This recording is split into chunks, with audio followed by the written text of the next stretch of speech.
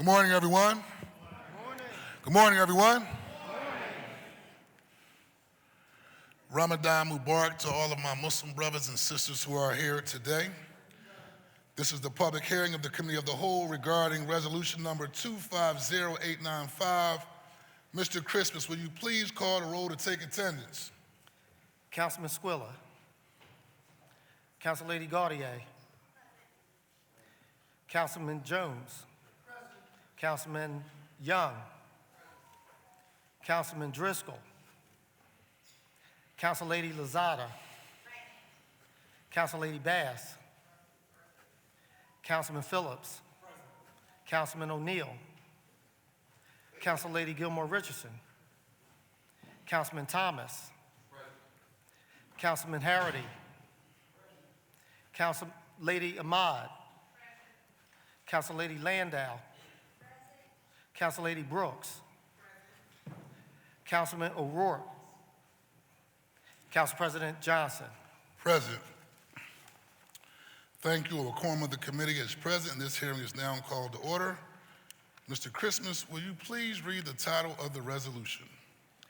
Resolution 250895, authorizing the Philadelphia City Council Committee of the Whole to hold hearings to discuss the current state of Philadelphia school facilities, how the school district evaluates those facilities, and what the educational facilities need are for school district today and in the future.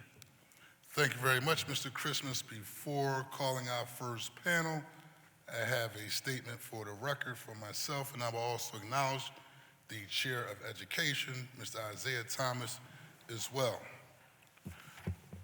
Good morning, everyone. Good morning. Today's City Council Committee of the Whole hearing will discuss resolution number 250895.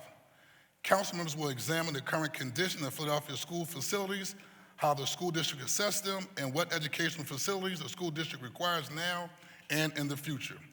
The resolution was sponsored by myself and introduced by Council Member at Large and Chair of Education, Isaiah Thomas. Thank you to my colleagues, members of Mayor Sherrell Parker's administration, representatives from the School District of Philadelphia, educators, parents, students, community stakeholders for joining us today. As President of Philadelphia City Council, I want to underscore the importance of this hearing on the School District Proposed Facilities Master Plan. On January 22nd, School District of Philadelphia Superintendent Dr. Tony Wallington outlined his Facilities Master Plan, a $2.8 billion 10-year strategy to modernize aging infrastructure and address over and under enrollment in schools throughout the city of Philadelphia.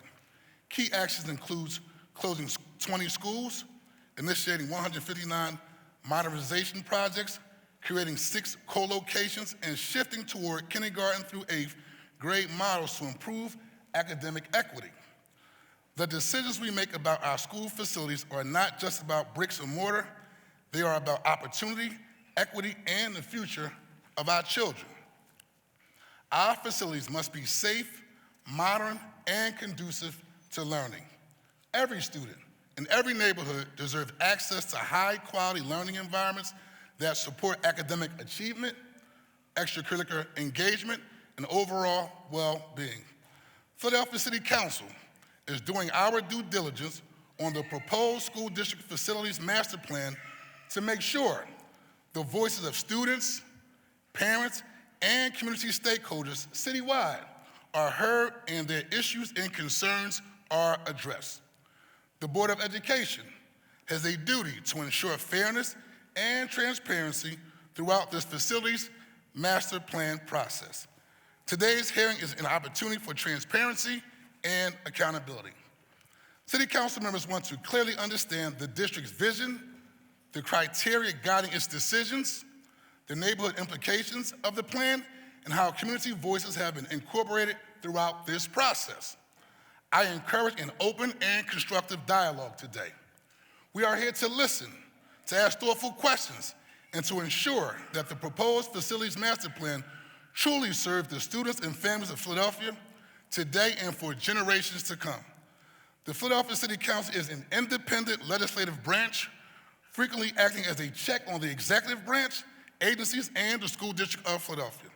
City Council members will not just rubber stamp the current version of the school district facilities master plan introduced on January 22nd.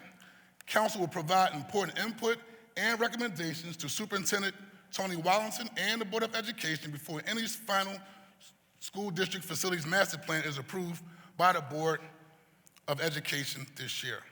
I want to thank all of you, and I look forward to a very productive hearing. At this time, the chair recognizes Councilmember at Large and Chair of Education, Councilmember Isaiah Thomas.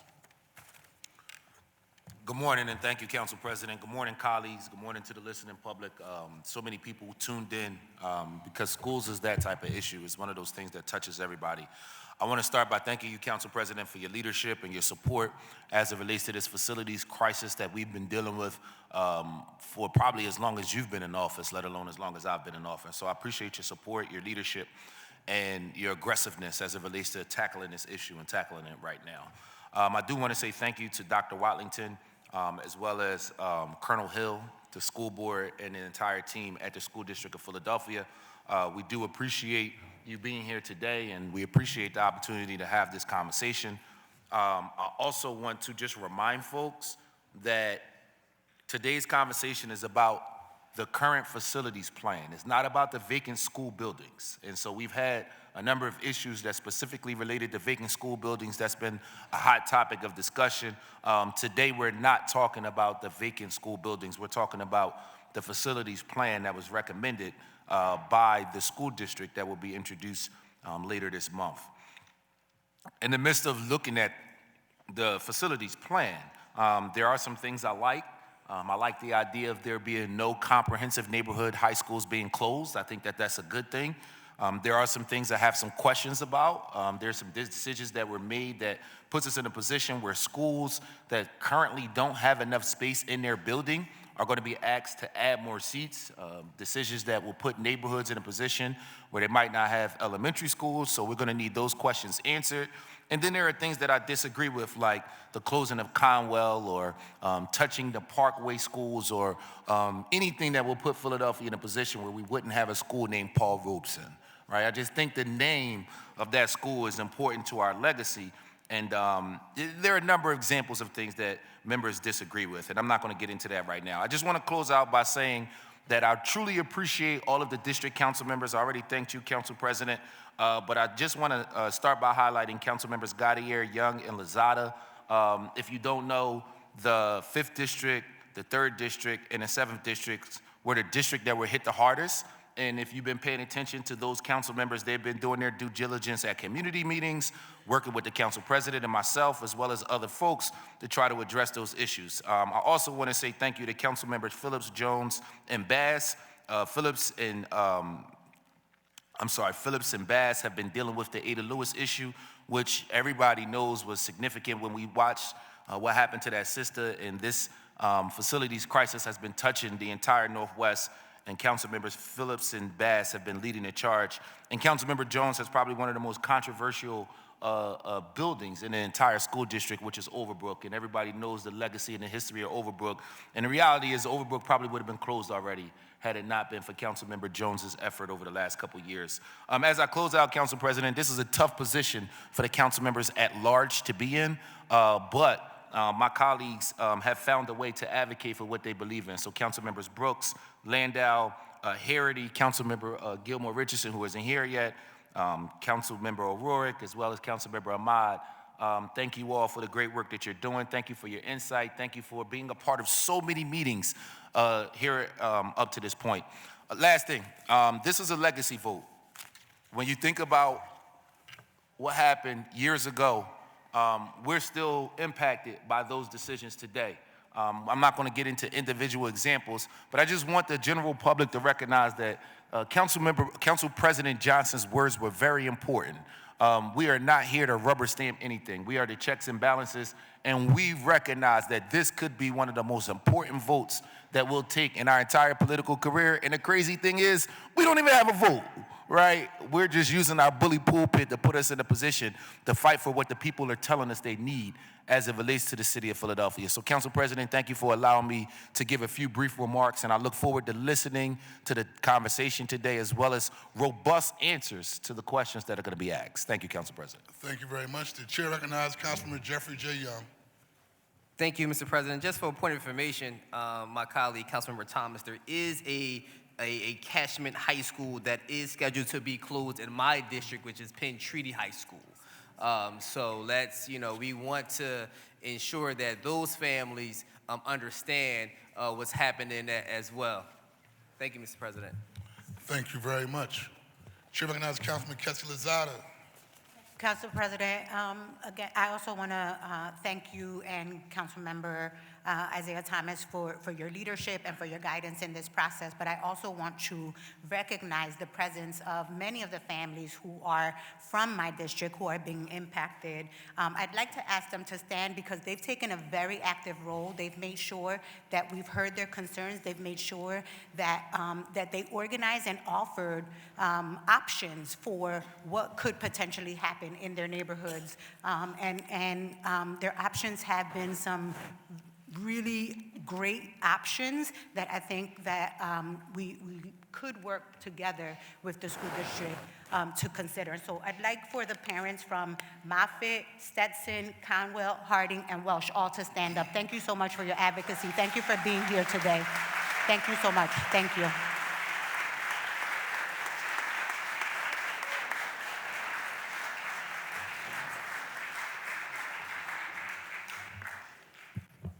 Thank you. Chair recognizes Councilman Jamie Gaultier. I'm in line for questions. Y'all teed up already? We didn't even hear the testimony yet. Sorry. Can you put me That's back in good. line, please? Absolutely.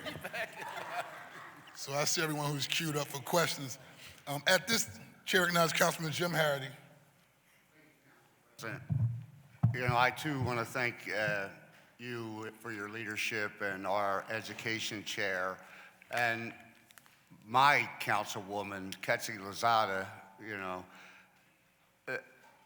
I just want people to take notice of the districts that they plan to shut these schools down in.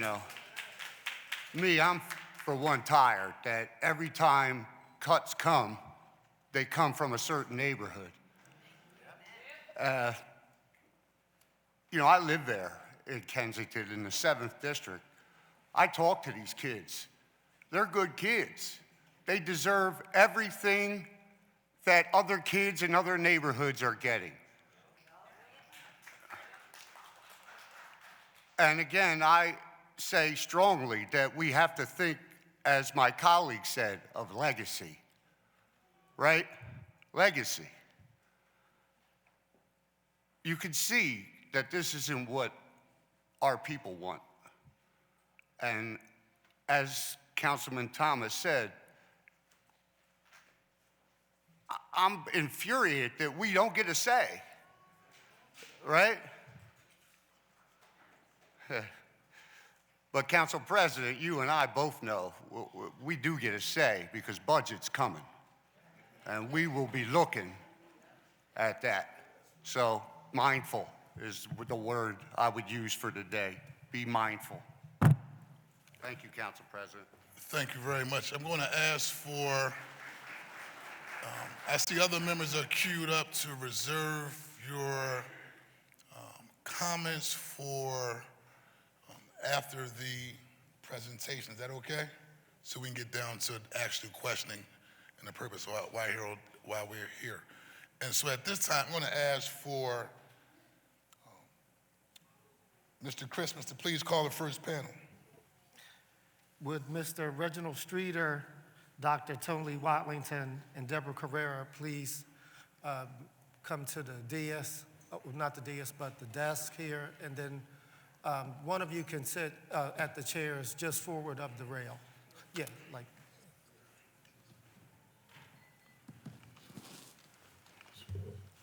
Good morning. Good morning. Good morning. Good morning. Well, first and foremost, I want to thank you for being here today and look forward to your testimony and have a good working relationship with all of you. And as we discuss the future of our young people here in the city of Philadelphia, we look forward to hearing your testimony. So I would ask for Dr. Tony Wallington to please start.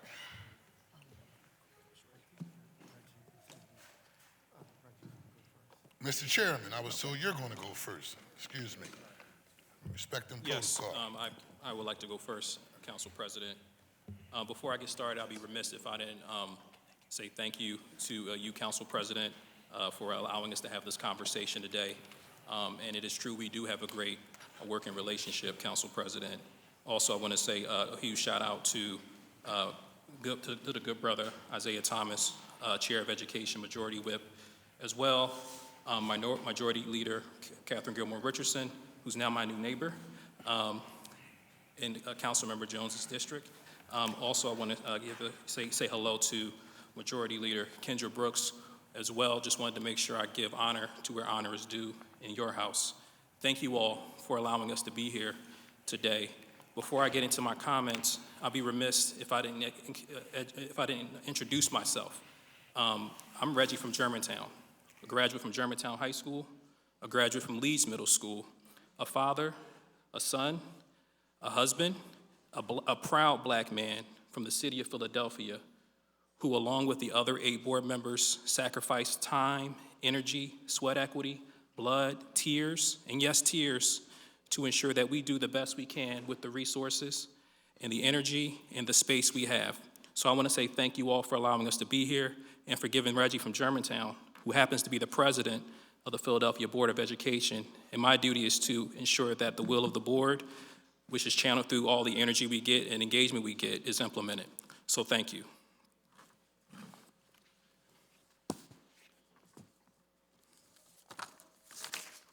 So again, good morning, Council President and members of City Council. Again, I really want to say thank you for the opportunity to be here to testify in front of you today. My name is Reginald Streeter, as I mentioned before, President of the Board of Education for the School District of Philadelphia.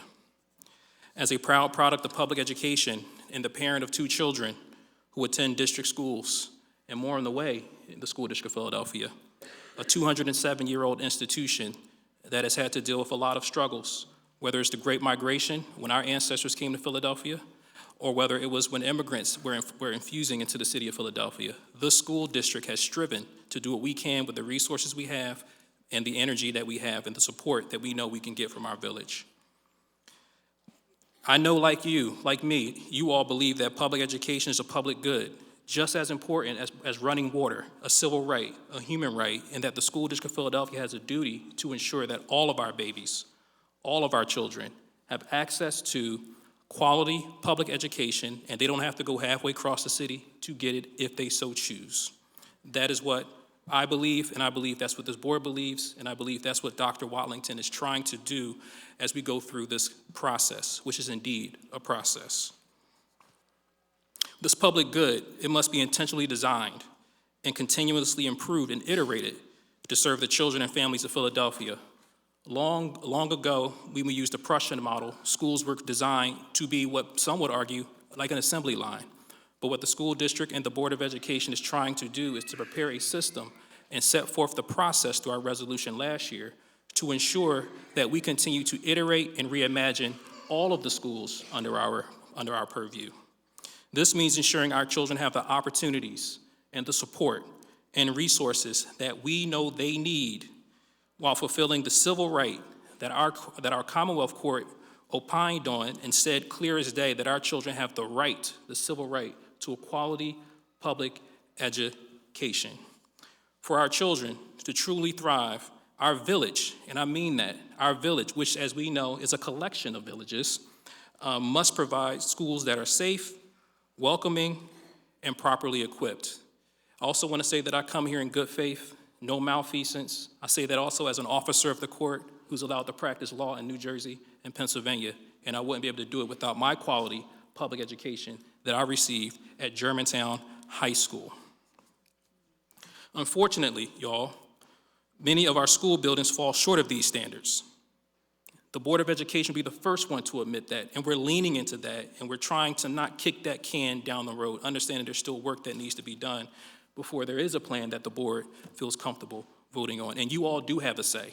I heard that earlier, you do have a say. You're very, very persuasive on the decisions we've made, and I hope that you see other decisions that we made that have been responsive to the energy, the requests, and the advocacy that you have done for everyday Philadelphians.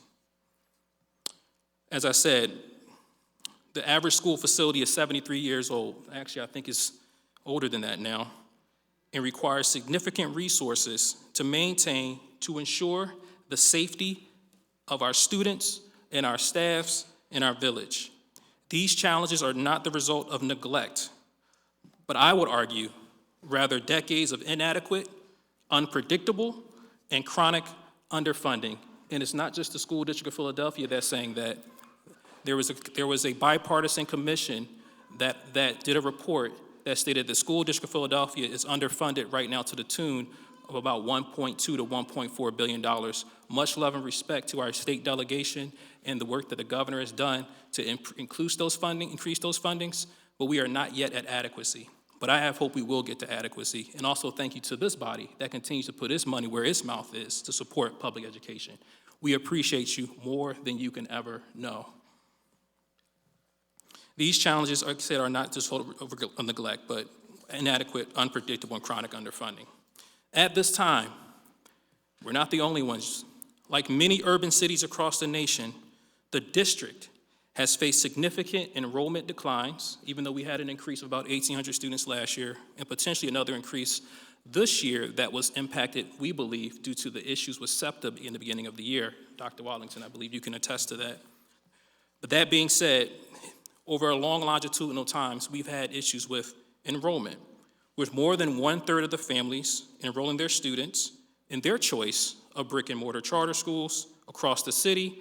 The district has experienced declining enrollment.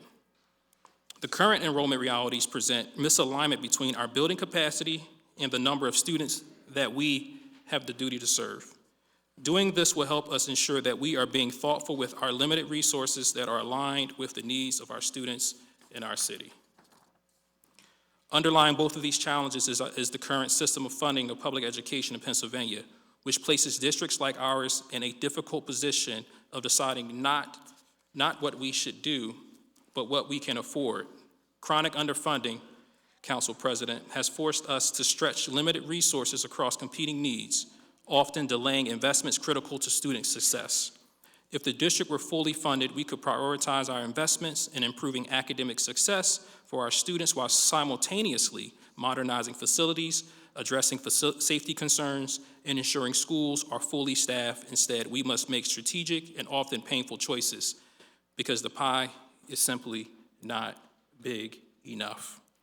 Despite these challenges, as a board, we remain grounded in our goals and guardrails, which establish clear, measurable goals for student achievement and define the conditions that must exist in every school to ensure progress toward these goals. Guardrails 1 and 2 in particular directly connect the facilities planning work to students' success by requiring that schools provide safe, supportive physical environments and the spaces necessary for enriching well-rounded learning experiences.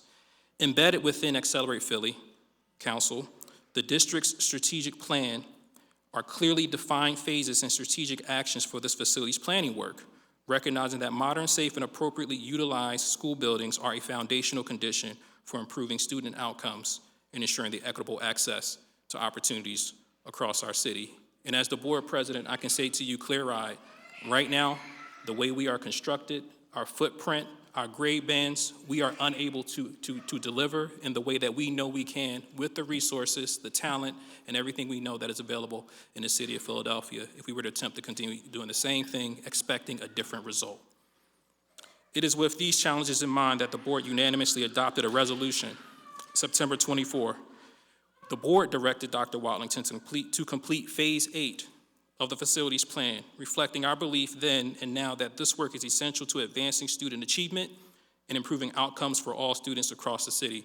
Council President, it is very important for the board to understand that while it's important for our children to be affirmed and have a well-rounded education, we want to ensure that our children have the skills such as reading, writing, math, and science so that they can grow up and interrogate what this world means to them and have the skills and the skill set to navigate the ever-changing economy, the economy that I know that you all are working really hard right now to create for our students. We're trying to do our part, and we believe this facilities plan can fit nice with that. It is with these challenges in mind we adopted that resolution.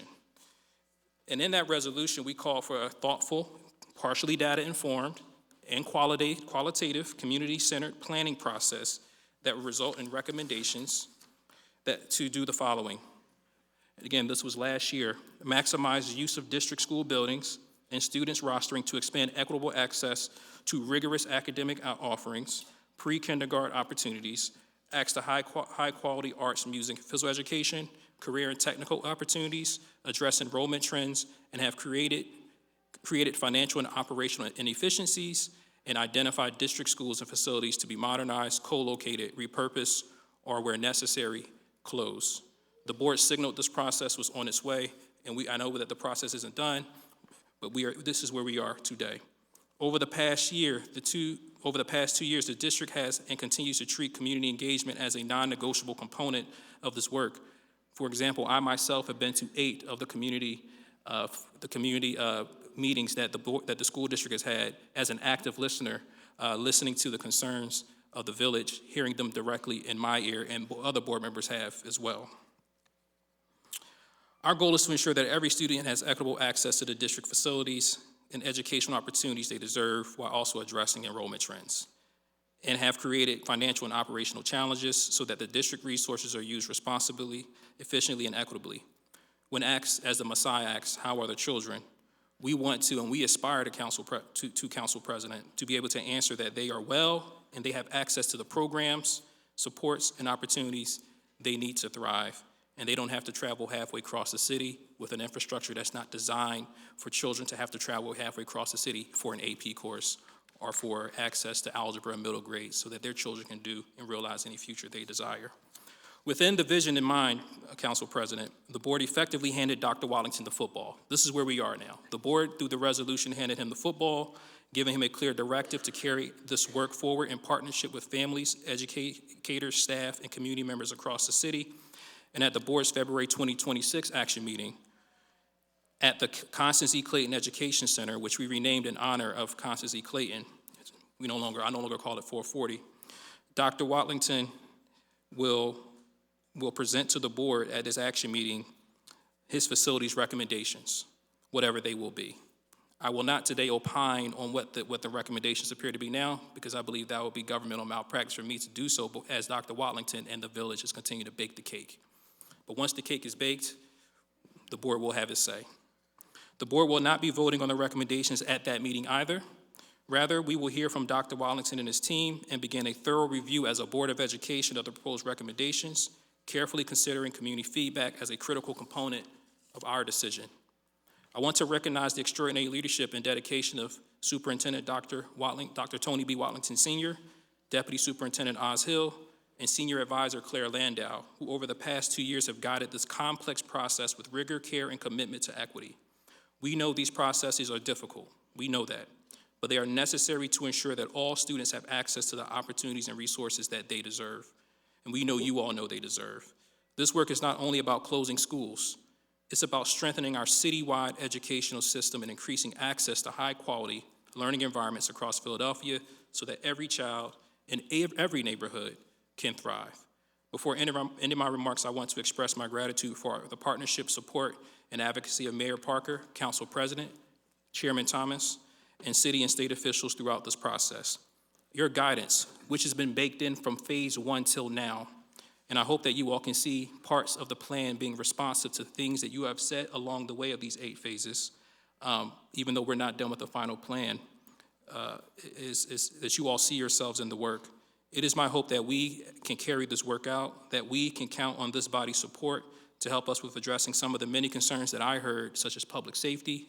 I know we have the Safe Path program, which is a partnership with the district and the city, so that we can quell some of the concerns that I heard from the village, and I know that you all are hearing from the village right now. This work is more than about buildings. It is about ensuring that every student across every neighborhood, and I know I'm sounding repetitive, but it's important to state that every student from every neighborhood, that little Reggie at Germantown High School could walk 5 minutes down the road from Germantown and Walnut Lane to Germantown and High Street and have access to high-quality education and a holistic educational experience. That, I believe, is part of the vision that Dr. Watlington is intending to put before the Board of Education. That is why we are here, and we are hopeful for your continued support and partnership as we carry this work forward. And I'm here to answer any and all questions to the best of my ability in good faith with no malfeasance in mind. Thank you so much. Thank you very much, Mr. Chairman, and thank you for your detailed testimony. I just have a couple questions, and I'll turn it over to my members.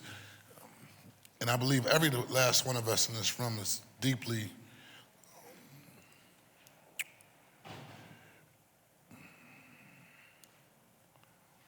interested in making sure we get this right? Pretty much everyone inside this room, most of us, born and raised in the city of Philadelphia, educated primarily through the public school system. Here, I'm a graduate of Childs Elementary School, which was on the chopping block some time ago, but it still thrives today and is a part of this plan. Graduate from Barrett Junior High School, where the late great Dr. King also just visited, and who Dr. King came and spoke and gave a speech about the blueprint of your life. And I also graduated Edward Bach High School, where I took a trade to be a machinist. Thought I was gonna work at Boeing. And decided to go to Mansfield University, where I got a degree in criminal justice with dual minors in philosophy and sociology. Came back home, went to the University of Pennsylvania, Fell Center of Government, and also did some coursework at Harvard Business School in nonprofit leadership and board management. We all know that here in America, the great definer is making sure you get a high quality education. For me, it's the great equalizer, and why this is so important for our young people. And our young people don't have lobbyists walking the halls of city council advocating and fighting on their behalf. They have us. And I know the work that all of you have done and me working with you in the past, I believe you are approaching this also with a sense of sincerity. But we just want to address the devil in the details, right? Because this is a process. And so my questions and my line of questions are within that spirit. I just want to get an idea, first of all, of how you utilize the data that determine which schools stayed open, which schools closed, or which schools co-located. And also I want to get an idea of the timing of how that data was collected in terms of on-site assessments that allowed you to determine if a school stays open, if a school closed, or if a school is co-located. And also, I know we talked briefly, Dr. Wallington, in our brief presentation, when you and I met with my team, just for the wider public, talk about schools in this plan that expands academics versus schools that may have to be shut down based upon lagging infrastructure. Like a school may be built for 1,000 students and you close it because there's only 200, versus we're co-locating schools because it's in best interest of expanding more academic seats for our students. And so that's my first question. So currently the football is still in Dr. Watlington's hand. The only thing I'll add is, before I guess he responds, is that nothing that you said just now as a consideration violates the spirit of the resolution. And the board expects Dr. Wallington to honor the spirit of the resolution that I believe everybody in this room would agree with. It's action item 27, passed on November 19th, 2024. There's room for that type of analysis and that consideration. With that being said, Dr. Watlington. So let me do a little housekeeping item real quick. Sure. So Dr. Wallington, you have testimony, correct? Yes, I do, Mr. President. And Dr. Deborah Carrera. Let me hear your testimony first, and then we'll get into our line of questions. Excuse me. Thank you so much, Mr. President. And I think we will answer very clearly the two questions that you just posed as a part of that testimony. Mr. President, as a prelude or opening to the facilities master plan background, let me first thank you, Majority Leader Richardson, Council Chair Thomas, and all members of Council for the opportunity to be here with President Streeter and Dr. Carrera. Certainly, we appreciate this Council doing its due diligence and very much look forward to your ongoing participation and helping us as we make informed decisions. Second, later this morning, we'll be joined by Deputy Superintendent for Operations, Colonel Oz Hill, and Senior Advisor for Strategy, Claire Landau, who are our co-chairs of the working group. I also want to note, number three, there's no such thing as a perfect facilities master plan, and I want to say, related to that, we're going to ask the council to continue to be our partners, and we're going to recommend that we take a position that we won't make good the enemy of perfect, given the tough circumstances that we find ourselves in, as Council Chair Thomas, Education Chair Thomas said earlier, because of a number of decisions that were made over a number of years. And also, I do want to note that we are listening. And so this, our thinking is continuing to evolve and will continue to evolve between now and February 26th, when we bring the final recommendations to President Streeter and his Board of Education on February 26th. And then finally, I want to set the context for this Facilities Master Plan presentation. The School District of Philadelphia, which is located, as you well know, in the nation's 6th largest city, 8th largest school district, is making significant progress. We've made improvement over the past 3.5 years in 10 out of 12 goal areas that we're laser focused on. Test scores are up in a number of areas. No big city in the nation has made more progress in the nation's report card in 8th grade math. No big city in the nation has made more progress than Philadelphia, and that's the Los Angeles Unified School District. Our kids, our teachers and kids are doing leaders are doing some fantastic work. 100% of our neighborhood high schools are accredited for the first time in recent history. The graduation rate is up, and our dropout numbers have been cut by more than half. Really significant progress happening. And so I want us to think about that and how we accelerate that progress as a part of this I'm gonna always keep it real, right? I'm gonna give you your props and give credit where credit is due, because that level of academic achievement and progress is what we need as a city. So thank you for at least acknowledging those key points of progress. Thank you, Mr. President. Slide, please. Just want to remind members of council that this work has been a part of 8 phases of work. Those 8 phases began in the summer of 2022 as we began the process of developing phase 1 of developing a strategic plan, an aggressive 5-year strategic plan entitled Accelerate Philly that President Streeter referenced earlier. That plan is making a difference, but we need to double down, use our resources to drive 5 times faster progress, because our children in Philadelphia absolutely deserve it. We are at the conclusion of phase 8. Yes, sir. We will not, it will be fairly brief, Mr. President. We are not going to read all those slides. We know how you roll, Mr. President. We've been here a couple of times. We figured it out. I'm learning the Philly way. Slide, please.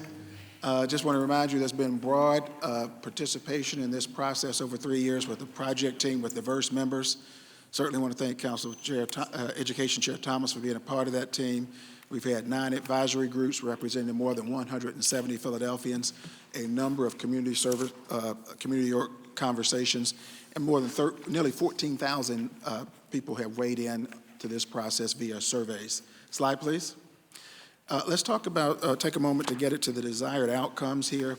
Mr. President, we're going to make the, members of council, we're making the case, going to continue to make the case that in order to drive more high-quality academic and extracurricular programs into every neighborhood, into every zip code across the city of Philadelphia, we've got to make some decisions about how we're using our limited resources as a historically underfunded school district. That includes our time. It includes the budget we get from the city council, which Council Member Harity, I think, has told us to be mindful. We're very mindful of that budget from the city council that we need this year, the Board of Education needs this year. Time, budgets, and we've got to be really thoughtful and intentional about how we use our buildings. And so when we do that, we can double down and drive faster progress in 6 areas. Number 1, we can do a better job of supporting communities and student achievement. In 2012-13, when we went through this process, students in displaced schools had what happened was their student attendance and their academic achievement went down. We know how to do this different and better now, and we're committed to both going up, not down. We also know that in 2012-13, when there were some schools that closed, there were a number of vacant buildings that sat for more than a decade. We know how to do that differently this time, and so we're going to suggest how not to let that happen again. Number two, we want to maximize our building utilization. At present, about 35% of our buildings are not utilized, and that's not efficient in terms of heating, air conditioning. It's not efficient in terms of cleaning, square footage, et cetera. And so we want to significantly increase our building utilization. Third, we want to provide more access to pre-K opportunities in district-operated schools. In fact, we want to double it from 25% of schools having access to pre-K opportunities to 50% in district-operated pre-K schools. I want to note for the record that the district is not the only provider of pre-K. Dr. Carrera will tell you that the city provides pre-K, and there are other pre-K providers in the city as well. Number four, we want to use our resources in a better way, more efficient way, so that we can drive more high-quality, rigorous learning curricula, so that all of our young people, like you, Mr. President, have the chance to go to that phenomenal Fels School at the University of Pennsylvania and Harvard, or Harvard, as they say. And that was before I got elected, too. Before you got elected. Duly noted, sir. And we want to tackle clear and upfront the disparity that currently exists in Philadelphia. Depending on your zip code and where you live, you may or may not have access to algebra in your middle grades, in grades 5, 6, 7, 8. About 53% of our students do at present. We want to change that to 100%. Why is that important? A, algebra in all middle grades, which requires us to use our resources differently. If the district had the resources to do it, we would have done it a long time ago.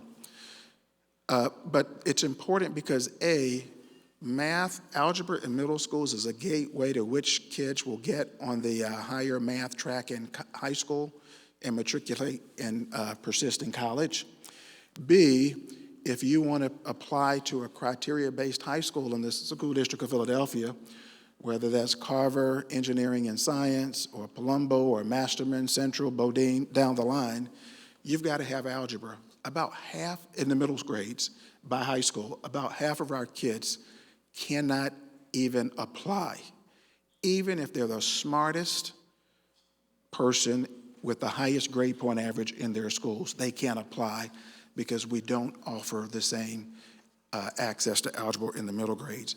A similar story exists with advanced placement courses in our high schools, and we'll be able to level the playing field there as well. The fifth area is that we want to provide more high-quality arts, music, and physical education across all schools in the district. And then finally, we want to grow our career and technical education and building trade programs across the city. Slide, please. Some of the other key district-wide investments in this plan will result in, this is really important, members of council, if this $2.8 billion plan, once it is in its final iteration, and we bring it to President Streeter and his Board of Education on February 26th, if this gets funded, we have a once-in-a-lifetime, and I want to underscore, once-in-a-lifetime opportunity to reduce the number of schools in our city, district-operated schools in our city, that have poor or unsatisfactory ratings from 85 schools to 0. Once-in-a-lifetime opportunity. I do not believe we'll get this opportunity again in our lifetime. We will also be in a position over the next decade to modernize 159 schools. When we think about those new schools that got built like T.M. Pierce and Cassidy and Thomas Home and Amy at James Martin within the past 4 years, on time and on budget, by the way, state-of-the-art schools. And when we think about a school like Frankfurt High School that we had to close to do some asbestos abatement, that we were able, Colonel Hill and his team were able to go in and do a $29 million refresh, renovation of that building, who I was at just last week. We are to dream big and take full advantage of this opportunity after we've gone through a process of hearing all your feedback and potential edits that we ought to think about. And we will certainly offer algebra in all of our middle grades. We'll increase the number of schools. We will decrease the number of grade bands from 13 to 6 to push in more high-quality resources to the schools. We will also be in a position to make significant ADA improvements for students with disabilities throughout the district, and we'll address significant under and overcrowding in our schools. Slide, please. Mr. President, if you look on the left side of this map, you'll notice some key investments that our Board of Education approved based on staff recommendations over the past decade on the left side. On the right side, you'll also see a map of Philadelphia that shows some key investments that will occur over the next decade if the final $2.8 billion facilities master plan is approved. What I want you to notice on the right side is that, similar to the left, there are some significant investments given the limited resources we have, but I want you to see that geographic distribution and to note the geographic distribution of some of these key investments. And I want you to note that while it calls for building a new high school in the northeast part of the city, you'll see a distribution of key investments across every councilmatic district in the city of Philadelphia, and we'll talk more later about what those numbers look like. I also want to note that the colored dots represent the key themes that we've heard from our community over the past year. Slide, please. What are those key themes we've heard from members of our community? There were 4 major themes that were validated by more than 8,000 Philadelphians who completed the most recent survey. Those 4 themes are that we should strengthen pre-K through 8th programming by better utilizing all the space and address how we're utilizing buildings. 2, reinvest in neighborhood high schools as community anchors. It's one of the reasons why this plan does not prioritize recommended for closure comprehensive neighborhood high schools. Number 3, there's a theme around reducing unnecessary school transitions for students as they move from kindergarten to 12th grade. As a result, we're investing heavily in the K through 8 strategy and will not be recommending significant increases in the number of traditional middle schools in the city. And we've also been encouraged to expand access to grades 5 through 12 criteria-based schools and to grow our career and technical education programs. Slide, please. I do want to note that those 8,000 surveys that we received, Mr. President, 70% or greater of the survey respondents said that those 4 themes are important. Now, we didn't get a large number of people to raise their hand and say, close my school. I want to note that for the record. And we understand it because schools have always been centers of communities, and we certainly understand the concern among parents and staff and others. I do want to note that among those survey respondents, we got one of the most diverse response rates, the most diverse response rate since I've been superintendent here, since 2022.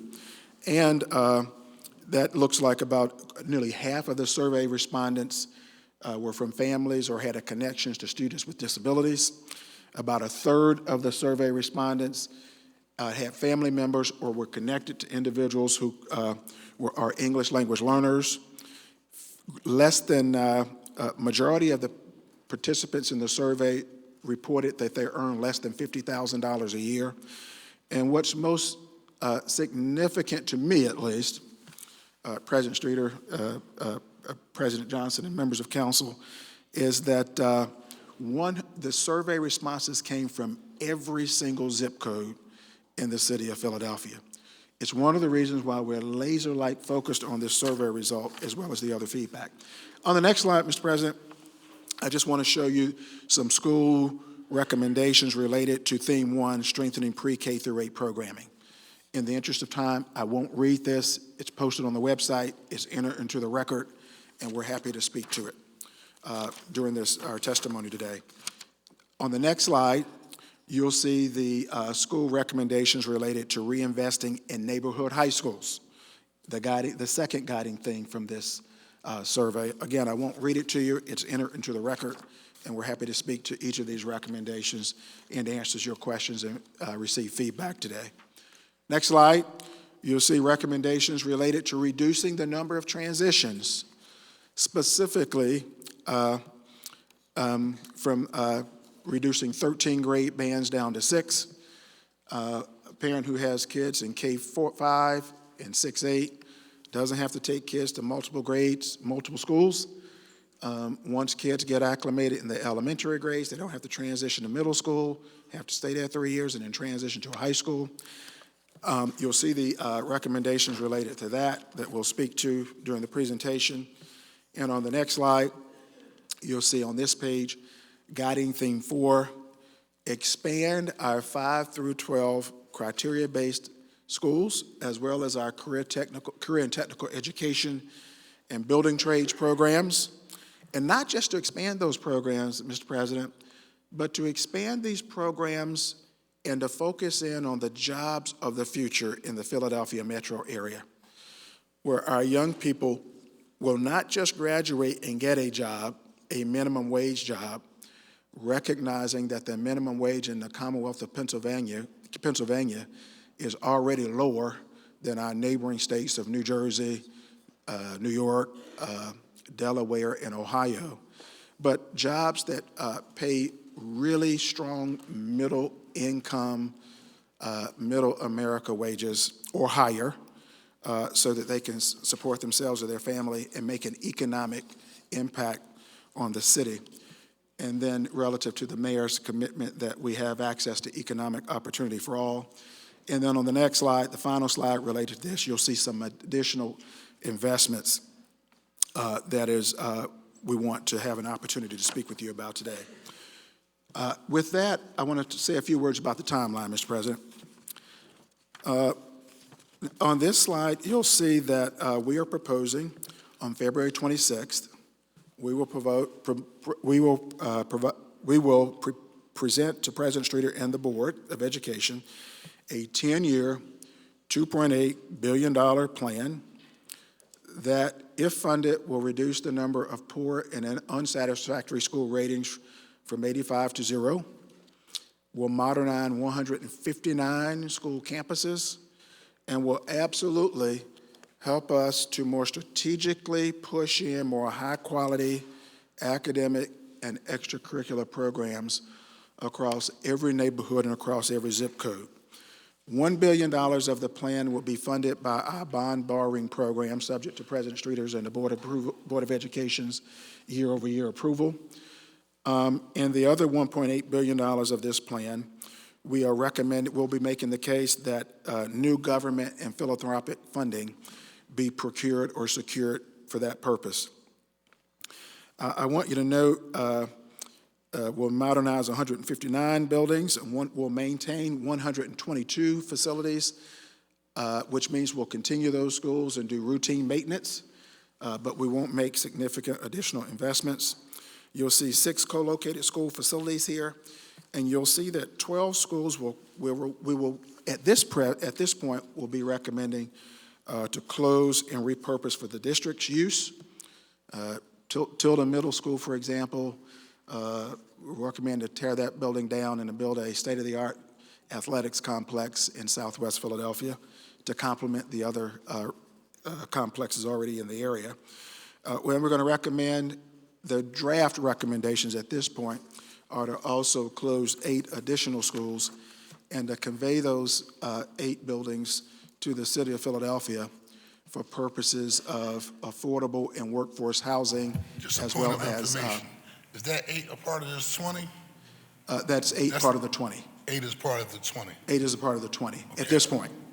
Just a little clarity on that one. Yeah, I think, Council President, are you asking, are the 8 a part of the 20 that were part of the previous resolution that the board passed in Yes. December? No, I believe Oh, you're talking So about it's previous. 8 plus, this would be 8 in addition to. 8 in addition to. I want to it get comes clarity fruition. on that one. So there was the 8 that's already abandoned, correct? No, there are 20 facilities, I believe there are about 20 facilities that fit the definition of the resolution that the board passed in December. These are 8 in addition to, that's what Dr. Watlington is saying right now. All right, so 8 plus 20 is 28. In theory, if they're all conveyed to the city. 28, correct. Yeah, I don't want to get ahead of the board, Yeah. but if they all All right. conveyed, it'd be Just 28 wanted to total. get clarity on that part. Okay, you can Thank you finish. for that clarification. Go ahead, Dr. Wallington. Yes, among our, again, just for the record, to be crystal clear, there, as Council Chair Thomas, Education Chair Thomas said at the top of the meeting, there are currently 20 persistently vacant properties that are already vacant that the board has given some direction about how to communicate and work with the city about possible conveyance. Separate and apart from that, there are 20, currently there are 20 draft schools in this current plan I got a 20. where 20 children are yes. currently in schools right now. I'm with you. That in the current draft of those, there are 20 schools that 12 of those we intend where kids are currently in buildings right now. 12 of those we currently have a plan to recommend to President Streeter and the board to close 12 and to repurpose for district use, and 8 of those 20 to close and convey to the city for purposes of affordable and workforce housing and job creation. Does that answer that question, Mr. President? Yes. Thank you. And you'll see that I also want to note that there would be no changes in school year 27-28, the upcoming school year, because we want to take the time to plan very thoughtfully.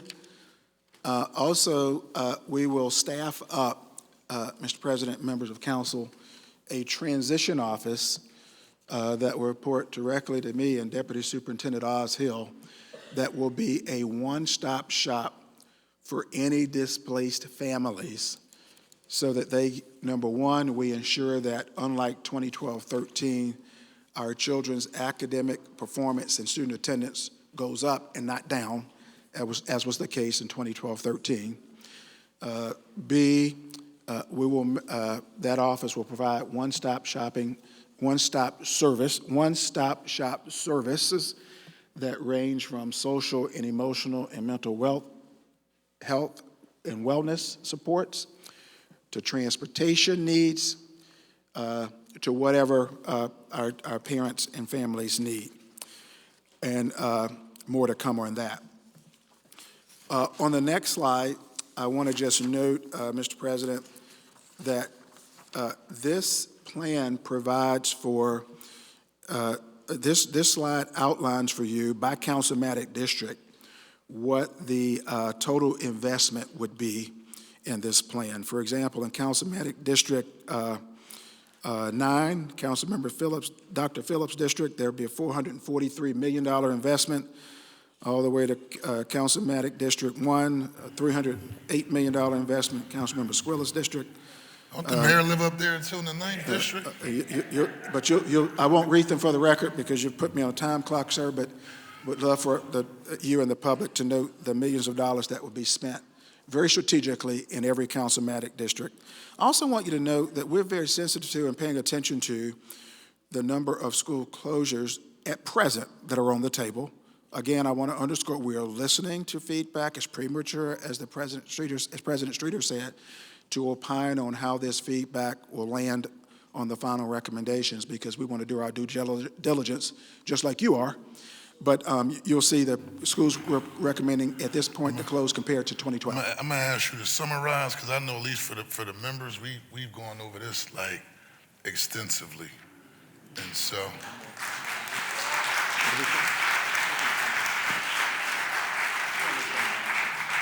If that's okay, Dr. Wallington. I want to summarize that this is the last slide, number one. Sure, sir. Number two, the $2.8 billion, you can see how it will be spent across all 10 councilmatic districts. I want to note that there were 30 schools that closed in 2012-13.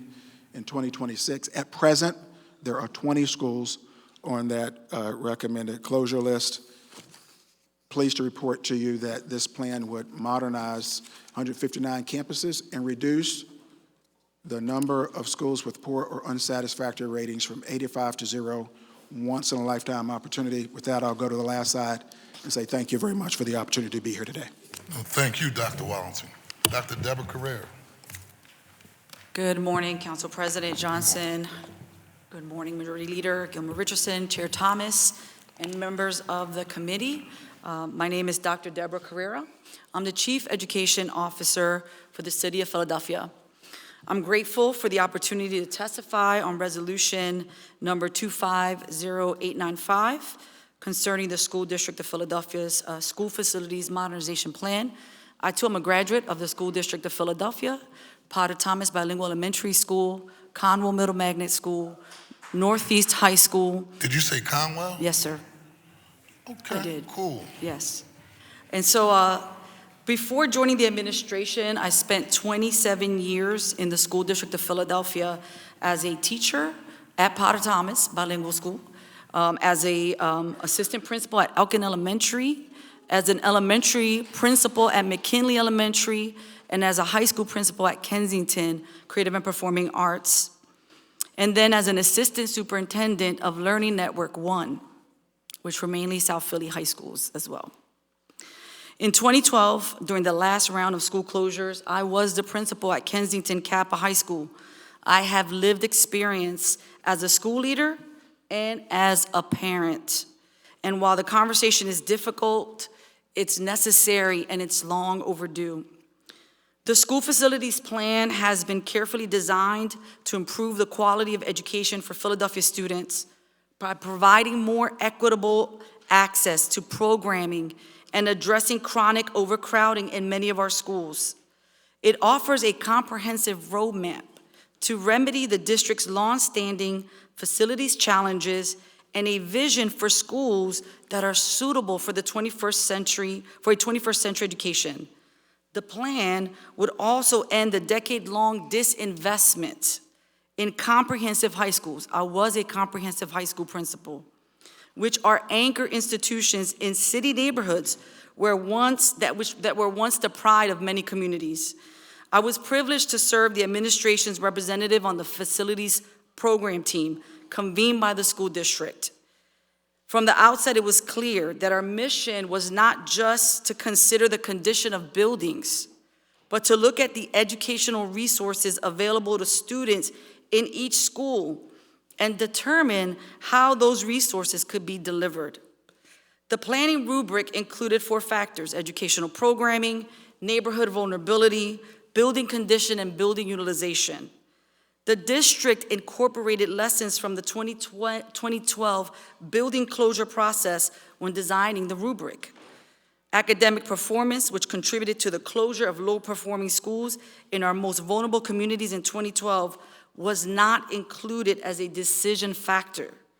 As a former assistant superintendent of 19 schools in the district, I traveled to these schools. I saw disparities in programming and activities available to students in the schools in my portfolio. At one time, I had 28 schools.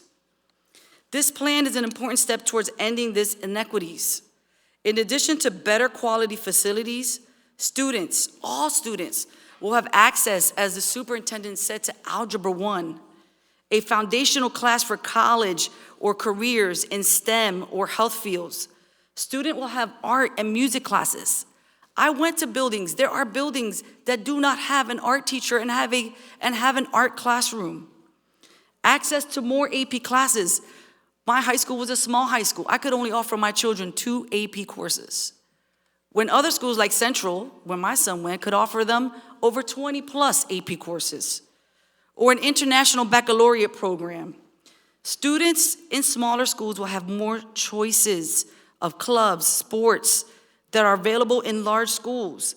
As an educator, I know that these experiences are instrumental to children's self-discovery and a necessary part of their growth and development. The district has presented a draft plan with reasonable goals and a sound methodology has provided multiple opportunities for engagement, but I want to emphasize, as the superintendent and the board president have said today, it is still a draft plan. The voices of the school communities deserve to be heard, and their input should be considered. The mayor is a Philadelphia Public School graduate, as we know, and she credits her schools with helping her to become the person that she is today. It is her assessment that the current district footprint is unsustainable and that to secure the long-term funding necessary to improve schools, our funding partners require a comprehensive plan that accounts for both overcrowded and underutilized buildings. There are a number of underlying conditions that make these decisions difficult, but they're necessary. School enrollment, and we heard the board president talk a little bit about that today, it has declined. The school is doing better as Dr. Wallington has said, with students who are have dropped out. But over the last 10 years, the district schools have lost over 15,556 students. While enrollment in cyber charter schools, and I worked for the state of Pennsylvania, and I saw it, have grown from 547 students to 14,252 students. Cyber charter school enrollment accelerated during the pandemic and peaked in 2023-24 to 14,643. And it is unclear whether enrollment will level off or continue to grow. Philadelphia schools facilities are old. You've heard that today. The average age of school buildings is 73 years, and some are more than a century old. These schools have served a useful purpose, but lack updated wiring to support educational technology, have outdated heating and cooling systems, insufficient science labs, auditoriums and gymnasiums, and limited space to accommodate diverse learners.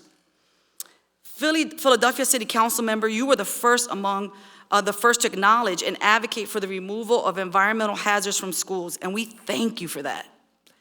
And you are often the first to hear about burst pipes, air conditioning failures, neglected playing fields, and classrooms that contribute to students' chronic asthma. Currently, the district faces a steady and unpredictable stream of facility problems that are disruptive to students, faculty, and parents, requiring them to move to swing spaces for weeks or even months. Families and staff deserve a facilities renovation program that is comprehensive, predictable, and planned in advance. City Council and Philadelphia's legislative delegation have successfully elevated school facilities as a statewide problem that could not be ignored. Unfortunately, the state has not yet put forth the necessary investment. Your efforts were instrumental in the creation of the Pennsylvania School Facilities Improvement Grant Program, and we thank you, which provides $125 million in grants annually to address the needs of the state's 500 school districts.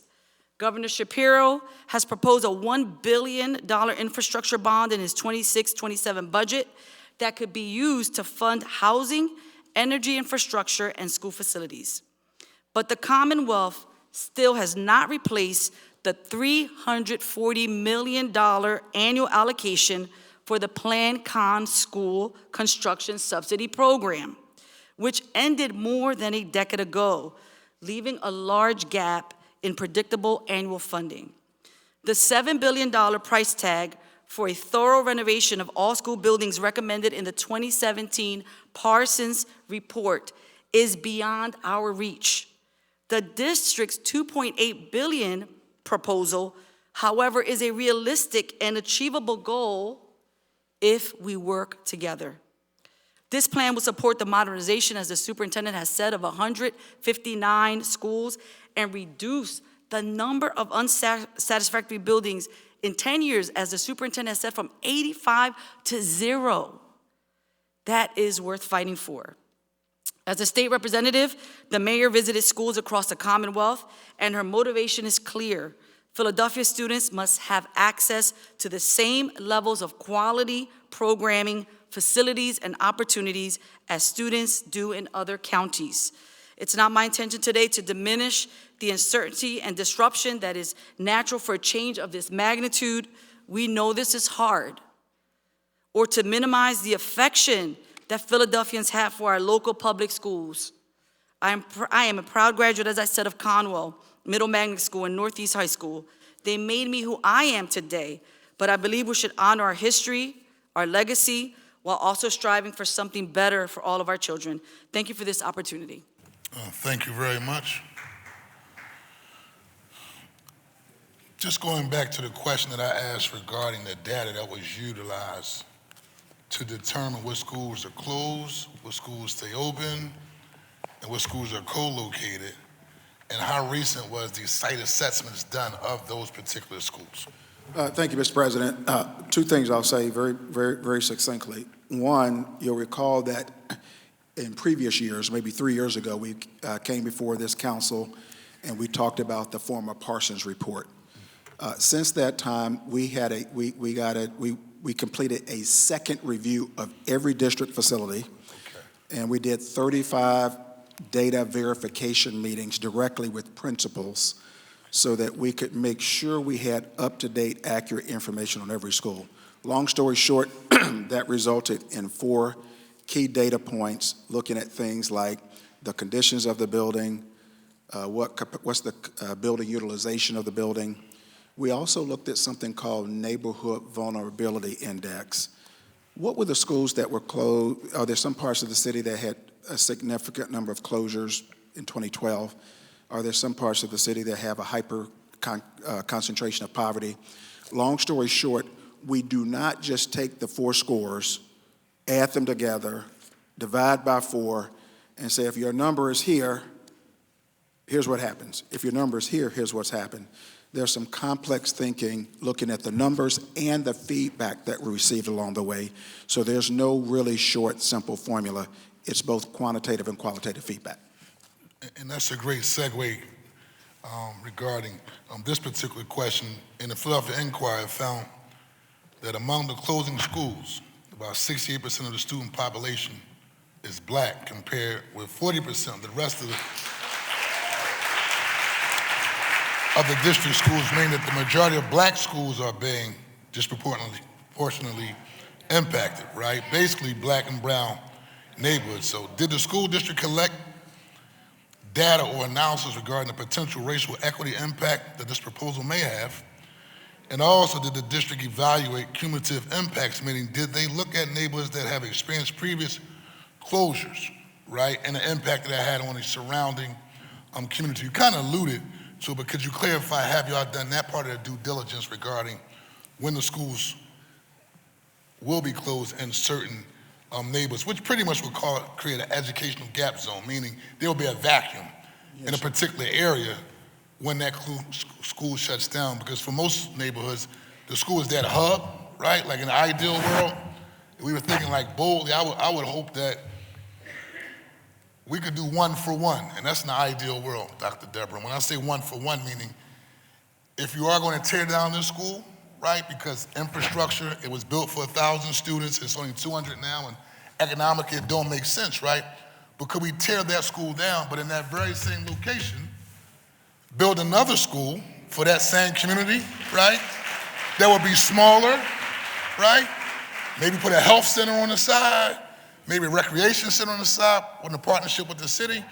And so you have 1 for 1. The neighborhood keeps that anchor, right, in that area, and you just have a smaller footprint, which I also think would be economically feasible in terms of saving money, just for something that the board could think about long-term in terms of the vision, if something like that could happen. But your feedback I regarding— think President Streeter wanted to say something. I'll follow you, sir. Mm-hmm. I think not to minimize the point, but I think the way the resolution is drafted is to have a both-and approach.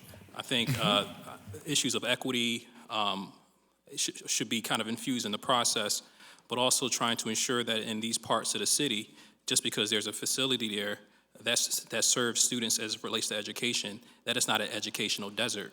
And I think the facilities plan is trying to figure out how to better utilize the resources. These are the directive we gave to the superintendent. So it's not just a quantity of facilities, it's also looking at the quality of the programming that we are funded and we have the resources to do. So that's kind of the preamble based upon the resolution, and Dr. Watlington can answer the kind of in the weeds question. Say 4 things in 60 seconds, Mr. President. Number 1, we absolutely looked at vulnerability factors across the city.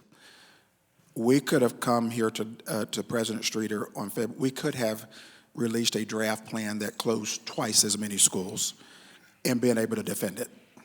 I want to be clear. Second, I read the article in the newspaper that you referenced, and the context is about 50 to 51% of the student population is composed of African-American students.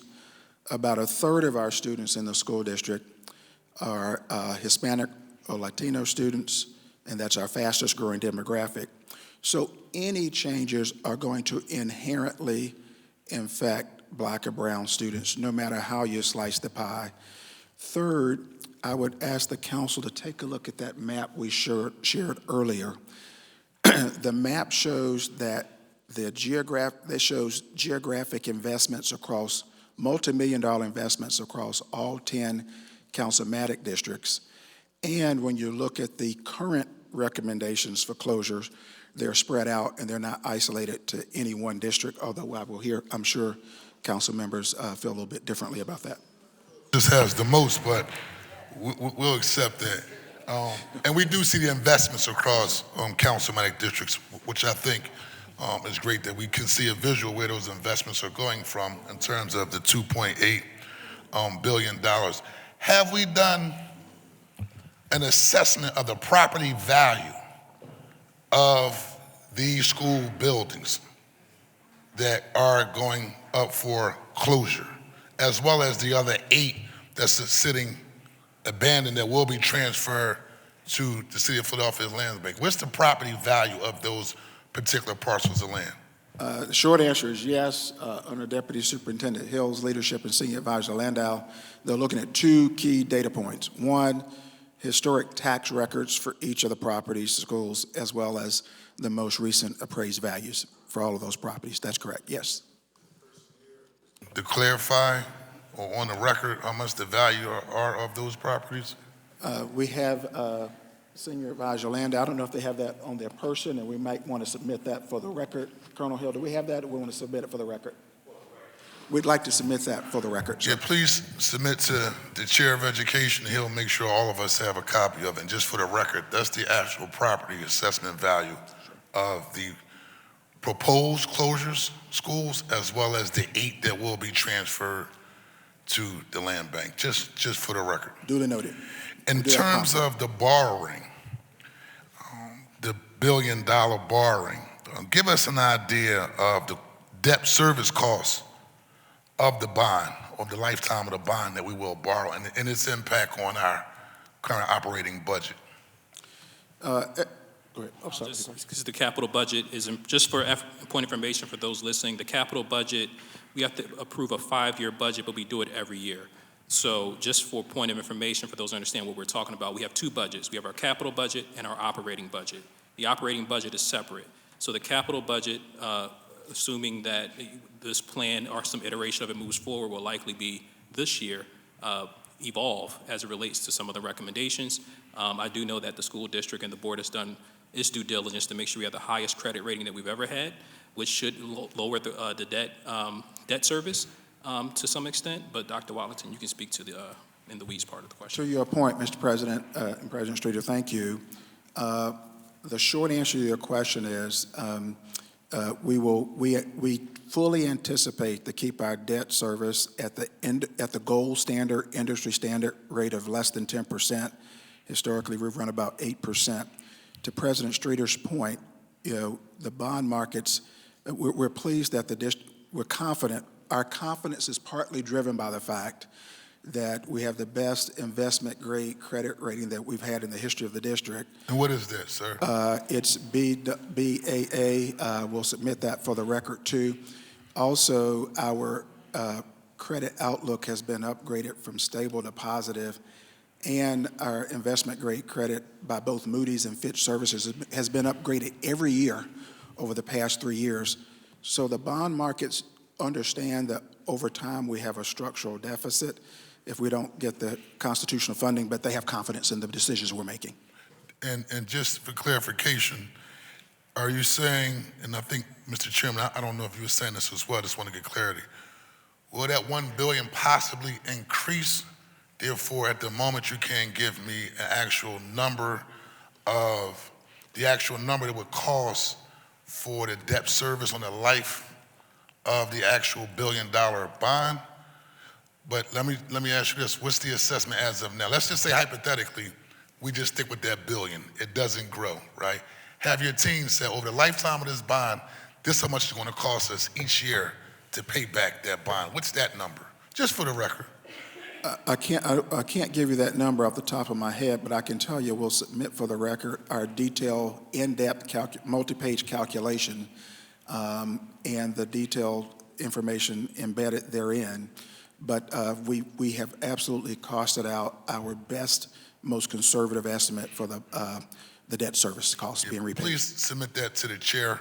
I want to see also the cost of the debt service, and then obviously somebody has to pay for that, right? And so are there any other plans beyond, I know you come to council, I know you're going to go to Harrisburg for funding, right?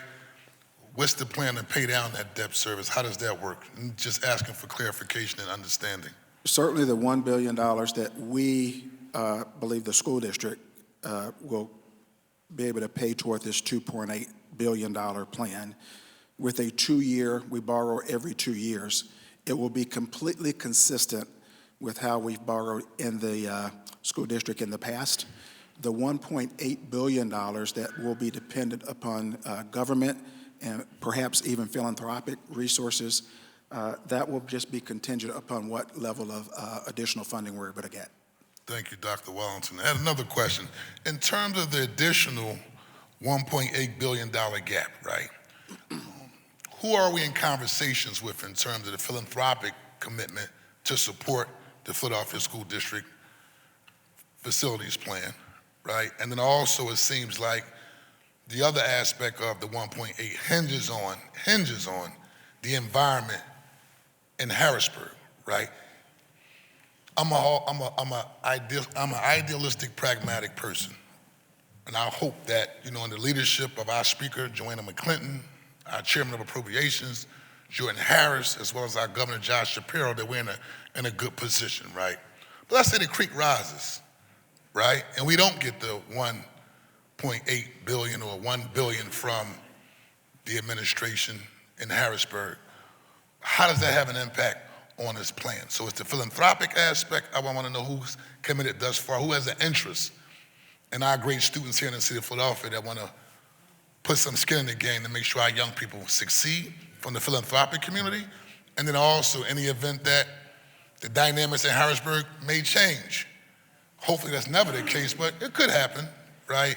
How does that impact this particular plan? Thank you, Mr. President. I'll start with Harrisburg.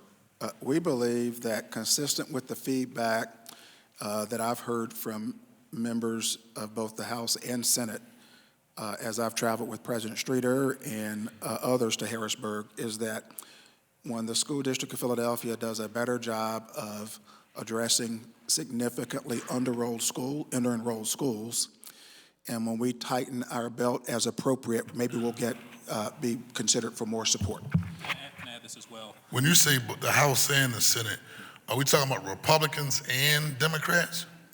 I think we've visited both parties, and that's been more of a conservative sentiment than members of the other party, but both have indicated that we've got to do some things to tighten our belt. But if I can add briefly, Council President, also I believe it's been the strategy of the Board of Education, whether it's the use of COVID dollars, which we use effectively, which have supported learning, but also some infrastructure upgrades that we know have come to pass, that as we continue to strive toward holistically holding on tightly to why we exist, which is to educate children, that those who hold the purse strings will feel even more confident in investing in our product. And I don't want to use the word product in a problematic way, because I know we're talking about our babies and our children, but that's how some individuals think who hold the purse strings. And we believe with the higher graduation rates, student achievements up, dropouts are down, good fiscal stewardship, that we can make the case, and we're willing to make this tough decision as a village, that we believe that we've done everything that we can do and I'm a trial attorney. We've done everything we can do to put reasonable facts in front of the fact finder and the fact finder to make I would argue, the right decision, which the Commonwealth Court also said is the right decision as well,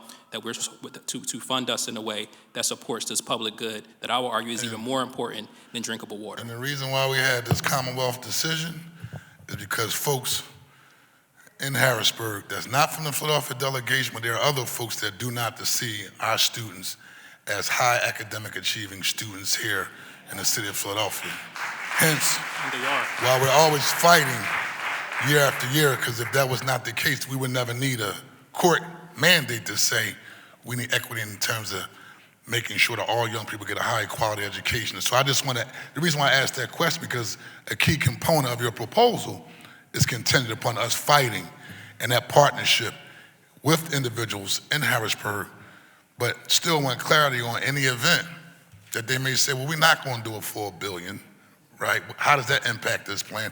And then also, I still want to know who are the private individuals, the private industry, that has an investment in our young people, who has the interest in investing in our young people. I would like to know, at least for the record, Sure. who are they? I'll say two things there, Mr. President. One, given the improvement that the district is making, we think this is a great opportunity to reach out to philanthropists and others who have made investments to other sectors outside of district-operated schools. You my guy, like who? Who we talking about? Penn, Temple, Drexel, IBM, Comcast? Talk to me. While I want to be careful about naming all the people because it's their right to do what they want to with their money, let me give you one concrete example. Drexel raised money to build for that Powell Slam School, and I believe pays $1 rent. Excuse me, sir. Yes, sir. Go ahead. Drexel raised dollars to build that Powell Slam Schools and pays, I think we pay like $1 a year. And it's that kind of creative, innovative thinking. But we ought to make the case far and wide to people who care about education in the city, who have some additional resources, and ask them to consider donating to the district. I have to ask the question. That 1.8 is contingent, right? It's not Yes. factual, right? Absolutely It's not contingent. actual. It's if we get these things done, if the private sector wants to invest in us, if everything goes right in Harrisburg, we'll get that 1.8, right? In the event we don't, or the private sector says, you know what, the market went left, therefore we're not going to invest in our public school system, what happens to this part of the plan? Good question. Thank you, Mr. President. If we do not get $1.8 billion, instead of bringing the number of poor and unsatisfactory building ratings down from 85 to 0, we'll work our way down from 85 Understood. to more than 0. Okay. And Less of an impact.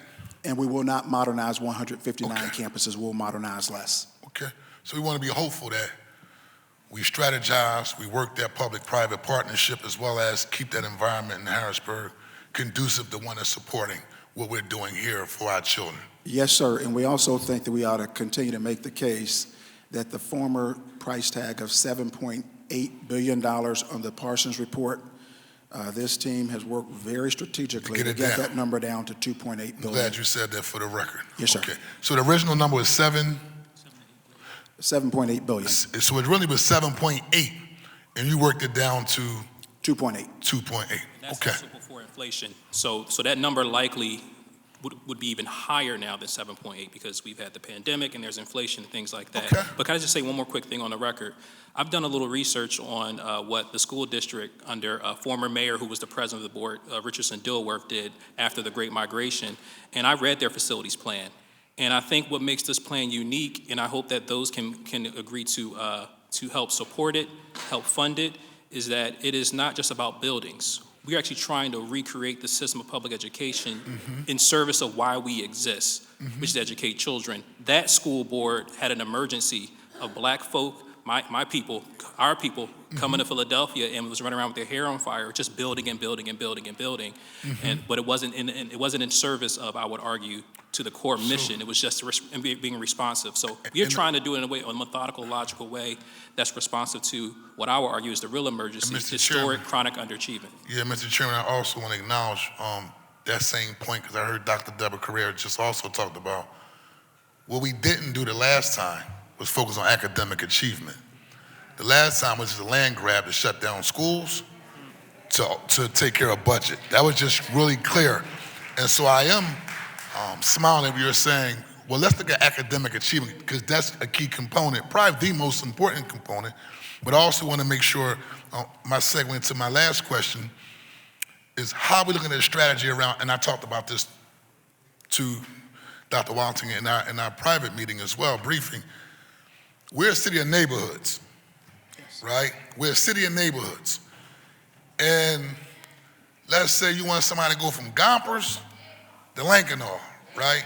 They two totally different neighborhoods, right? So I have to feel comfortable as a parent, right, to travel from one neighborhood to the next neighborhood, right? And I'm happy that we're at a 60-year historical low when it comes to homicides and shootings, right? But I also work with Member Bass in her district, where some young men came, and also Mr. Streeter, you was with me as well, at one of the schools where some folks came up to a SEPTA bus stop and unloaded on a group of students. And so when I think about the merging, when I think about the closures, I know we're a city of neighborhoods, but I also think about the reality, the safety of our young people.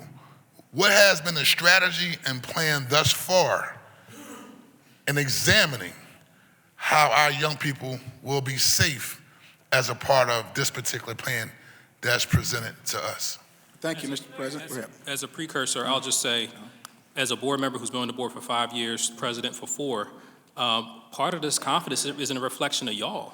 We have confidence that City Council will continue to do the work that you all have been doing to make this city a safer, more welcoming city, and our mayor. So I think that we wouldn't even call this question if we thought that we were in an ecosystem where the superintendent wouldn't create the Mr. mechanisms. Chairman, I hear If I you, could- but I want to stick with. and Oh, yeah, I- I'm to hear me coming out, there. I'm I coming like there. how you put on us, and we're doing great work to reduce gun violence Oh, yeah. and shootings, which is great. That's not my question, though. I was coming to it. I just want you to get to Mr. Johnson.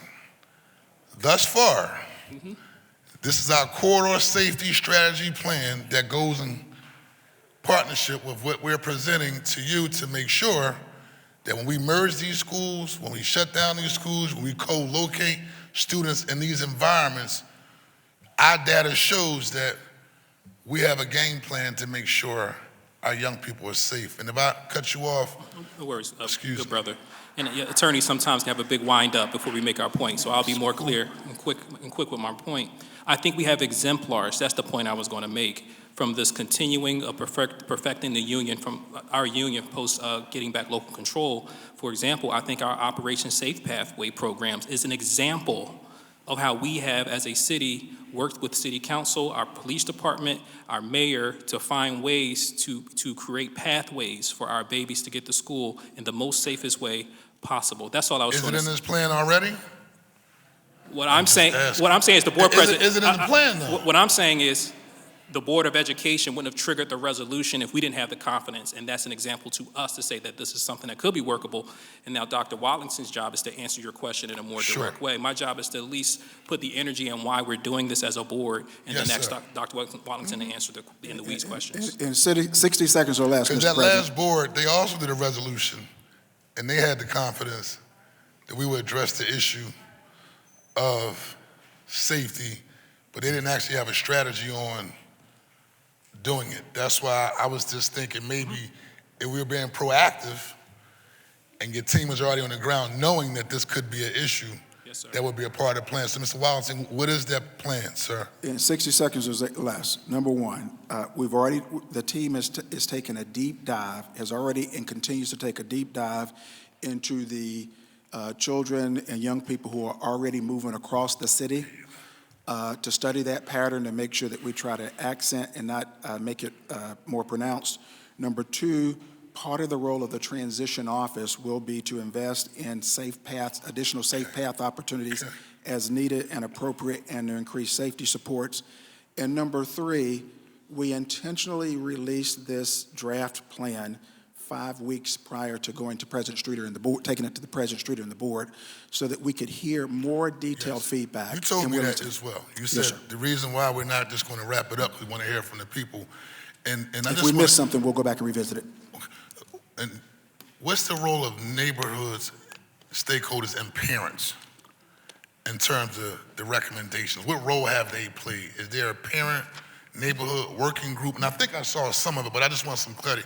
What role have parents played in these recommendations? What role has neighborhood stakeholders played in these recommendations? We've prioritized over a 5-week period getting in front of every one of the 20 school communities. Not getting in front of them. Face to face. Are they a part of the actual planning process? Not getting in front of them, but I would say two things then. One, we had diverse representation on a project team, diverse parent and community representation on 9 advisory groups that helped shape these okay, recommendations. that's what I wanted. I was getting at. And certainly third, we added to that nearly 14,000 survey responses, and we're continuing to listen to them.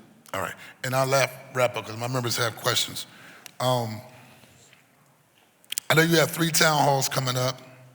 I know you also have to put your recommendations by the 26th, which I said this privately, I still say it publicly. I think this project seems rushed to me, right? But nevertheless,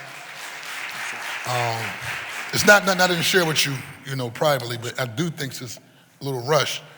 I know you have 3 town halls that are coming up, right? I have to ask the question, how many town halls have you done with members, district members whose districts are actually going to be impacted? Like, I'm doing one in the 9th, I'm doing one in the 3rd, I'm partnering with Ketsy to do one in the 7th, I'm partnering with Squilla in the 1st, Mr. Johnson the 2nd, and really it's not really just about, I'll just say the plan, because who knows, you might be in the 1st councilmanic district and Southern is going to get a pretty much brand new building, and folks will get a chance to hear this plan directly in partnership with the 1st councilmanic district council member about what's coming to his district. I just want to get an idea, why wasn't that the thought process? Just trying to understand. Thank you, Mr. President. For each of the current 20 current draft recommended school closures, we've done not less than 2 town hall meetings, one virtual and one in person. And we've been very intentional about ensuring that we invite council members to be present, as well as board members, President Student board members as process observers, so that they can see what's going on firsthand. So before there's we bring been it. 20 already in the districts? For each school. And because I, as superintendent, could not go to every single one of those, we scheduled 3 additional. Where you're going to be at. That I will not just be at, but will lead, Mr. President, including this afternoon at Ben Franklin High School. Thank you, Dr. Phillips. Thank you, sir. I'm going to turn over to my members, and I'm going to start with Dr. Anthony Phillips. Thank you, Council President. I was just listening into your questions, and I was just like, you're spot on for a lot of them. I do want to mention to Board President Streeter and also Dr. Wallaton that I think it's really important that we are having this facilities conversation, and we are glad that it's finally happening. How it happens is something that we're continuing to discuss, but I'm just happy that you all have presented a plan at this fashion. I have a couple of questions around transportation. We have in our district, Pennypacker School, who has been suggested to close. It is the school options closer to Pennypacker would include, I think it's A.B. Day, and then also Edmonds down street. The problem is that from a geographical standpoint, as you know, historically, the reason why these schools were built in these neighborhoods is because they were always in a 4-block walking radius, easy to get to. that school is not as close to Edmonds. I just want to put on the record, how are you going to address commuting now for K through sixth grade students, who oftentimes come to schools with their parents? Is there going to be, I want to put on the record, is there going to be a school bus that's going to be now brought to the school district that's going to be paid for? Are there going to be SEPTA passes for adults and children in the morning to help with these commuting? All this has to be thought of in terms of the operations, since these schools are no longer going to be close as they used to. In terms of Pennypacker, one of the reasons that we're recommending Edmonds and Day is because we're doing our level best to try to keep our young people as close to the schools that make sense. We also, at Pennypacker in particular, want to increase the access that our young people have to ADA accessible facilities and physical education and improved physical education facilities. To your point about transportation, that transition office will do everything that needs to be done to ensure that we support our parents and families with transportation, whether it's SEPTA passes, whether it's additional safe path programs, et cetera. We're committed to doing that. Okay, that was important that that the public heard from you that they're going to do whatever they can do to make sure transportation happens, just not only for Pennypacker, but for other schools in our district as well. Also, had another question around, have you thought about the following? For special education services, what is the step-by-step plan and timeline for special education placements tied to closure-related moves, like IEP movement, meetings, classroom readiness, staffing? How are you going to make sure that everything is in compliance when it comes to special education with all these changes? 3 years ago, we reorganized the special education area and actually brought in a chief of special education and diverse learners because we wanted to elevate it, and we placed that as a position on my cabinet, number one. Number two, we will follow the letter and spirit of federal law, which requires us, it's not an option that we follow a student's individualized education plan. That we anticipate those services to be uninterrupted by this plan. Thank you. And I just have an additional question I think is important for me to get on record. I'm concerned as well about the operations part of this process. For me, one of the things is that, teachers and staff are in need of understanding, what is their future going to look like, and how soon can that information get back to them in terms of, we know that you've mentioned that, we're going to make sure that teachers and staff continue to have their jobs, but what does that look like, and how soon can you get that information to them? And I'm also concerned about the operations of making sure that understanding the how behind modernization, behind modernizing a school, modernization. You're saying that some schools going to be modernized by 2028 or 2029. What does that word even looks like? What does that look like?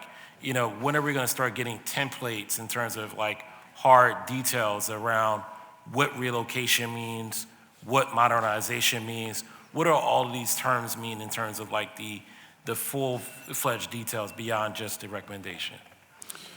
Relative to the first part of that question about jobs, I just want to note that the Philadelphia Federation of Teachers has clear rules and guidelines in the collective bargaining agreement about how that would work. I do want to note that I will recommend 0 cuts in those, whatever number of schools are recommended for closure. That's our commitment, unlike 2012-13.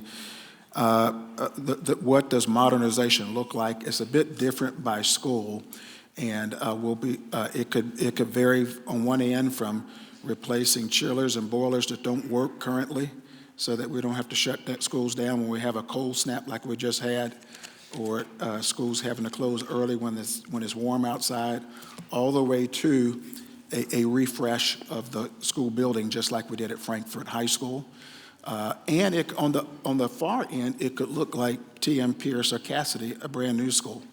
Yeah, and thanks a lot, Council President. I just want to mention that I know all this is a contingent upon funding. However, I think with some families, if you're going to do something, they'll be much more interested in learning the details behind Like once the funding is placed, we're gonna be able to do X, Y, Z in a certain amount of time. So being able to give the whole construction timeline as well, to be very clear to folks in that particular way. And I think that's half the battle too. Thank you. Thank you. Thank you, Councilman Sines. Thank you, sir. I just want to let everybody know housekeeping rules will be on the 2-minute for questioning for members. Chair recognizes Councilman Cindy Bass. Thank you, Mr. President. And I'm going to be brief and just kind of leave my questions. I don't know if they'll get a chance to answer.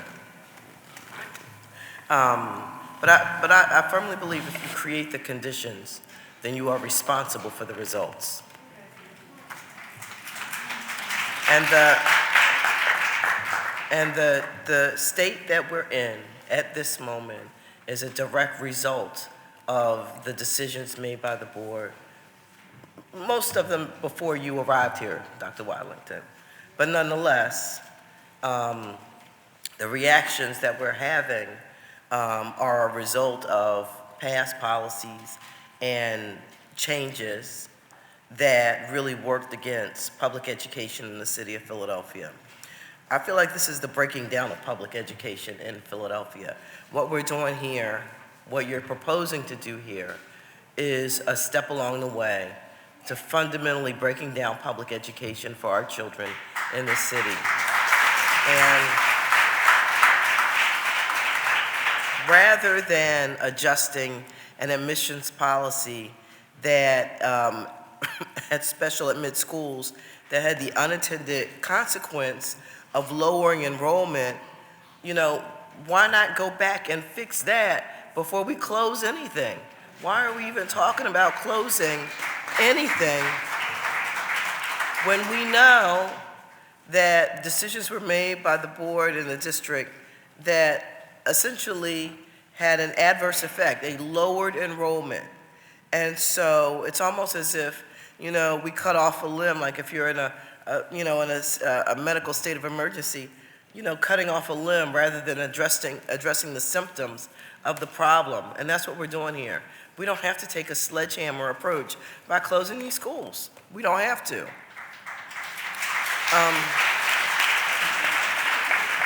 Furthermore, I just wanted to address something that has happened in the city of Philadelphia for years, and that is the East versus the West. And when I say East versus West, I think, a lot of people think Northeast gets more, parts of South Philly get more, everything on the east side of Broad Street gets more. I think when you looked at your map, the one you all produced and gave to us, it showed that essentially that is accurate, that over the last 10 years, those investments really went to on one side of Broad Street for the most part. And now it's sort of like, okay, well, we're gonna make investments here and there, and we're gonna make them all over. But we're not addressing the changes that those investments had on the areas where there was no investment. We're not addressing that at all. So that's something that, has to be done. The district can't keep just circling the wagons when, these kind of major changes need to happen. You have to bring us in. You have to bring all of us in. And we have to all be partners at the table to say exactly what we think, what ideas we have. It can't be, here's a presentation, this is what we're going to do, and that's the end of it, and now you fund it. No, it cannot be that. And listen, again, we're going to have a budget vote sometime soon. I'm not for it. What is presented here is just totally unacceptable. There has been very little interaction with district members. Well, I'll say me. I don't know about other district members, but I would say, with me and conversation around zoning, you're moving these properties to be residential properties, multi-unit properties. I'm assuming you're going to need zoning. Don't you need a conversation with us? Don't we need to talk? Don't we need to be a part of what's happening? When is that going to happen? And then a lot of the conversations that are happening, I hear about them here and there. I have not been contacted directly by the district in terms of what meetings are happening and where and when. I have to find them myself. And so that's something that, again, you have to include us. We have to be a part of whatever happens. We know that we lost children. We lost some young people when we closed the schools back in 2013. We lost children during COVID. And if we do this, we're going to lose more children. And so, we need the district to sort of own some of the problems that have been somewhat, in my opinion, self-created, and figure out, how do we address them and address them now, and how do we make sure that we address these inequities that have led to certain areas getting more resources than others, and even some young people have accessibility in the same school district, right? How is it that some young people were receiving algebra and some weren't? Who made those kinds of decisions? And when were they made? And how long have they been made? Because until it just came up, I had no idea that every child wasn't receiving algebra classes so that they could at least begin to prepare, whether college was their track or not, whether they could prepare. So, Mr. President, that was longer than 2 minutes, and I don't know if I have time for any response. But. You have time for a response. Response, please. I'll be brief because... And just for the record, unfortunately, Mr. Chairman, I was told you have to depart by 12:45. Yes, sir. Okay. And I'll be brief to help. Now, the process. I rearranged my whole schedule to be here until 5 today because I knew it was just that important. And I did as well. With my clients, I have things to do as well, and I've also moved my schedule, good brother. Say less. I'm not giving you a hard time. All right, I just appreciate saying that. we will work with whoever So I else take is this going work to be very here. seriously. Yes. But just so you'll know, if members want to get a question into Mr. Chairman, who will be undertaking these recommendations, you have to get them in before 12:45. I'm not saying you think any less. I'm just saying. I appreciate you. For me, I rearrange everything to be here today. And I know you're volunteering, you have another life as well. So, any response to Member Bass? Briefly, because the Board of Education was mentioned, I can't opine on the criteria-based school issue because currently we're in the Third Circuit Court of Appeals where a certain acolyte of our current president is seeking to create a circuit split, so that could potentially lead to us all losing all criteria-based schools. So with that being said, I will not opine on that because I'm concerned about saying something on the record that could be misconstrued, and I don't want our case to be the lead case in the Supreme Court where we lose the ability to have criteria-based schools all over America. So and that's something that's going on behind the scenes. Thank you so much. Consistent with what President Streeter said, I'd say ditto relative to criteria-based schools, given the litigation. The only thing I want to say now is that Councilmember Bass, we had a 2-day retreat with all of the criteria-based principals. Myself, Deputy Superintendent Dr. Jermaine Dawson, and Dr. Tanya Wolford, who leads our Research and Accountability Department. And we solicited feedback directly from them about changes. We're not sure that, and we agree that it doesn't make sense for all the criteria-based schools to have the exact same criteria, and I signed off on that. Secondly, to your question about the west versus east side of Broad Street, we hear you loud and clear. We've tried to address that by looking at it in terms of councilmatic district, but we're happy to go back and look at that pursuant to your question. In terms of properties and involvement of council, as we make recommendations, it's my understanding that there are some built-in processes by which the executive and legislative branches of government work together over time to figure out what happens with how we think about properties in councilmatic districts. And so we think that process would happen at the appropriate time.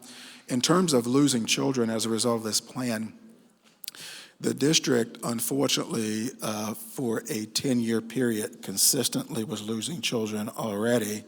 A couple of years ago, we were able, for the first time in a decade, to increase the enrollment by 1,841 students.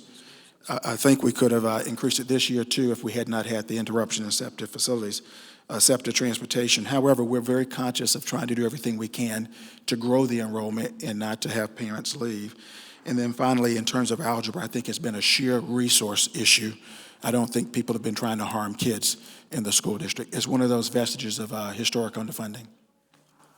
I don't think people are intentionally trying to harm kids, but you have to see the end result of the actions that are being taken. Like there is being, some level of harm being done. And I don't want to make it seem as if I get what you're saying about criteria-based school, but at the same time, who made a decision that, say, little Mark Squilla's classroom has access to algebra and little Cindy Baz's classroom does not? Like, who made that decision? And whose parent did we tell, oh, well, he's getting algebra, but your kid's not? Like, come on. Some of these decisions that have been made along the way have really not benefited our kids and have left them behind and not given them the opportunity that they should have had, that every kid should have in the city of Philadelphia. Mr. Chairman? Councilmember Bass, and this is not to punt and say it's not our fault, but I think there was a time where we lost local control, where decisions were made, where many of these decisions that we're talking about are flowing for. I want to give Dr. Tony B. Watlington the credit. He has come here and he has opened up the car while it's moving 1,000 miles down the road and says, hey, you guys are missing an alternator. There are things like that that occurred in our school district. So I would say that a lot of these decisions, we are trying to unwind decisions that were made when we didn't have the requisite ability to have even this conversation because there was a thing called the SRC. Not to say it was a bad thing, there's some good things that he did, but I think that we should really look at ourselves and see what the Board of Education is trying to unwind and hold us accountable for the things that we definitely need to unwind. Right-sizing some wrongs. Thank you very much. I also want to acknowledge the presence of Mr. Edward Santana, Philadelphia School District, sir. Thank you for being here. Thank you for your hard work and always making sure we move the city of Philadelphia forward in terms of all things school district. At this time, I want to acknowledge the chairman of Education, Isaiah Thomas, and then I'm going to go to Councilman Jamie Gautier. Next. Good afternoon. I'm going to I have questions that I'm going to try to hold off because I know district members are going to ask about specific schools. So I'm going to try to stay away from that. A couple of things. So I spoke earlier about my feelings on certain things, and I want to try to get a little more clarity on some top level stuff. Let's start with transportation, because I heard Dr. Phillips talk a little bit about transportation. He gave an example of a school being closed that will force people to travel to get to and from school every day. Right now, we spend about $64 million a year on SEPTA passes for people and about $120 million total on transportation between yellow buses and SEPTA passes. Transportation is one of the biggest problems that we have in the school district, whether we're talking about safe corridor travel or some of the expenses I just communicated. We can do a whole dissertation on the issues with the yellow buses. When we look at the plan as proposed right now, do we anticipate the transportation costs going up, staying the same, or coming down if these recommendations were to be adopted as is? Colonel Hill, do we have that number? I would ask you if you could come speak to that because I want to make sure that you're closest to it and I want to give you the right answer on the record. So I'm hoping that we considered this in the midst of some of the decisions that were made. To me, it seems like in the midst of rethinking and reimagining what public education can look like, one of the things that we should consider is how do we bring costs down as it relates to transportation and travel. The $120 million line item in the budget is one of the highest that you'll see in any major city in the entire country because so many of our young people are forced to go to schools in neighborhoods that they don't live in. As Colonel Hill takes the microphone, let me just remind you, we're looking at a lot of ways to optimize transportation. We're a district, for example, in Philadelphia that has 21 vendors, whereas there's some districts that they run that operation themselves as a part of the school district. We're looking at operational efficiencies in a lot of ways relative to the $120 million spend you referenced. But I think Colonel, your question can you was just be quick because my time is limited. That's the only reason why. right, sure. Thank you very much for the question, sir, and the opportunity to respond and add a caveat to what the superintendent Could you state your name for the record, sir? My name is Oz Hill, Deputy Superintendent for Operations School District of Philadelphia. Objectively, we do not intend that there will be any diminished service for our students as we implement recommendations from the plan. We anticipate that we will maintain the level of service not only with our yellow bus organic resources, but also with contractors, and without a doubt, no diminishment of services for our special needs community. There are likely to be some savings, but the objective has always been, with savings, we're going to reinvest those savings for the benefit of our students to improve student achievement. So can we, when we come back with the edited version of the plan, can we have the plan reflect a transportation amount that's below $120 million? Because I think that this is an opportunity for us to try to save some of the money that we're spending as it relates to transportation. That's just one request. Second request, we've seen a huge shift in population. And we know that the population increase in the Northeast has dictated some of the plans that exist here. I'm not even going to ask this question. I'm going to ask that you consider the population shift that's also happening in the 7th Councilmanic District. We're seeing a lot of development, a lot of movement over there. It would be unfortunate for us to close schools and then have to open more schools when we see a population shift happening in certain areas. So I did want to just kind of put that out there and ask that, you know, I know we did it with the Northeast with the population shift we're seeing up there, but there are other parts of the city that's also seeing an increase in population.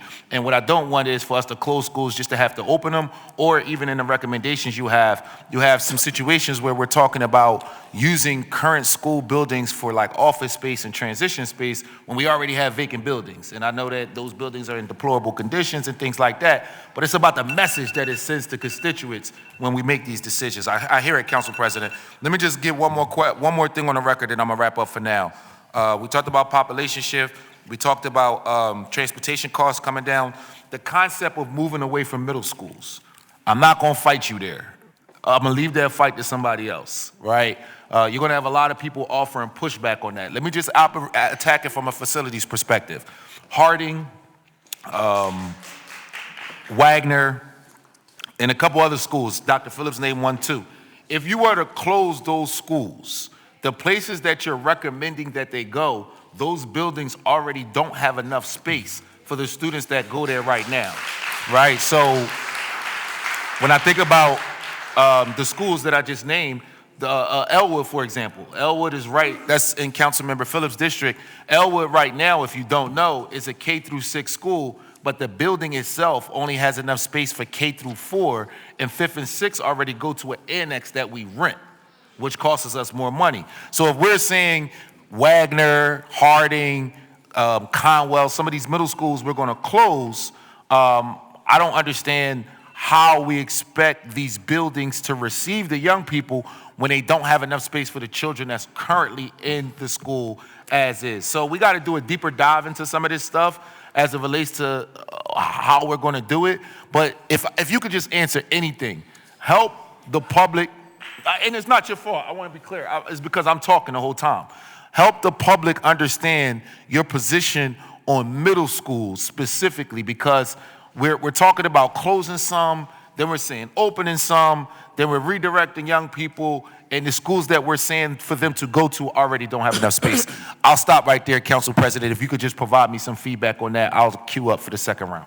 I'll do this very quickly. Middle schools, the research over more than 2 decades says that kids do not perform better in traditional middle schools than K-8 schools here. 2, the second thinking about traditional middle schools is we're trying to be consistent with the survey responses and what we've heard from a lot of feedback sessions.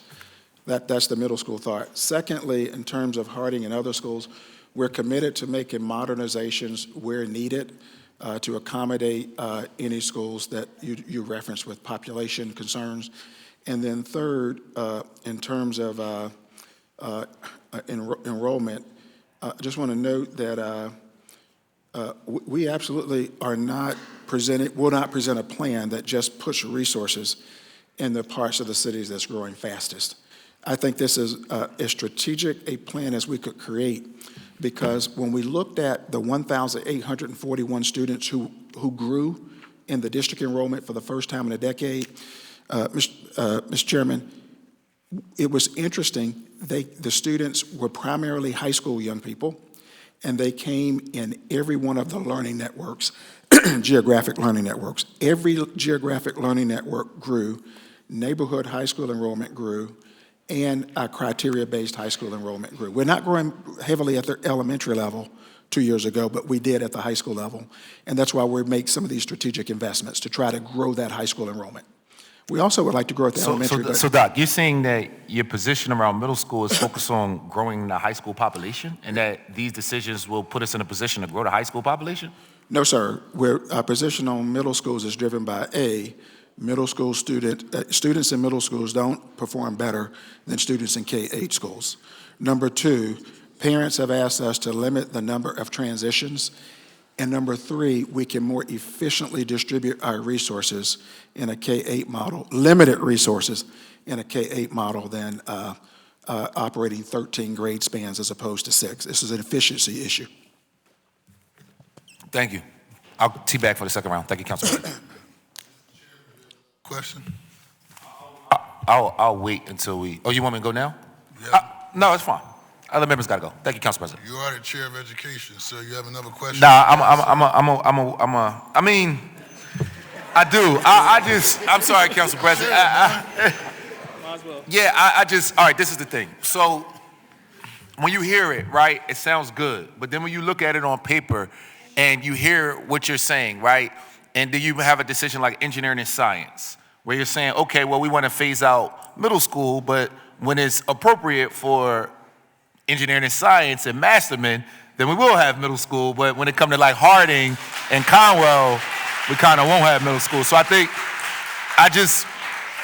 I'm not trying to be like the spicy guy here. Like I'm trying to like avoid that because I really want us to have like nuanced dialogue around where we are and what we need to do. And I also recognize that there's pushback on every decision that you made. I have it all right here on my desk. So I understand that we have to make a tough decision somewhere else. There is no real facilities plan, and we do need a plan. And I do commend you on taking it from $7 billion, which is what it was when I came in, to about $2 billion. So I get all that. But the reality is that we're still not sending the right message to people. And I think our position around middle school is problematic. And it's not just about the kitchen. It's not just about saving money. You know, I have an 8th grade son. And when I think about my 8th grade son, it's very difficult to ask that 8th grader to be in the same space as kindergarten and 1st graders and deal with that food. And then it's also difficult to ask them to be with high school students and to deal with that maturity level. And I know the model that you're looking at doesn't exactly put the middle school students with the high school students per se, but that K-8 model, you know, it just kind of worries me a little bit. So ease our anxiety, at least around the K-8 model, and help us understand why it's not hypocritical to push that for Masterman and engineering and science, but not for Harding and Wagner. Thank you, Councilmember Thomas. I absolutely understand your question, and I think it's a good, legitimate question. Two things were true at the same time in the feedback we got from parents across the city. Number one, there was a strong theme around reducing the number of transitions, which we agree with because we can use our resources. We can push in resources more efficiently into schools if we do that.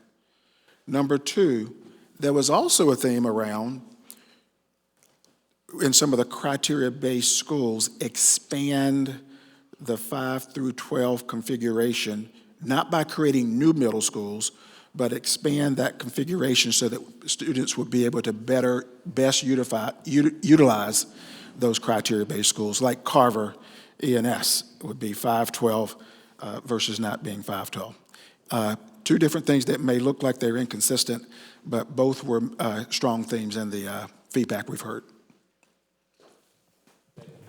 Thank you, Mr. Chairman. Chair recognizes Councilman Jamie Gauthier.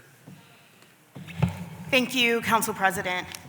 Dr. Watlington, as I've shared with you privately, I remain deeply concerned about the level of detail behind your proposal and the disproportionate impact that it would have on West and Southwest Philadelphia, in addition to Black and brown neighborhoods across the city. I urge the district to slow down the implementation of these recommendations until the methodology, sequencing, and community impact are fully examined and addressed.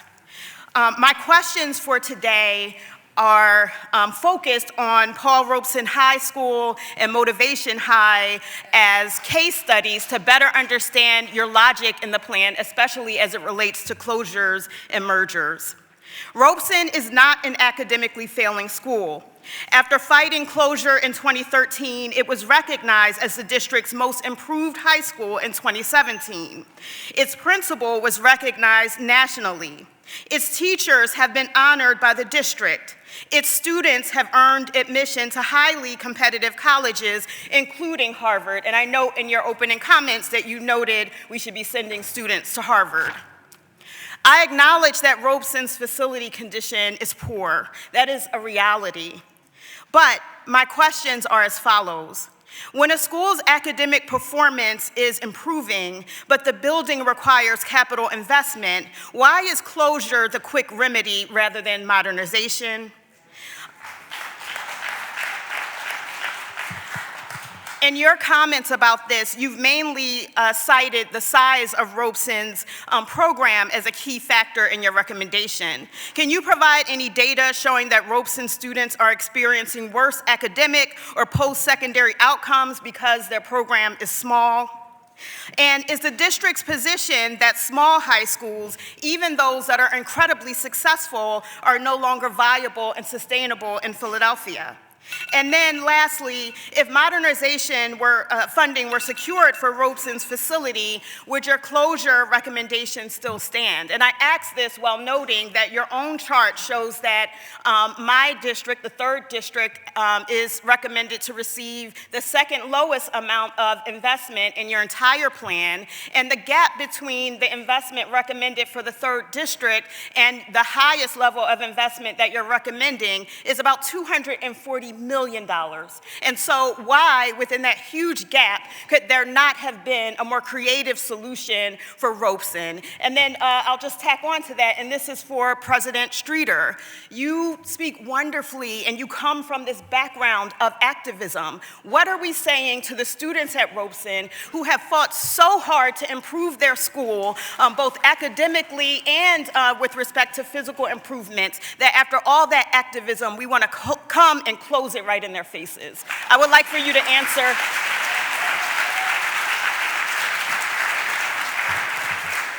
I would like for you all to answer those questions, and then my next set of questions on the second round deal with the data that you've presented for your closure recommendation for Motivation High. Councilmember Gautier, I thank you for your question and your energy, and I understand all too well what it means to advocate for something and it no longer exists. As a graduate of Germantown High School, I get it 100%. I do get it. So with that being said, Councilmember Gautier, just as Dr. King said, the arc toward justice bends in a straight line. Can you hold just a moment? I just want to ask everybody in the listening audience, wherever you support or not support the testimony that you're hearing, just please refrain from any sidebar comments and allow the individuals to provide their testimony respectfully, please. Mr. Chairman. And understanding that this answer might not be applicable to all of our children and all of the way they would like to advocate as an adult, I could have took my bags and ran home and moved to Plymouth Meeting, moved to Exton, moved out the state, but I decided to be a volunteer using my legal acumen, my lived experience as a black man, a black boy, house insecure boy, to do what I can to push the needle on student achievement in this school district of Philadelphia. So understanding that, and also I would say keep advocating, because the final decision has not been made yet. Keep advocating, but with that being said, I would say don't be discouraged. Keep pushing and find a way to either to advocate now, but to continue advocating in public education. And another thing I would like to say on the record is I'm hoping that this moment, irrespective of what the outcome is, will allow those who are activated and energized to stay connected so that we can continue to fight for public education in Philadelphia. But to that young man or young woman or person at that school, I will say don't give up and keep pushing, because I do believe that my work as the board president, even though some of the decisions I have to make are tough, I still have a seat at the table, and I'm pushing, doing the best I can with what I have. Thank you. Thank you. Councilmember Gautier, I'd start with Paul Robeson, and I do want to note that in my first year here, I think I recall visiting the school with former Governor Wolf was there, Speaker McClinton, Senator Hughes, and heard really great things about Paul Robeson. So I want to let you know it's not lost on me, the very fine things that have happened in that school. I would also say that part of the reason that the draft recommendation, the recommendation has been to move Paul Robeson and DeSayer. One, there's a strong theme around investing in neighborhood high schools. And unfortunately, we can't keep all of our small boutique high schools in all of our neighborhood high schools, so we're in a place where we have to make some hard choices. Part of that choice, recommendation, was built upon students being able to go to a more modern facility, where as we're proposing a $41 million investment in Sayre. A building that has better ADA compliance, then it would make sense to financially put into Paul Robeson. Also, in terms of English language arts and math, it does slightly overperform Paul Robeson at present, 2.7 percentage point in English language arts and 2.2 percentage points in math. Not that that's the end all to be all, but that was part of the thinking there. And we thought that we could be consistent with the programming in another school building. In terms of Motivation High School, which my understanding is at one time was housed within the Bartram facility, with the $54.5 million proposed investment into Bartram, there are people who say, well, kids won't come, and say, well, sometimes you build it, they will, and maybe sometimes you build it and folks won't, but we at least want to put that as a vision. May I have a point of information? Yes, sir. Because Bartram is in my district. And so I'm trying to understand. So the children from the magnet school, right, are going to Bartram, the traditional public school, correct? Will the same magnet programs be offered in John Bartram High School? And also, if that's the case or not the case, I'll let you explain it to me. How does that model work, putting the magnet schools students in the same environment as the traditional public school students? How does that work? And I'm just trying to understand. When I saw it, I was like, how does that work? It's like putting Masterman and Strawberry Mansion students together, right? And if I'm a parent, right, I'm probably gonna have some questions because, I think all children can succeed. I know that for a fact. But if my child is in a magnet school like Masterman, and then you call me one day and say, by the way, Masterman students are now going to go to Strawberry Mansion, I want to know, how do my child still get that magnet education? Council President, can I just tack on to that to say this deserves a detailed response? How do you plan to keep the integrity of these high-performing magnet programs once you move them or merge them in schools where they do not currently exist?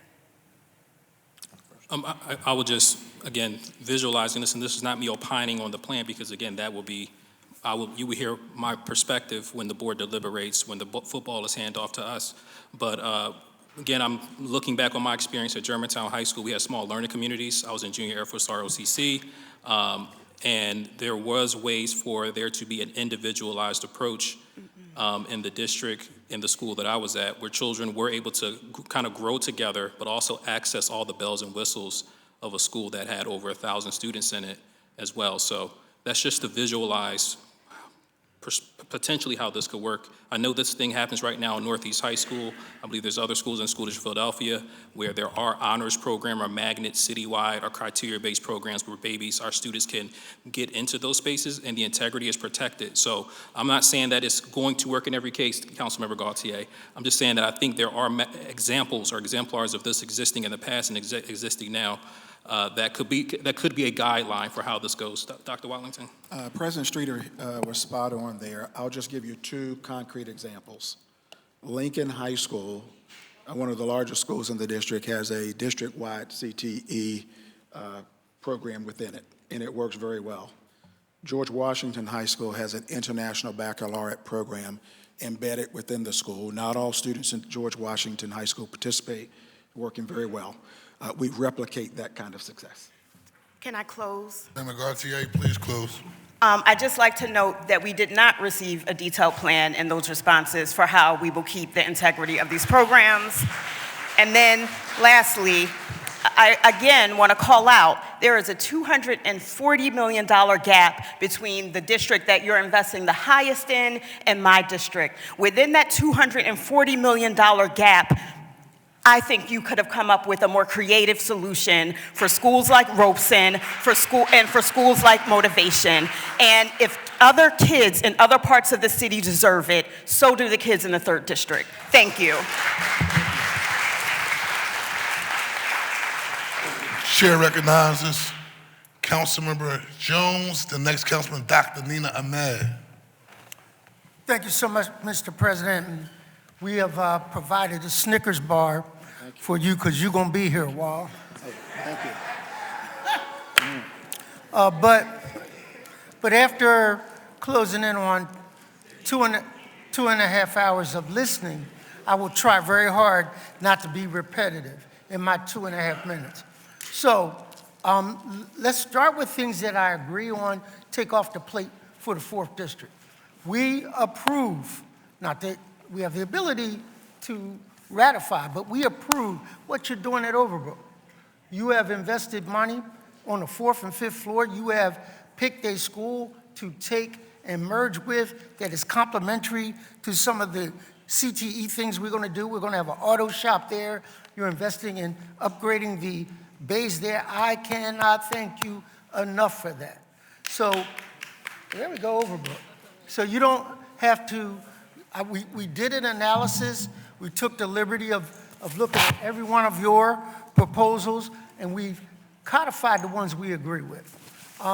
Secondly, you don't have to come to me about SLA, Science Leadership Academy.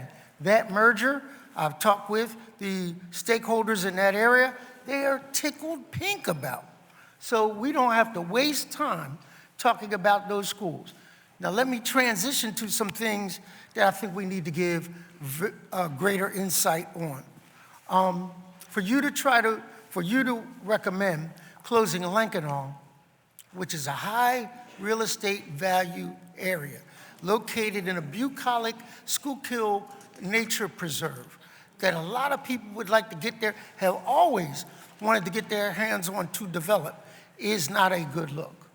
Particularly when you take those high-performing kids that are environmental students from around the region and want to send them all the way down the hall, all the way down the road to Roxborough, passing right by Saul, that is also in that bucolic area, does not make equitable education sense to me.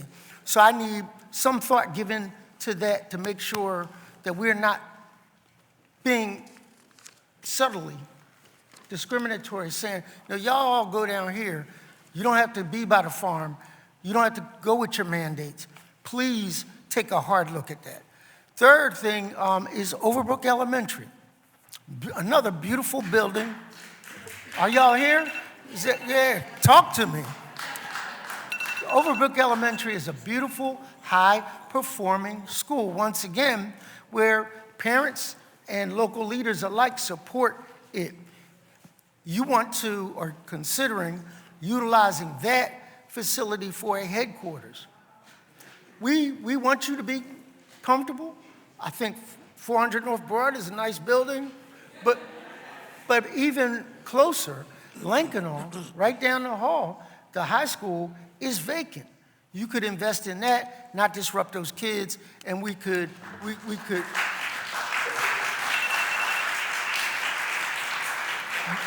support what you're doing. Finally, what I would say to you, and I know my time is up, is geography matters. Location, location, location.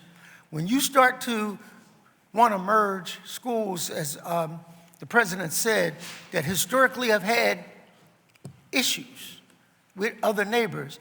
I remember when we merged, we lost University City, and they went all the way up to Overbrook. If you don't know down the bottom, don't like up top, then you're missing the point. And we had increases in student-to-student violence, student-to-teacher violence as a result of that. So a lot of emphasis.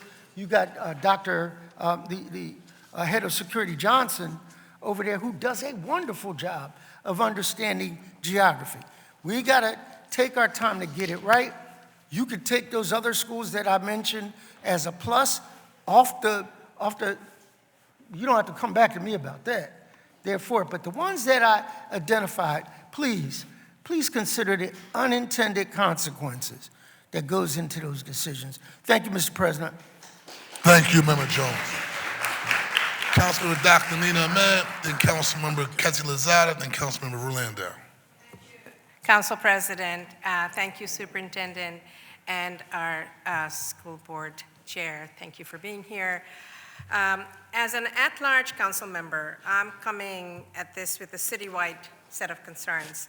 3 things I want to focus on. First, transparency, not just a rating, but underlying data, the dates, and the assumptions that drive these recommendations. Second, readiness. If students are moved or programs, and this has been referred to already, are consolidated, receiving schools must be ready on day 1 with space, staffing, supports, and critical building systems in place. And third, accountability for the funding gap, especially where improvements are described as contingent on outside government or philanthropic dollars. And I am really pleased to go after my colleague, Councilmember Jones, because I want to bring special attention to Lankanaw.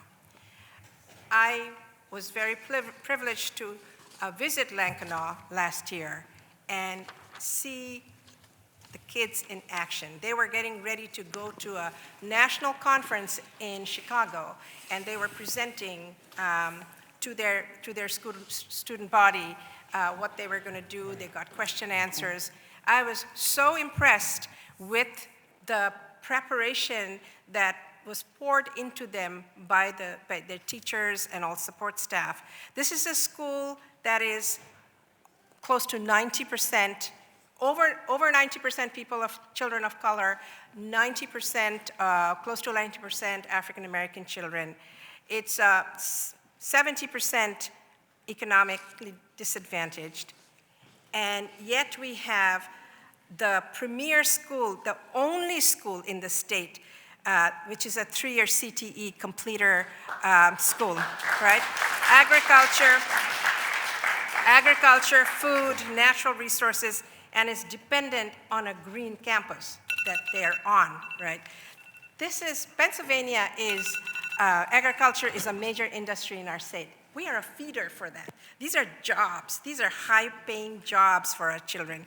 So all of that to say that I looked at the data you gave us around this, that is fair, the school building score fair, program alignment fair. What was under capacity was the severely underutilized, meaning enrollment. Can we fix that instead of disrupting everything that is a premier program? Can we, in this day and age, we're facing climate change in a very detrimental way for the entire globe. And this is the environmental science high school where teachers are creative in how they teach chemistry and physics. I've been reading about that. Why are we taking something that is working and disrupting it? So I would love to get your feedback on that. I would love to make sure that these were recommendations not set in stone, because for children, and clearly the statistics of the children tell us that children can perform when they're in a good school, regardless of their economic status, regardless of race. We can have our children perform when the schools deliver, and this school delivers. So I would like to know how we're going to address this. Thank you, Councilmember Ahmad. Right or wrong, the reason we put this recommendation in is because it was consistent with building the enrollment in our neighborhood high schools. We believe that right or wrong, and not making an assessment at the moment, because we're going to take the time to listen and hear this feedback, continue to hear the feedback. We think there absolutely can be more schools like George Washington High School, Lincoln High School, and Northeast High School.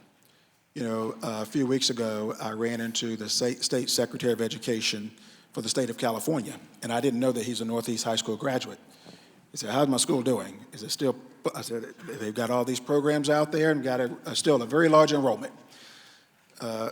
Saw Will Smith in your district, Councilmember Jones, a couple of years ago. He said, look, why does the enrollment keep going down at Overbrook?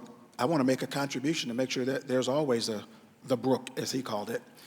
And it made me think about some of these high schools have not seen their best days, and we need to just give up on them. I think we can have more, we can grow the enrollment for 3 reasons. Number one, 2 years ago, the enrollment increased after a decade of not decrease. Number two, of going down. Number two, it grew across every learning network, and most of it was at the high schools.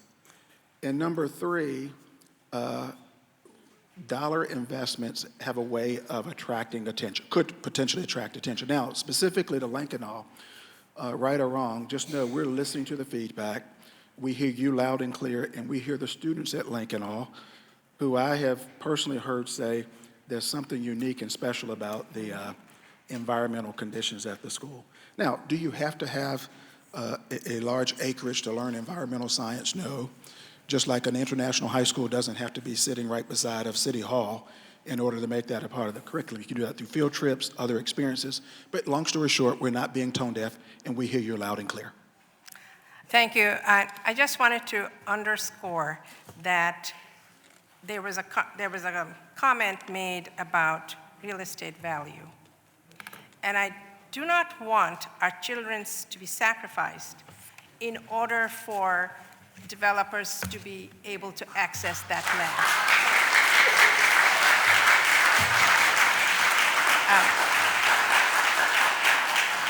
I'm a scientist, and when we think about progress in science, we don't have to, just because we can doesn't mean we should, right? Or else we would have eugenics, right? Just because we can doesn't mean we should. And I want us to deeply understand what message are we sending our children that we have a high-functioning school with resources that is a jewel in the crown of Pennsylvania. And here we are rethinking it because it fits into a framework that you might have. We have anomalies in every framework. We have exceptions in every framework. So I highly recommend, and I'm happy to be supportive in any way, for us to reconsider Lankenau. There are many other schools that I don't have time to talk about. We'll come back to them. But this one specifically, given where we are in the world, sends a message how importantly we're taking our environment. So thank you very much. Thank you, Council Your President. feedback is well taken. Member Lozada. Thank you, Council President. I guess my first question, first, thank you for being here today. I guess my first question is very similar to everyone else's, right? But before I even ask any of all of these questions I have, I want to know if we are firm on the date of end of February to present this plan to the board, and you know, how long will they have to consider? I just want to know, is that firm? Why do we have to have this plan to the board by the end of the month, and is that a firm date? Yes. Firstly, I think the superintendent has communicated to the village, and I think there's a build-up to that time. Can you hear me? Can you hear me now? Okay. Yes. Firstly, I believe the superintendent has communicated, and we've long communicated, that by the end of the winter for this school year, that there will be a draft or recommendation to the board. The board will not vote on whatever the recommendations are, but we will deliberate, and we'll definitely take public comment at that meeting. Thereafter, at some point, the board will likely call the question and then officially vote on a resolution attaching the facilities planning process to it. So as to when the board will vote on it, I can't speak to that right now, but just for everybody to know, there will be no vote, and the plan will not be codified by way of resolution until after the February 26th. Okay. Point of I've been to information. many. It's a point of information. So how would you deal with amendments? How would you deal with additional input in the event that the project moves forward on the 26th? And I know that the town hall is taking place, right, which people will still be providing additional information. So once it goes from Dr. Wilding from the school district to the actual board, how this still will be a transparent process that allows individuals to provide feedback and recommendations in terms of the board having an opportunity to amend, because you may hear some great things beyond what's being recommended initially and say, hey, you know what? As a board, we sat around the table and we looked at some other things, and based upon additional information, we want to take these things in consideration to add to the recommendations process. What I could share, which has been shared earlier, the board members have been at the convenings.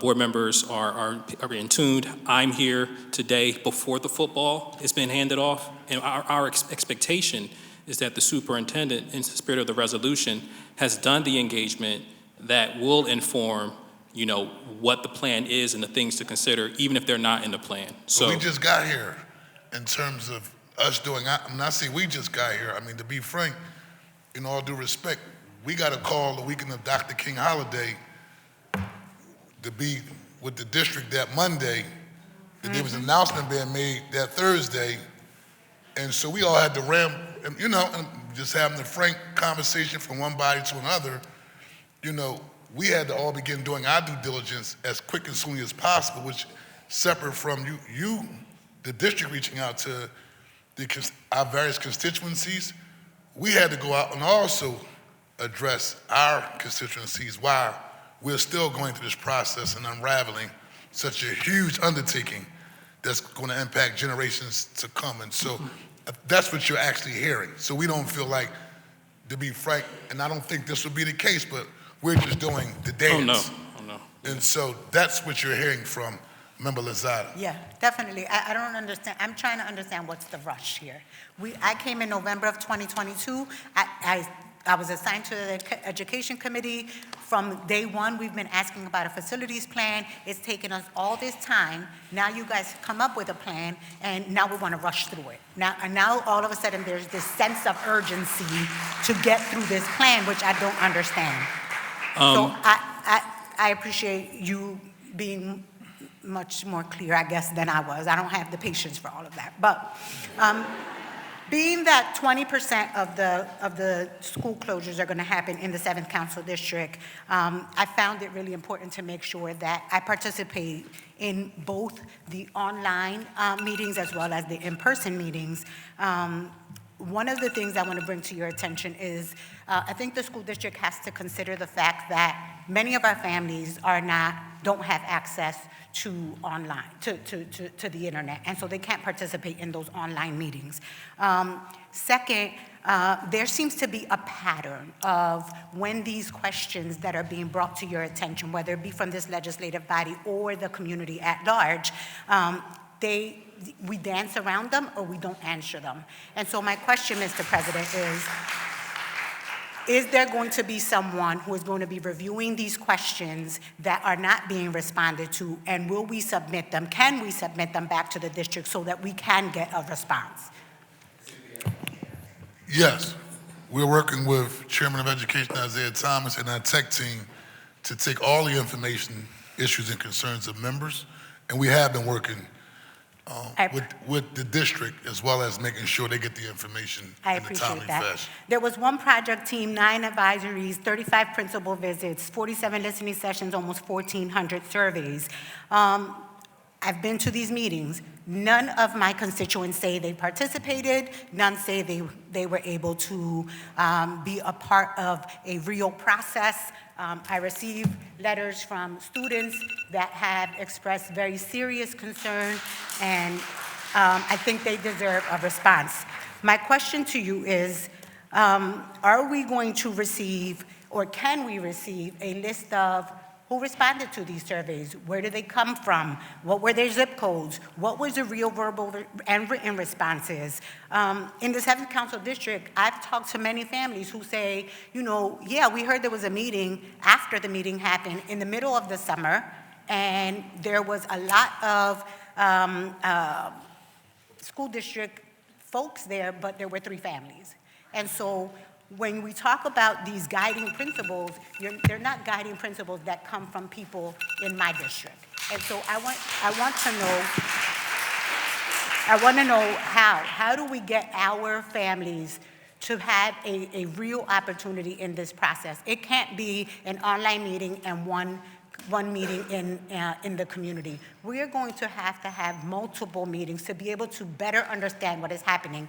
In the 7th Council District, I represent 3 of the 5 most violent school police districts. I represent some of the lowest performing schools. Every single one of these says that, every one of my schools in here, the majority of them say that they're in high-risk, very vulnerable neighborhoods. And so the decisions that you all are making to close my school sends my kids to the most dangerous neighborhood as opposed to away from that neighborhood. And so I'm just trying to understand where the common sense is, right? Some of these decisions that are being discussed here or presented here just don't make any sense. We have schools that are right beside each other that we're not considering relocating or merging. We have schools like in other places where the buildings that are being considered to be K through 8 cannot handle those size children. We know these kids are big now, right? So how are we asking Cramp and Elkins to serve as a pre-K through 8 when we know those schools are not capable of holding those students? We just had a major storm. SEPTA could not handle the storm, the transportation situation. Has SEPTA been brought to the table to have a conversation about how our children are going to depend on them? Because for some of you, 1.2 miles is nothing. That's a 30-minute walk for some of my kids, 30 minutes. And we're sending them into a completely different neighborhood. And it is a dangerous neighborhood. We talk about safe paths. I have like a million questions. We talk about safe paths, but we have safe paths now. In the 7th Council District, safe paths mean nothing. I have principals who leave the school to walk into neighborhoods, dangerous neighborhoods, by themselves to walk children to school. I want to know what's the plan. We can't, this submitting to the board in the end of the month, I don't think it doesn't work. It doesn't make sense. You're putting our kids into more dangerous spaces as opposed to away from them.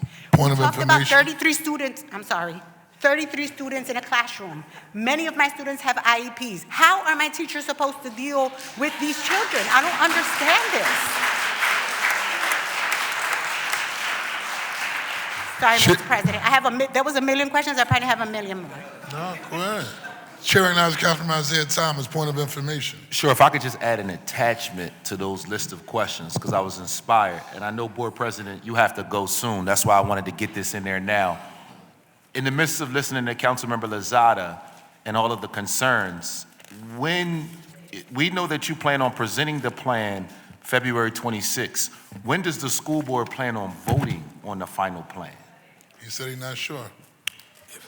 Yeah, what I can share, I do think I want to put more meat on the bones to what the role of the board is and what I foresee as the board president of how the board tends to operate. I do think the board wants to wait until all the engagement and not have a date, right? I think that if we were to come here and say how we're going to do it, I think then you can checkmate. You guys already had this plan. You already know what you're going to vote. It's very important for the board to engage and hear this energy that you're bringing, but also from the village as well. I would also like to clarify what I think this is going to be. I think this is going to be a resolution based off of what we know now, a plan that is dynamic, that can evolve over time. I think that's what we're going to get. I don't think you're going to get, when the board votes, the plan is set in stone and everything's done. I think that we all understand that things change, facts change, funding changes, enrollment trends change. But for the board, I think the board will be willing to vote on something based upon what we know from the village, based on what we know about our enrollment trends, of the direction we're headed in. And just for everybody's perspective and understanding, there are going to be other board actions that are probably going to be set forth in the resolution to let people know where the future decisions are going to be made and where to advocate and where for city council to push. So for example, our capital budget this year, it is my hope that we can start working on this plan this year so that the district has what it needs to bring a capital budget so we can start doing these things with all speediness, right? Also, there's going to be policy changes around potential catchment. Again, I don't know because the football hasn't been given. The resolution is likely going to call out those moments that are public actions that the village can come, you all can come as we continue to build this plan. And that's the best I can do for you because we don't know the future. But if we don't do nothing and signal a direction, I think if we continue doing the same thing, expecting a different result, which I would argue is chronic underachievement, we are doomed. And so I think I hope that answers some of the question of what this will look like, that there will be future votes, future considerations that are going to be attached, just like Accelerate Philly is attached to our budget right now, that's attached to board actions, and that this will be a dynamic plan. So, Mr. Chairman, what I'm going to take at face value, and I'm going to defer back to Member Lozada, and we've been working with you, work with Dr. Wallington, and I just expect that as we continue to work as a body, right, this is the beginning of that process, and I still believe it's pretty rushed, but nevertheless, we will continue to huddle today as we have this dialogue, but we've been working extensively. Like, this is just a hearing for the public, but our team has been taking this apart over the last 2 weeks and doing our due diligence in this process, and we expect to continue to keep that line of communication moving forward. Member Lozada, as you wrap up, please.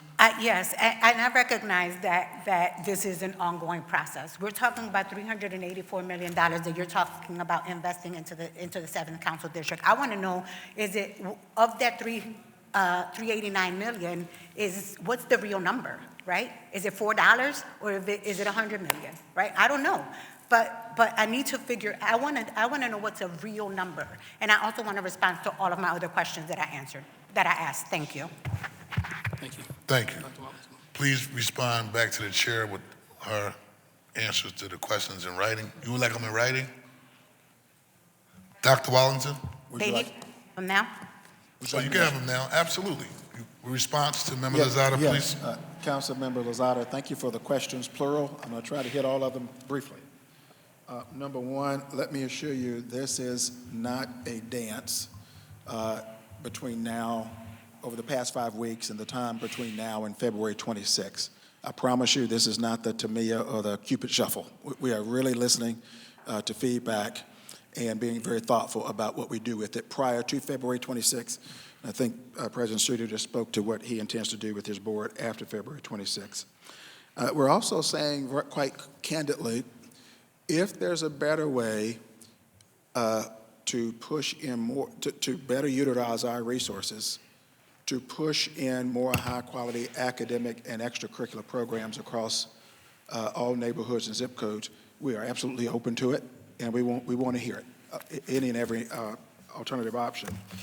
Third, all the surveys and the data are on our facilities planning website. It's available off of the main page of our district website. If council would like a deeper dive into that survey, we are happy to provide it, a deeper dive on the record, and I think that's what you've asked for. I'll ask our Chief of Staff, Sarah Gabley, and Chief of Communications, Alex Coppage, if they will be sure we follow up on that in a timely manner. Yes, we are working on an ongoing basis with SEPTA. I'm personally in communications with SEPTA on an ongoing basis as we move forward with potential recommendations. And in terms of enrollment and whether the SAID schools you referenced can house the students' populations, this plan commits us to spending whatever resource outlined in the plan to make sure we can accommodate the students without delays or without overcrowding. Thank you. Thank you. Council President, could I just ask one last question? Stetson has had a request for a leaking roof. More than 12 times they put in a request. That roof is still leaking. Can I have someone, please, today, commit to going to Stetson and checking their leaky roof? Yes, we'll make that happen. Yes, thank you. That's called good constituent services. Council President, may I be excused? Chairing now is Councilman Ruland Dow, then Councilmember Kendra Brooks. Matter of fact, Kendra Brooks says she has to have to make a service. Sorry, Member Brooks. Floor is yours.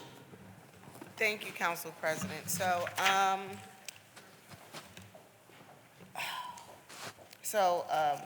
I'm so glad that we're having this meeting this hearing right now. So many folks know that this is how I came into elected politics around school closures. Member Brooks, speaking to that microphone with that strong voice you have. I led the fight against closure of my daughter's school during the last rounds of closures nearly a decade ago. And we have felt this effect of these closures since then, and I have only recently began, we just saw the turning of the corner of this history, where these school closures were painful to communities and hurt the academic process in the city, and it led to years of long fights around local control, which we won. So it's kind of disappointing to be back here again. Anytime a school closes, the community pays the price. A closure, a merger can impact every aspect of a child's life. It impacts the school safety, the class size, staff-to-student ratios, relationships among all parties involved, and it has had a negative long-term effect on the type of family-sustaining investment neighborhoods receive. And I'm going to kind of speed this up to get to the point. And, for me, I'm hoping today to hear directly about the closures and the impact of these proposed decisions. And I'm listening to my colleagues and, agreeing with some of the factors that they're bringing up. So, my first question is, in the last decade and the 2012 school closures have led to a profound lack of distrust among community in the school district. The reputation of the district and trust within the community is like to take another hit if these closures go through. What is the district going to do to rebuild that trust with the community moving forward? And I'm going to go through my questions and then you can answer them at the end. And how has the state and city increased funding support factored into these proposed closures? Even with this proposal, I'm not seeing where this fundamentally affects the deficits that we will face in years ahead. And what is the school district doing to prepare for this? And I'm gonna skip around. What is the driving force behind these closures in predominantly Black and brown neighborhoods? And how much of these decisions can be attributed to the lack of family-sustaining investments in neighborhoods for proposed closures? And what role does charters and cyber school play in these communities where these charters have been proposed? I have a few more. What community support is planned for the students who will be going to new schools, and what pre-planning has been done to ensure that these are done with minimal disruption to students? Because we know that students forced to move schools often struggle to keep up with their peers who have had consistent school location. What is the estimate cost to ensure that affected students do not fall back academically? And what does this investment look like, including any cost estimates the district has undertaken to ensure they won't? And my last one, the school district has a lot of vacancies, and because of vacancies, it by default saves money. So it has staffing surplus plus. What does it do? What does it do with that surplus plus? And is it collected for the entire school district or held for each individual school? And how has this impacted the overall budget discussion? I have other questions, but those are the ones I need right now. Thank you, Councilmember Bass. Let me try to get to each one of those questions and do it in a timely manner. First, to rebuild trust, we've taken a 3.5-year process to try to do just that, engage people every step of the way. We engaged nearly 3,000 Philadelphians in the development of our strategic plan entitled Accelerate Philly. More than 30 community members were on a district-wide project team related to the specific facilities plan. 170 individuals representing a lot of different walks of life and regular folks here in the city were part of the 9 advisory groups. We've had over 14,000 survey responses.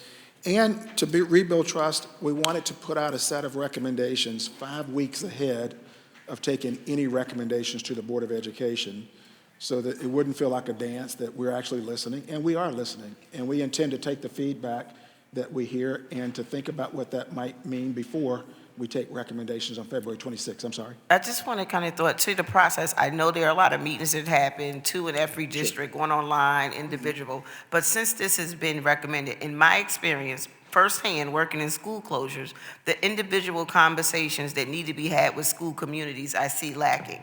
That's where we got the key component to whether we kept schools open or they were closed. And that's where the meat and potatoes happen. When I think about the number of schools that are being closed in various districts, the conversations from the parents and folks in their communities make a difference on the information that we wouldn't necessarily have.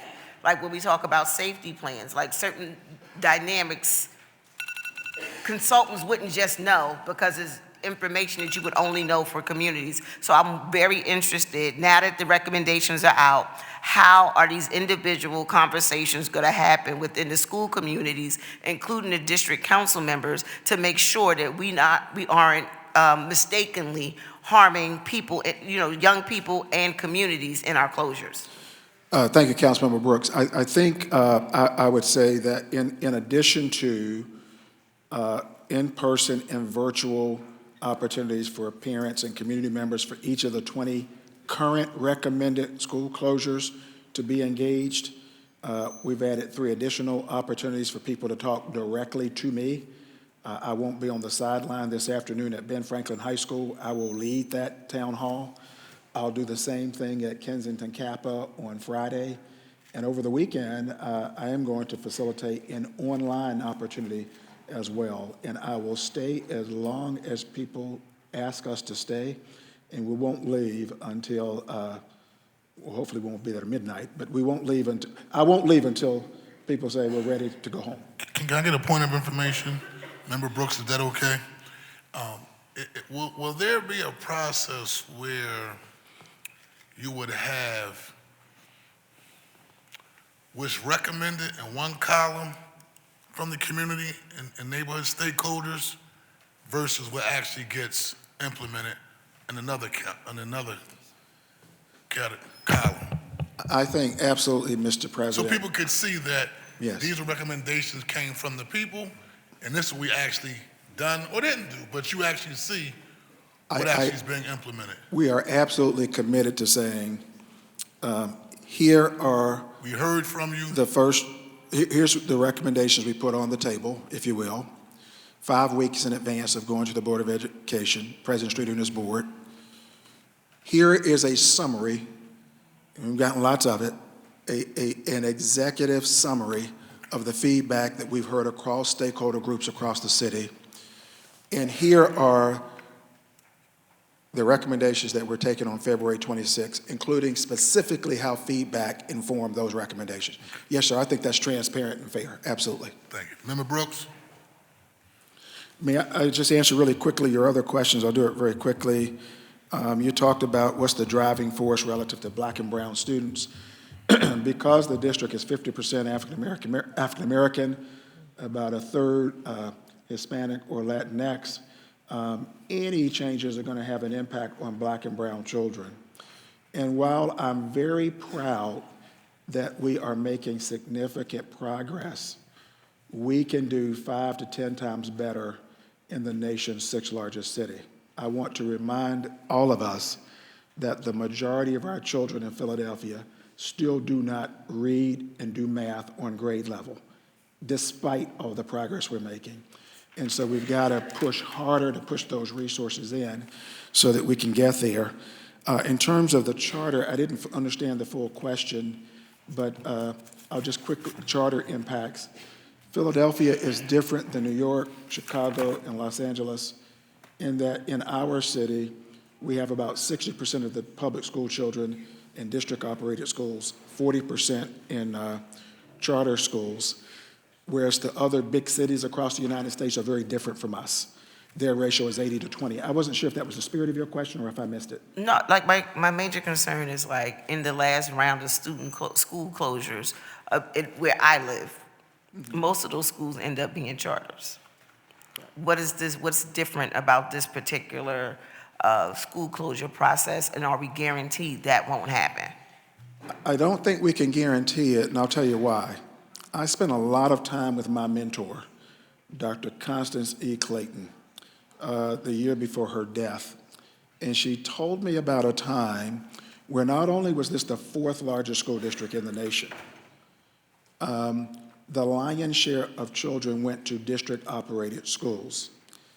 As decisions have been made over time, that out-migration of children from district to charter schools has continued. The only way that I know to turn that around and to grow the district enrollment is to improve student attendance in the district-operated schools, improve test scores in the district-operated schools, get the graduation rate up and the dropout rate down. That's why we're so bullish about trying to improve. And safety. And safety, to your point, and that, which is our number one priority, safety and health and well-being of our students and staff. But could it result in some parents choosing other options?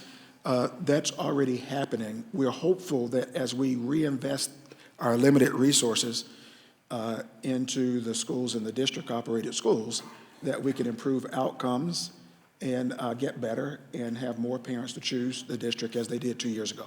Thank you. Thank you. Chair recognizes Councilman Ruth Landau. Then we'll go into our second round. Okay, thank you. Thanks, thank you, Council President. Thank you, Dr. Watlington. I'm looking for more details on what's missing from this plan. I mean, we've all stated some obvious facts. We really need $7 billion to fix all of our facilities. This is a $2.8 billion plan. And I'm looking for details on what was decided and why.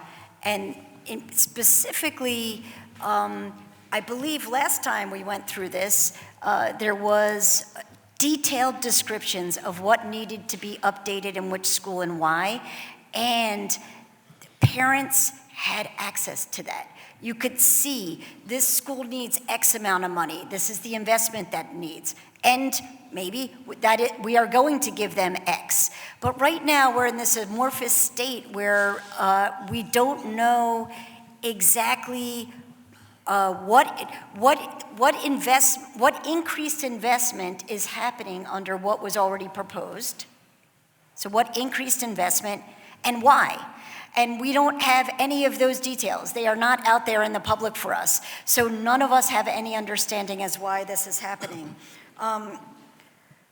This should all be public so all of the public can see. And I say this in a sense that I know that in his testimony, Jerry Roseman's going to come up and say this amazing term that we all hear, we heard throughout school when we were younger, and the kids are hearing it now, show your work.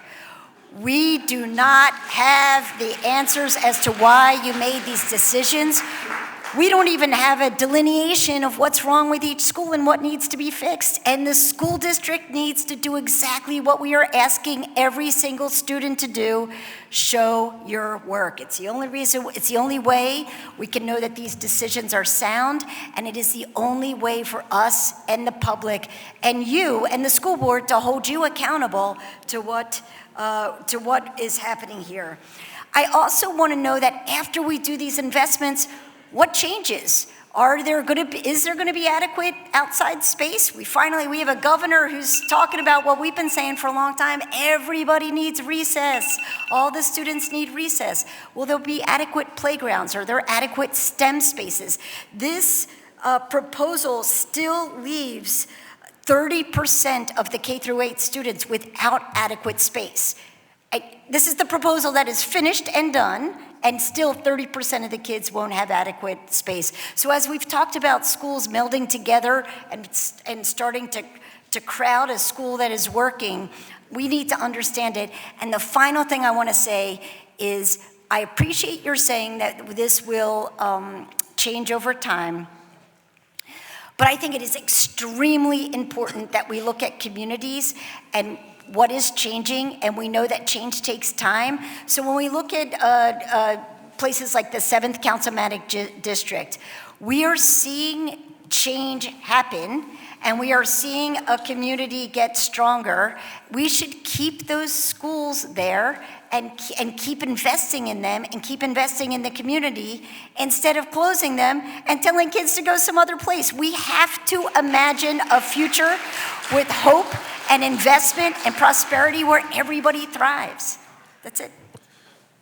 Thank you, Councilmember Landau. The best way I can answer the question is in terms of show our work.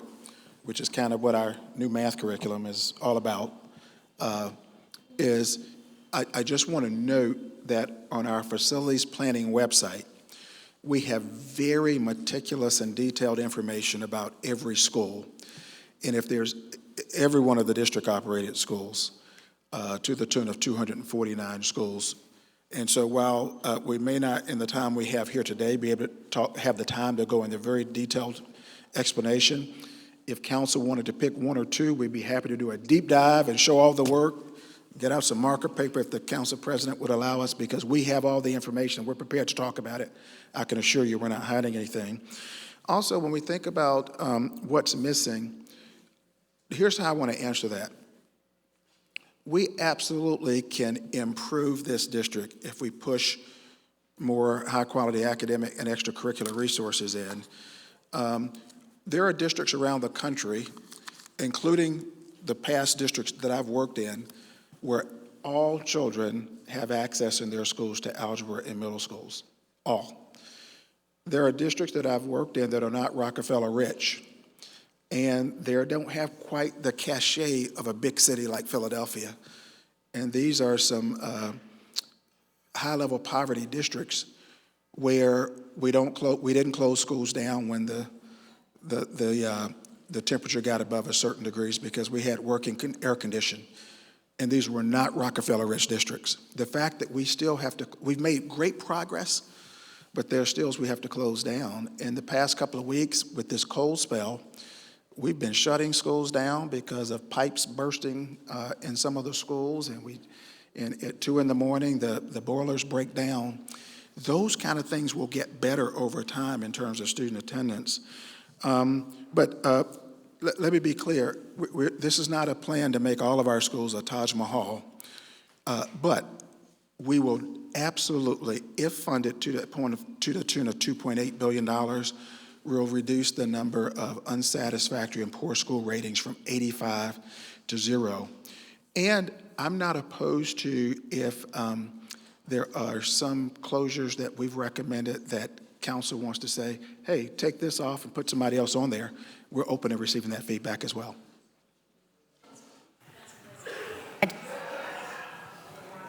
Can I just jump in a couple of things? One, it is absolutely no secret that we haven't been providing algebra to fifth graders or young kids up until now. The fact that this is coming up now is ludicrous. We've known this. We knew this was a problem when you changed the admissions criteria, not you, your predecessor, 4 years ago.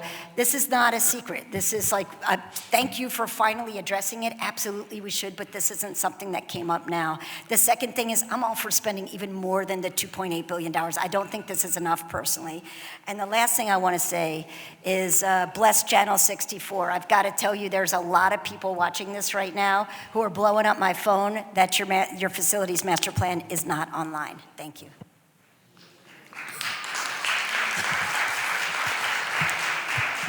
So just for the record, the facilities master plan should be online, is that correct? Okay, so we're going to go into our second round, and I do still want to thank the superintendent, though, for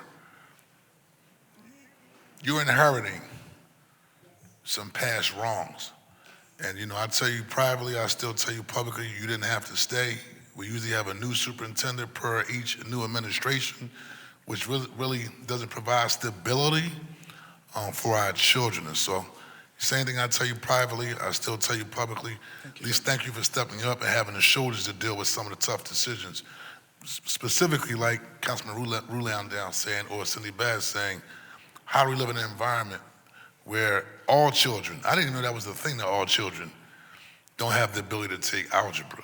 I had A in algebra, but that's a different conversation. But I didn't even know that was the thing, that it's not even standard that you take algebra. And the fact that that's part of the conversation still within itself of us trying to grapple with a very, very difficult and complex issue. Because we can sit here and do the whole soundbite thing and, you know, it sounds good, but we know this is a complex issue that we got to get done right. As we go into the second round, I'm going to push through because we have public comment. And so I'm going to ask for Councilmember Dr. Phillips. Did you take the light off? It was on. Oh, I'm still on. Councilman Dr. Anthony Phillips. Thank you. I just want to ask a really solid question for me, which is really important. You may not, Dr. Waddington, you may not have the prepared plans for what co-location is going to look like from an operational standpoint, as well as a maintenance standpoint and a building standpoint. Is for every school that you recommended for co-location, including Building 21 in our district, do you have a sense of when you can provide that information to us? So that's one question. The second question is, there are several schools that, of course, are relatively unsatisfactory in building structure or fair or not, not so good in terms of the rubric. But the question becomes, what's the rationale of that one particular school over another particular school? And then lastly, what are the decisions deadlines between now and when the board votes? What does the district consider locked in versus subject to change? And so those are things that, I'm just, want to hear from you about for. Thank you, Councilmember Dr. Phillips. I do want to take it, with the Council President's permission, the responses to a little bit more deep level. To your point, Councilmember Landau, and I'm going to invite Senior Advisor for Strategy, Claire Landau, and Colonel Oshill, our Deputy Superintendent of Operations, to come join me, and we'll go a little bit deeper per the spirit of your questions. Let me just say, last question, Councilmember Dr. Phillips, are all the decisions locked in? If I said, yes, they're locked in, then this would be a token dance. And this is not a token dance. We're reviewing every single one of the facility master plan recommendations against the feedback that we've heard over the past few weeks and that we'll continue to hear up until February 26th. Second, does that mean that you're not wedded to $2.8 billion? No, we absolutely, there's more than one way to get to $2.8 billion. Okay.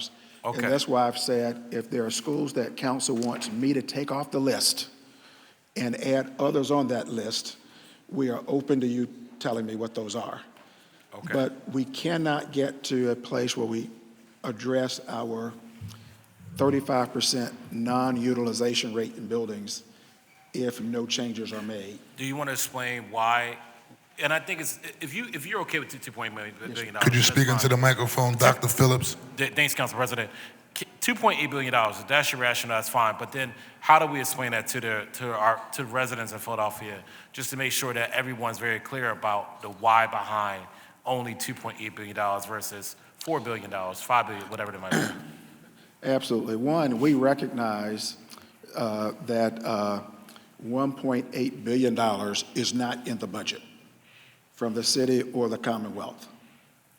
Two, we believe that everything we propose, whether a strategic plan 3.5 years ago or a facilities master plan, we always like to present options.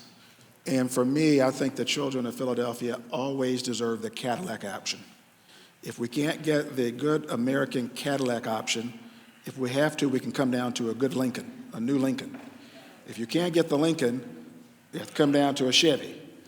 I sure hope that we don't have to come down to get a used Chevy, because the children in Philadelphia deserve a Cadillac. Thank you. Cadillac Education Services. I figured that was probably the reason, right? And I think it's just really important that folks, you explain that because, I figured that was probably the reason, because folks need to understand that rationale, how hard it is, and it needs to come from you, because the reality of the matter is that we've been fighting for $7 billion to fix all of our schools for how many years now? Probably over a decade, and we're still not there.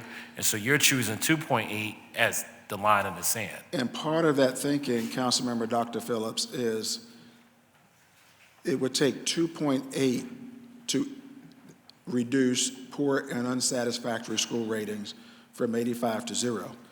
If the Commonwealth had an appetite to do more, we go after the next set of schools. But we think that's the floor the minimum that we ought to do at this once-in-a-lifetime facilities master plan opportunity.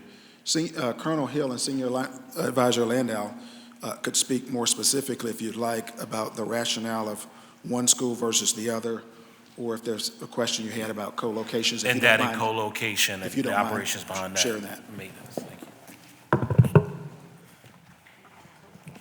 Do you mind repeating the spirit of the question, Dr. Phillips? Just real quick, what is the rationale behind one school under maintenance school over another school? How did you choose that? Because there's multiple fair unsatisfactory schools. Why'd you choose one to be enclosed versus others? And then lastly, do you have a plan that you're going to be sharing out eventually on what co-location is going to look like from a maintenance and operations standpoint? What do you have to change in the building, and how do you make sure it's operative in a way that is fair to the students for schools like Building 21? Thank you very much, Council Member Phillips.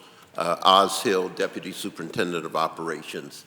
I'll take the latter part of the question first. We have amassed experience recently in combining or co-locating school communities. Specifically, we did that as we went through the renovation process with Frankfort High School, taking that 9th grade class and putting it into Clemente for a 2-year period. Through that process, we understood how to segregate the student bodies. We created separate entrances and egress points, and then went through the process of branding the areas of the school where they would be. So we've amassed that information in terms of how to do it right. When we look at the co-locations, we went and we took, as Dr. Watlington shared previously, that quantitative data as well as the qualitative data, and then that was combined with the themes. And once we looked at all of that mass of data, we came up with the recommendations regarding co-locations. I mean, yes, but then you have to come up with a plan for every one of these other co-location recommendations. Do you have a timeline on when you're going to be able to give do you have a sense of what that would look like, a skeleton, a draft of what a co-location for Building 21 and Martin Luther King High School would look like, or is just a recommendation out of the air right now? Certainly, we have established a timeline, a general timeline based on the school year / fiscal year when the co-locations will take place. What we also have, which becomes critically important, is a planning year for 2026 and 2027. And I want to emphasize that the lived experiences, the detailed planning, the nuances of the students, faculty, staff, and family members that have been in these schools for years becomes important. And so we need that input to really finalize all of the detailed planning required to do this well. And in the spirit of nothing for us without us, Councilmember Dr. Phillips, we've not pulled any schools together for a formal conversation about that because, one, we don't want to get ahead of the Board of Education, and we'll need to get some final approved recommendations before we'll do that. And then we'll have a runway of not less than a full year to bring up all those folks together, just as the Colonel said. I have a question regarding, finish, Dr. Phillips? Yes, I am. Thank you. I have a question regarding, so we're going to do a $2.8 billion investment, right? And we know how we got here because historically we have old buildings, right? So the question is, in the spirit of deferred maintenance and keeping our facilities in the best conditions, just give me for the record the number of plumbers, electricians, painters, the team that will be making sure that this investment is an investment worthwhile for the long haul. So the next generation will be sitting here and saying, we got to close schools down because we didn't invest and making sure the maintenance and upkeep of the buildings remain high quality over the next 25, 30, 40, 50 years? And then also, who will be responsible for, and this is a lot of development, now this is my wheelhouse, who's going to be making sure that projects stay on time, under budget, right? And making sure the implementation and contract management all benefits the district. I will be ultimately responsible for making sure that projects are completed on time and on budget, just as those 4 new schools were built on time, on budget under Colonel Hill's leadership over the past 4 years or so. And I'll ask him to speak to your question about the numbers of plumbers, electricians, et cetera. Sir, would like to suggest that we take that as a homework assignment so that I give you accurate detail. Thank you. Just please report to the chair the information. He'll make sure we'll disseminate to members of council. And then also, the role of the trades. Give me an idea of the role of the building trades will play in terms of, you got 8 abandoned properties that will be transferred to council, and then you also have a proposal of 20 new properties and their role in terms of facilitating this process moving forward. There's been some thoughtful conversations and interactions around career technical education and building trades, and I'm going to ask Ms. Landau, our senior advisor for strategy in the school district, if she'll talk about that strategy in particular. Thank you. Thank you, Claire Landau, Senior Advisor for Strategic Planning. Thank you, Council President. We have in our strategic plan work happening on our career and technical education programming in particular, and enhancing that and working with our trades to make sure that there are more opportunities for partnerships and growing all of our career and technical education opportunities. And that is certainly going to be part of what we're looking at in how we think about the career and technical education. So we partner with, let's say, it's not my district, but it always boggled my mind. You have Youth Build, is a high school where young people build houses, and it just boggled my mind. Is there a pipeline between such a program with the trades and the work that they're doing with the school district? Has something like that been explored, or what would this look like in terms of pathways for our young people?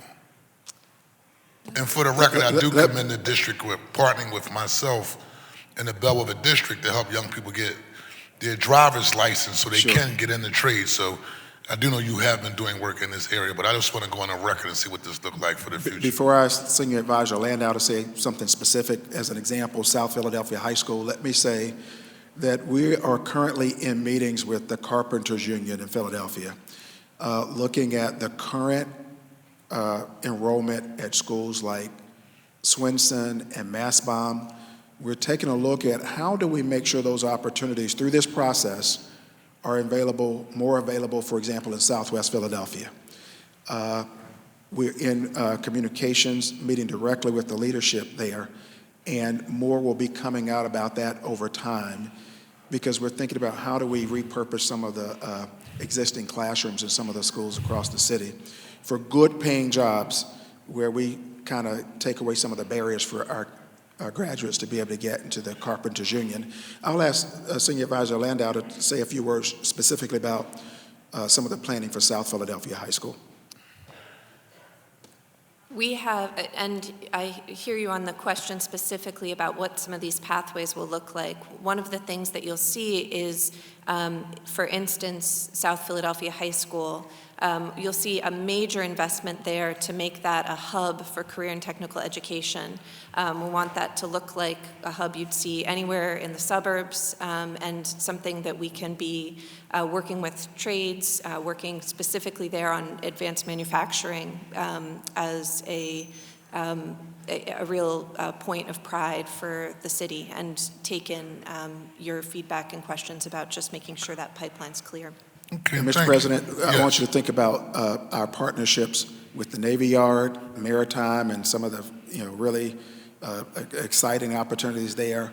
We're in communication with Penn Medicine in terms of not just getting some programming in some of the schools in West Philadelphia, training kids to become certified nursing assistants, where you go to our schools and you learn to become a certified nursing assistant. Great opportunity, but we know that many of these individuals clean hospital beds every day, and then when they get sick, they can't afford to lay in the same beds that they clean every day. We're talking about those high-paying $50,000, $60,000, $70,000 jobs, many of which may not require a high school, it requires a high school diploma, but may not require a 2 or 4 year degree, but some kind of industry certification. Colonel, do you want to add anything to that? Yes, sir.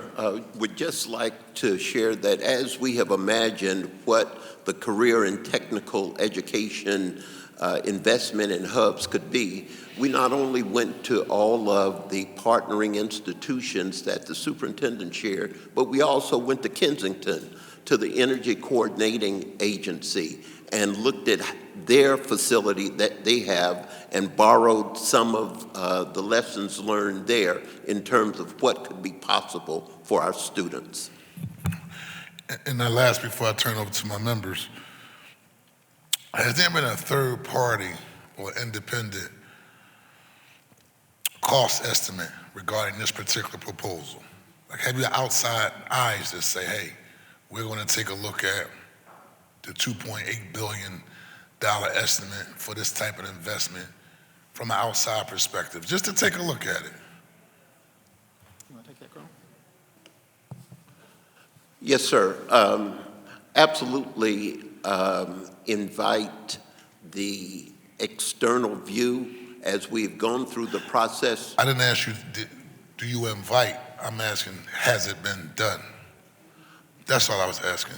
Yes, sir. We have had the benefit of objective external look at the budgeting associated with the investments that the plan proposes. What third-party firm or independent firm has that been?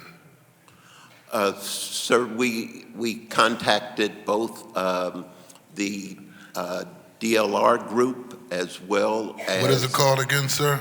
DLR group. They do a lot of construction and renovation in the K-12 space. Additionally, we stayed locally, and we also looked at the resources from the Aramark Engineering and Solutions Group in terms of their approach to our investments. So do we have contracts with these two companies? And Mr. President, let me be clear. We want to be clear. We actually put out a request for proposals, and we went through a competitive process. We didn't just go find somebody on the internet or call up somebody who's a friend of somebody in the district. We went through a competitive process, took it to the board so that we could get best-in-class support. So is RFP right now on the street now? No, we put the RFP out well early in the process. We can submit for the record how that was done and how we arrived at those. No, I'm okay with that part. Okay. I'm just saying, are we currently contracting with the two companies just mentioned that's doing a third-party independent cost estimate review? That's the question. Yes. Okay, that's all I just categorically, yes. Okay, that's all I have. We're in the second round. Chair recognizes Councilman Isaiah Thomas. Thank you, Council President. A couple quick questions. First of all, Council President, you were talking about co-locating. Frankfurt was used as an example. I just want to put on the record that Frankfurt, that's my folks. I went to Frankfurt High School. I know them well. We have a cooperative partnership with them as a former athletic director. They did kind of struggle with that transition. It wasn't like the easiest one. And then we also have the example of SLA and Ben Franklin, which is like another example of where we struggle with the initial co-location. Clearly things are doing better now in both examples, but I just wanted to put that out there on the record, and if I have time, I'm going to come back to co-locating. Council President spoke a little bit about who's going to do the work around the facilities. He talked about the 4 new schools that were built. Those 4 new schools were built in partnership with PIDC, right? 3 of them, yes, sir. And so when we look at this facilities plan, the modified version, the current version, clearly the daily maintenance is going to happen by the school district. In the plan, there's talks about building new buildings. Will the district build those buildings yourself, or do you plan to partner with somebody like PIDC to build new school buildings? Sir, that determination specifically hasn't been made at this point in time. However, I will share that the relationship with PIDC was instrumental and invaluable in meeting the construction demands of Amy at James Martin, Thomas Home, and Cassidy. Well, I'm going to defer to Council President when it comes to that stuff, because he's been phenomenal as a district council person as well as the council president when it comes to contracts, minority inclusion, diversity numbers, and things of that capacity. But I do support him in his effort to make sure that we hit those numbers. And I think it's important that we remain transparent as it relates to not just who's going to do the maintenance on a daily basis, looking forward to the numbers around plumbers and things of that capacity, but also when we put them RFPs out there, how will that process go and who's going to get those contracts? Because we do have an opportunity to make a lot of millionaires if we're going to spend this much money on school building facilities. And I want us to be very intentional to make sure that those dollars get reinvested in those same neighborhoods that we're fighting for right now. So I just want to put that out there. When it comes to coordination, based on the plan, if adopted as is, it will create 8 new school buildings. I'm wondering what has been the level of communication and coordination with the mayor, the admin, the mayor's office of education, and how much of a priority has it been communicating with the executive branch of government to get new buildings? Is it in the midst of your dialogue with them, have they communicated a sense of urgency around getting space for housing? Is it about, I don't know, one of the things I talked about was cutting down transportation costs, which is already at $120 million.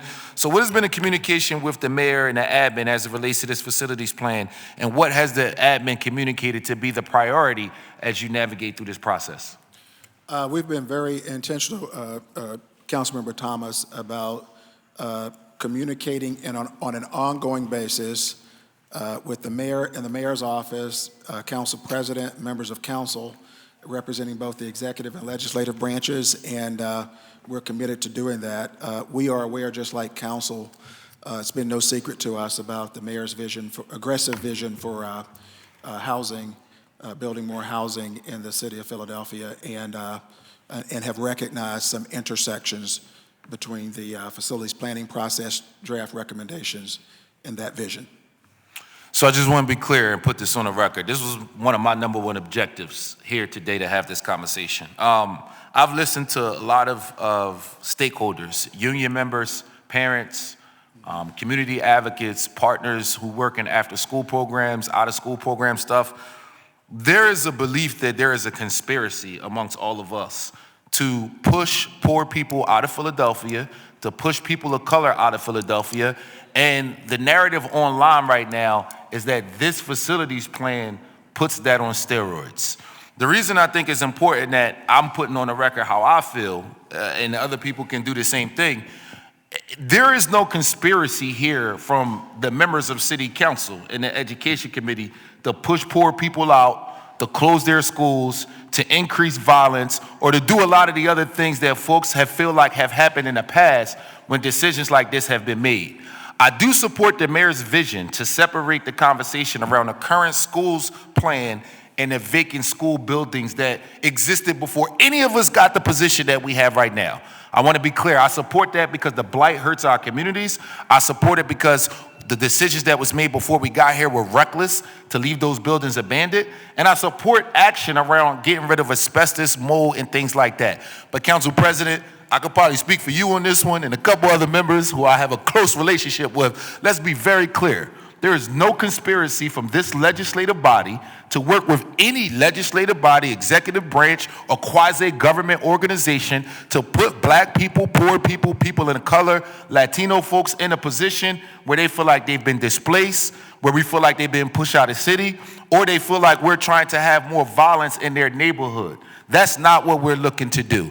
The goal of today's conversation is to make sure that there's clarity around how we got to this point, but more importantly, to allow input from constituents. So, Council President, I thank you for your leadership. And as I close out, I also want to put on the record that because of your leadership and us working together with district council members, today will not be the last time for people to come before this legislative body to tell us how they feel around this issue. So we're going to do our due diligence to make sure that we address this.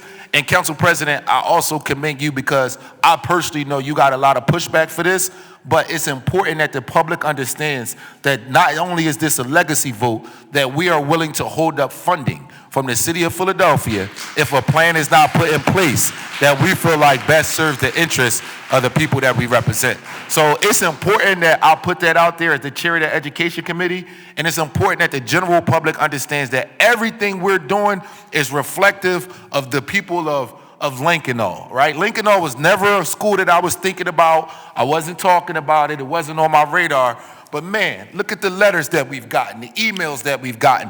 When we represent the people of Philadelphia, the package over there, Councilmember Lozada, when we represent the people of Philadelphia, we cannot ignore this type of outreach, this type of organizing effort, and this level of advocacy that's coming to district members as well as members in leadership that's pretty much begging us not to ruin their lives. They're not saying don't keep my school open. They're saying keep my child alive. They're saying please don't ruin our community and our neighborhood. And I want to be clear that that is the focus of this legislative body. Thank you, Council President. Thank you, Chairman Thomas. Councilman Jamie Gauthier, then Councilmember Jim Hardy. Well, y'all just showed up, so. Jamie Gauthier, Jim Hardy, and then also Member Young. Point of information, Councilman Ketty Lozada.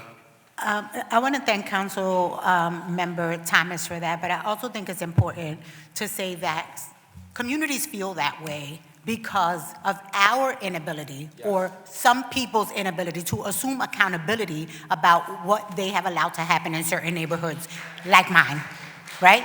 And so we have to be able to respond to the fact that we have caused government-inflicted trauma in certain neighborhoods like the 7th Councilmatic District, and we are here, our schools in the 7th Councilmatic District are where we are today because we have not been able to respond to the social detriments that are occurring on the outside of those buildings, and that's the fact. So if people feel that there's a conspiracy, it is because they are watching what we're doing. They are watching what we are allowing in their neighborhoods, and they feel that way. So it is our responsibility to assume accountability first and be transparent. That's why transparency is so important, because there cannot be any room for people that have been disinvested in for so many years to feel like we are not allowing this to happen because we don't want them in those neighborhoods. Chair recognizes Councilman Jamie Gauthier, then Member Hardy, then Member Young. Thank you, Council President. For this round, I'd like to examine your closure recommendation for Motivation High School. Motivation High School's building condition is fair. Its program alignment by your own data is fair. Academically, it is a school that performs well. The primary issue that you identified is utilization, which is listed at 15%. However, 300 KIPP students occupy the building that also includes Motivation High, and that seems to have been excluded from your calculation. So first, will the district revise the utilization formula to accurately reflect full building occupancy? And if not, why should council have confidence that your utilization scores were applied factually and rigorously across any of the closure recommendations that you've put forward? Lastly, if vulnerability scores are not what's driving this closure recommendation, if the building condition is not what's driving this closure recommendation, if program alignment is not what's driving this closure recommendation, and your utilization metrics contain errors, I need you to tell us what variables actually are driving these recommendations, especially because especially because your recommendation is that Motivation moves to Bartram's, which deserves investment, but currently has a much worse building condition. So I would like for you to explain this recommendation that no one in the school community or the broader community understands. And then before you answer, I have a very quick point of information that I want to get on the record because we keep skirting past it. The council president noted in his opening comments that there's a disproportionate impact on Black and brown neighborhoods, and that 68% of the students in these schools that you're recommending for closure are Black or brown. You keep countering that and saying that that's inevitable because 51% of the students in the district are Black and brown. There is almost a 20% difference between the 51% number that you are given and the 68% impact that is in your plan, and it's not something that should be skirted over. So after you answer the questions about motivation, I want you to tell us why that 20% disparity that is over and above the population of the district is okay with you. Thank you, Councilmember Gautier.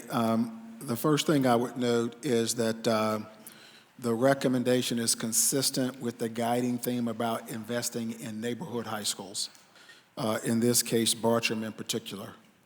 Number two, while we are aware that there is another school that operates inside of that school facility, we didn't include it in our building utilization numbers because as the district superintendent, I was hired, annually held accountable for performance of students in the district-operated schools. What happens, I think all 200,000 children in Philadelphia are all of our children. I just don't have oversight and accountability for all 200,000. I have direct oversight and accountability and an expectation to improve reading and math performance for those who are in district-operated schools. So everything I do, I focus on first my fiduciary and evaluation responsibility to improve outcomes for district-operated schools because that's who I have authority over. And accordingly,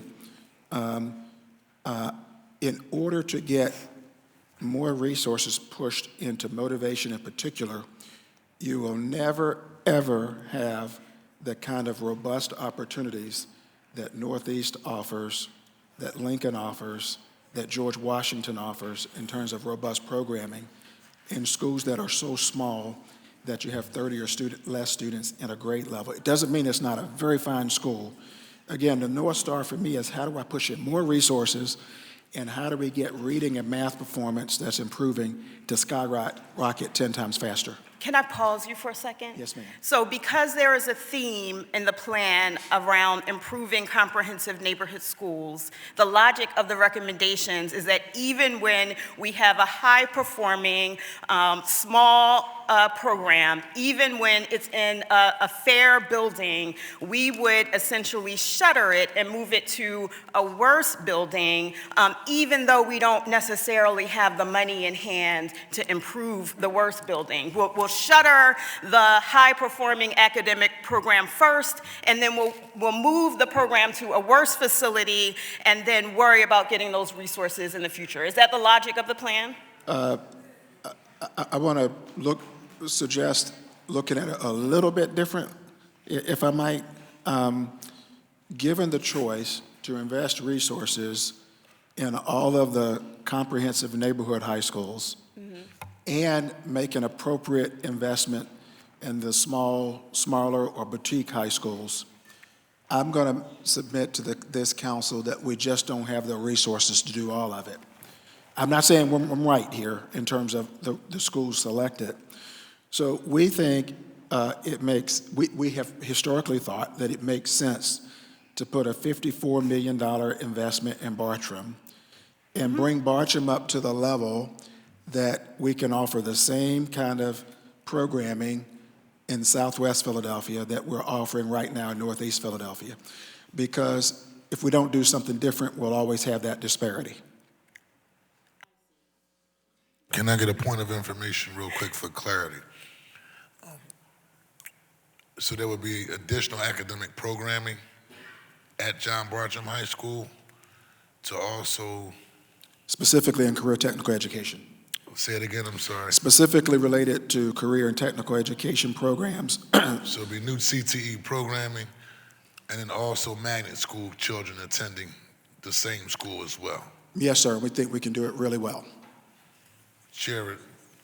That's how motivation started. It just sounds Representative backwards to me. Gautier. You shutter a well-performing school in the near to the present tense, and then move it to a school that deserves investment, but that you have not identified the investment for yet, that will come sometime, within the next decade, maybe. It just seems backwards to me. And then secondly, I would really like for you to specifically address the disparity issue, because there is a big difference between the 51% number that you're given and the 68% number in terms of the impact of the plan on Black and brown students.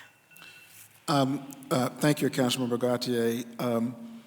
The reason I made the comment to the council president earlier is that because this is a majority Black and brown district, any way you slice the pie, any decisions that get made relative to, I believe, relative to changes in current school configurations will have some disproportionate impact, positive or negative, on Black and brown children.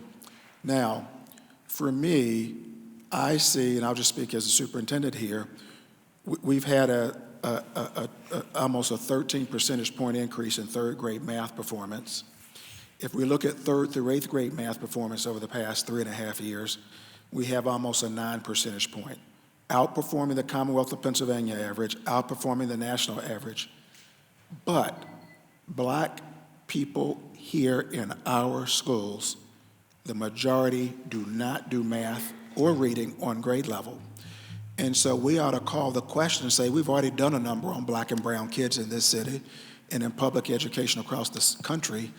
And that's why I'm so adamant, let's do something different. Let's do less and go deeper so that we can really accelerate, because we've got teachers and leaders and students and others who are just ready to accelerate even more. I'm not saying I'm right, but that's the way I see the world. Respectfully, that does not answer the question. The population of the district is 51% Black and brown, according to your testimony. 51% African American.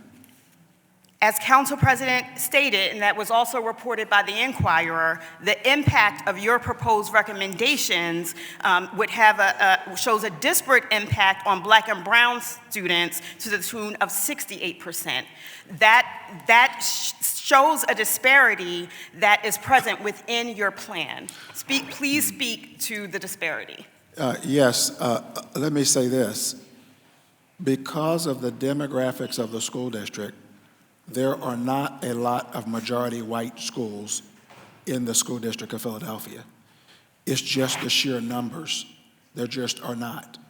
And when you look at the percentage of non-African American, non-Hispanic or Latino children, you just don't have that number of schools that you could go close.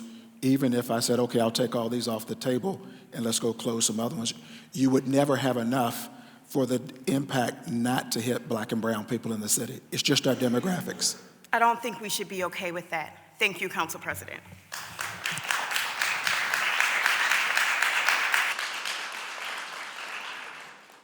Member Harity to Member Young. Thank you, Council President. And I apologize for having to leave. I had to go to a janaza for a friend of mine who passed. So I apologize if some of my questions may be repetitive. But, I'd like to start off by just saying that, as I said earlier, and as Councilwoman Gautier just brought up, that the schools are disproportionate in Black and brown neighborhoods where we're taking them away. And I would absolutely argue that is because of the school district's disinvestment in them schools. The fact that we have all this deferred maintenance that we put off to where it's now at a point where we could never actually do it. And it just goes to show you that, and I get it. When I first went up to the Senate with Senator Street and found out how they actually did school funding, it didn't take a rocket science to figure out why my schools in my neighborhood weren't like other schools. It's because it goes by real estate tax. And in a neighborhood like mine, where most people are on the homestead and are not paying real estate tax, they are not coming in. It just seems to me that they're the neighborhoods we always end up cutting from. But the fact of the matter is, we wouldn't have to cut if we would have invested in them in the first place. 7th District's where I live, but I went to Bartram. I wasn't smart enough to get in motivation, but I did go to Bartram Business, which is also another school that was cut years ago.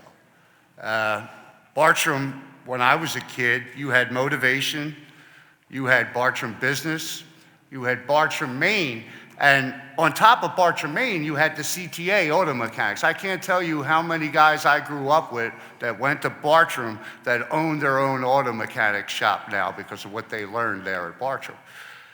So I'm glad we're trying to get some of that back. But for me, part of the reason that some of these schools are succeeding better than our other schools is because they're smaller.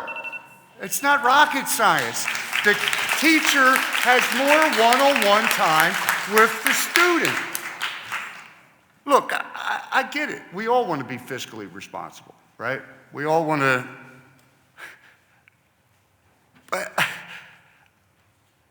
And again, maybe it's because I'm just a regular guy here, the union guy on council. Some of this stuff just doesn't get to me. Doesn't register sometimes. We keep cutting from these neighborhoods, and we see the direct result from it. We see crime. We see things of that nature. I just want us to think more about the actual kids, as we're saying. These kids, some of our kids can't go to other schools. That's life. That's reality in the city of Philadelphia. Our kids can't go from one neighbor to another because of stupid old beefs that are out there. And I get that. But that ain't our kids' faults. We got to protect our kids, whatever way we can. And Bartram Motivation, that's a school that did so much good for so many kids. My sister went to Bartram Motivation. She also got to go to college because she went to Bartram Motivation. You understand that for me, that's the way to get out, is through the education. And we just need to think long and hard. I get that we need to make sure that the schools are, but like we said, some of these schools are foundational. They are legacy in the city of Philadelphia. And I know I didn't even ask the question yet. So just in frustrations, because this is what's coming to us. These are questions like, we're not bringing this stuff out of the air. So some of the schools have mentioned that changes in administration policies and requirements for reasons of decreased enrollment. Can you talk about how the school district administration process, the lottery, changed over the last few years, and why these changes implemented, and why were these changes implemented, and what goals do they aim to accomplish? Because as far as I can see, what it's aiming to accomplish is closing some of our good schools. May I speak to that, Mr. Chairman? Mr. President? Absolutely, Dr. Wallington. Relative to Councilmember Gautier's question and yours, Councilmember Harity, the lottery was designed to give more children choice opportunity and to make sure it's as equitable as possible. Second thing I want to just note, Dr. Clayton and I used to talk about how when she was superintendent in the early 80s, there was like 230, 40,000 children in district-operated schools, fourth largest in the country. Let me tell you what's happened. In addition to the historic underfunding, if you look at our enrollment in this city, there were 200,000 public school children in Philadelphia a decade ago, about the time that Bill Hite came here. Guess what? there's still just about 200,000 public school children. Public school population isn't shrinking very large at a very high volume. What's happening in Philadelphia is different than New York, it's different than Chicago, it's different than Los Angeles, and it's somewhat different from Miami, some of the other bigger school districts. What we're experiencing is kids over time leaving district-operated schools to go to publicly funded charter schools. And I never get into debate about one or the other, but I was hired by the Board of Education to move the needle in district-operated schools, and so that's why I'm focused there. The second thing, when we talk about the impact on Black and brown students, I will also tell you that one of the other things that Dr. Clayton and I used to talk about is in the school district of Philadelphia at present, or before her death, we weren't experiencing a white flight. What we're experiencing is a Black flight issue. Black kids leaving the school district. So really, our plan is to grow that Black enrollment by improving outcomes, because if I'm a parent, I'm gonna say, look, tell me who's getting the best reading and math performance, who's graduating these kids ready to go to the University of Pennsylvania, like the council president, and then to Harvard, and I say, I'm gonna send my kids with who's getting the best result. And I would encourage kids to do that. That's why we're so focused on improving those district-operated schools, because we have responsibility for improving outcomes. Anyway, Senior Advisor Landau can walk you through an example, Blankenburg School, for example, if she would just say a quick word about what that looks like at Blankenburg. Yes, thank you. So we certainly see an alignment between the number of charters that are in a certain area and the number of vacant seats that we see. I believe so for a good example would be Blankenburg, where right now there are 150 students that are from the catchment going to Blankenburg. There's 543 in the same catchment that are going to charters.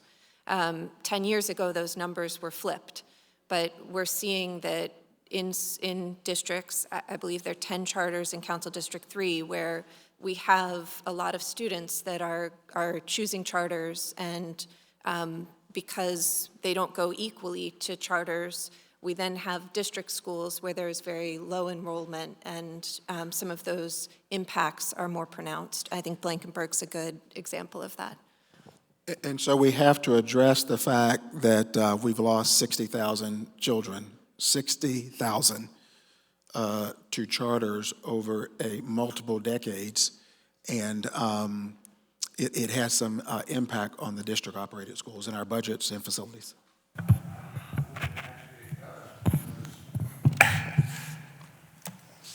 You And said it charters do yourself, not outperform parents want to districts. send their kids to schools where the math and grades are up, where kids are going. I would say that the fact that more people want to send their kids to charter school rather than public school, I think we should learn from that and ask, why is that? Well, I can tell you why, because they're safer on most counts and they have a better education. May I just say we've looked at the data. I'm not saying, listen, I'm not saying it.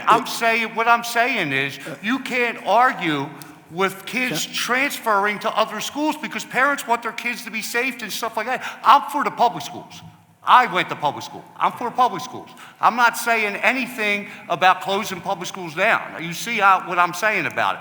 What I'm saying is we should change the way we're educating our kids if the kids don't want to go to those schools. If we're not getting the numbers, it's because of the education. That's what you just said yourself. So if I may, Mr. President, Not the schools that they're talking, I'm not talking about. The chair recognizes Dr. Tony Wellington. Mr. President, for the record, I do want to note in the record that I personally have not seen a report that in the aggregate, I've heard people say it, but I've not seen a verified report that charter schools are safer than district-operated schools. I've not seen that in evidence. Second, I can tell you that the multiple years of investment in charter schools do not get better academic results than district-operated schools. I can tell you, in fact, in the aggregate, the top quartile, we've looked at the data very deeply, the top quartile of district-operated schools, our data suggests outperform the top quartile of charter schools in Philadelphia. And I'm not anti-charter because I believe in choice, appropriate choice with accountability, because I came from that experience in my previous job. And number three, when you look at when our children graduate from district schools and charter schools, Mr. President, if you look at who persists in that second year of college beyond the first year, district-operated graduates have a higher persistence rate. Don't take my word for it. We'll submit it on the record. But the way we know this is through the clearinghouse data that comes out every year. Anyway, yeah. Right. Kids, because if kids are jumping ship, I think what they he's used to be saying- in public school, now they're switching over to charter school. Why? I think we're turning that tide, though, Councilmember Harity, and that we were really pleased to see last year, for the first time in a decade, with the support of some very fine principals and school leaders in partnership with unions and others. I see Dr. Robin Cooper over there and, with the CASA union.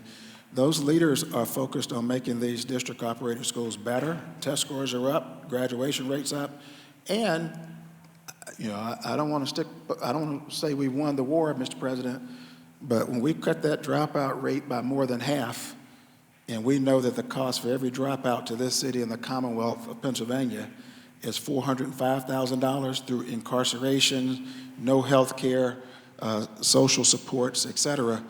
I would say the district-operated schools are doing some phenomenal work. In fact, we're among the most improved big cities in the nation, and I just think we've got to tell that story. But thank you for the feedback. Yes, sir. I hope that's the case, because I would Member like Harrod. to get the kids back to public school. Can you speak in the microphone, Member Sorry, Harrity? I thought my voice was carried. I hope that's the case, because all I'm trying to get at is, how do we get those kids back? How do we make them feel like they want? Instead of cutting their schools, we're going to close schools because we lost kids to public school, to charter schools. I want to know why we lost them, so we can get them back into our public schools so we don't have to close public schools. And part of the stuff that I was getting in my office is what I was saying was that they say that some of the policies on how the kids are picked and how they get to go to that school is what is holding them up. They had more kids the old way, is what I was told. That was all I was getting at. All I want to do is keep the kids we got and keep our schools. Thank you, sir. That's our chairman of labor over there. You see all them PFT folks out there, CASA and all that. So, but thank you very much, Member Hardy, your passion. We have three more, and then we're going to go into public comment. And so I want to acknowledge the presence of my majority leader, Councilman Kathleen Gilmore Richardson. Hello. So in the queue is Councilmember Jeffrey J. Young, then Councilmember Dr. Nina Ahmed, and then the majority leader will wrap us up, Councilmember Kathleen Gilmore Richardson.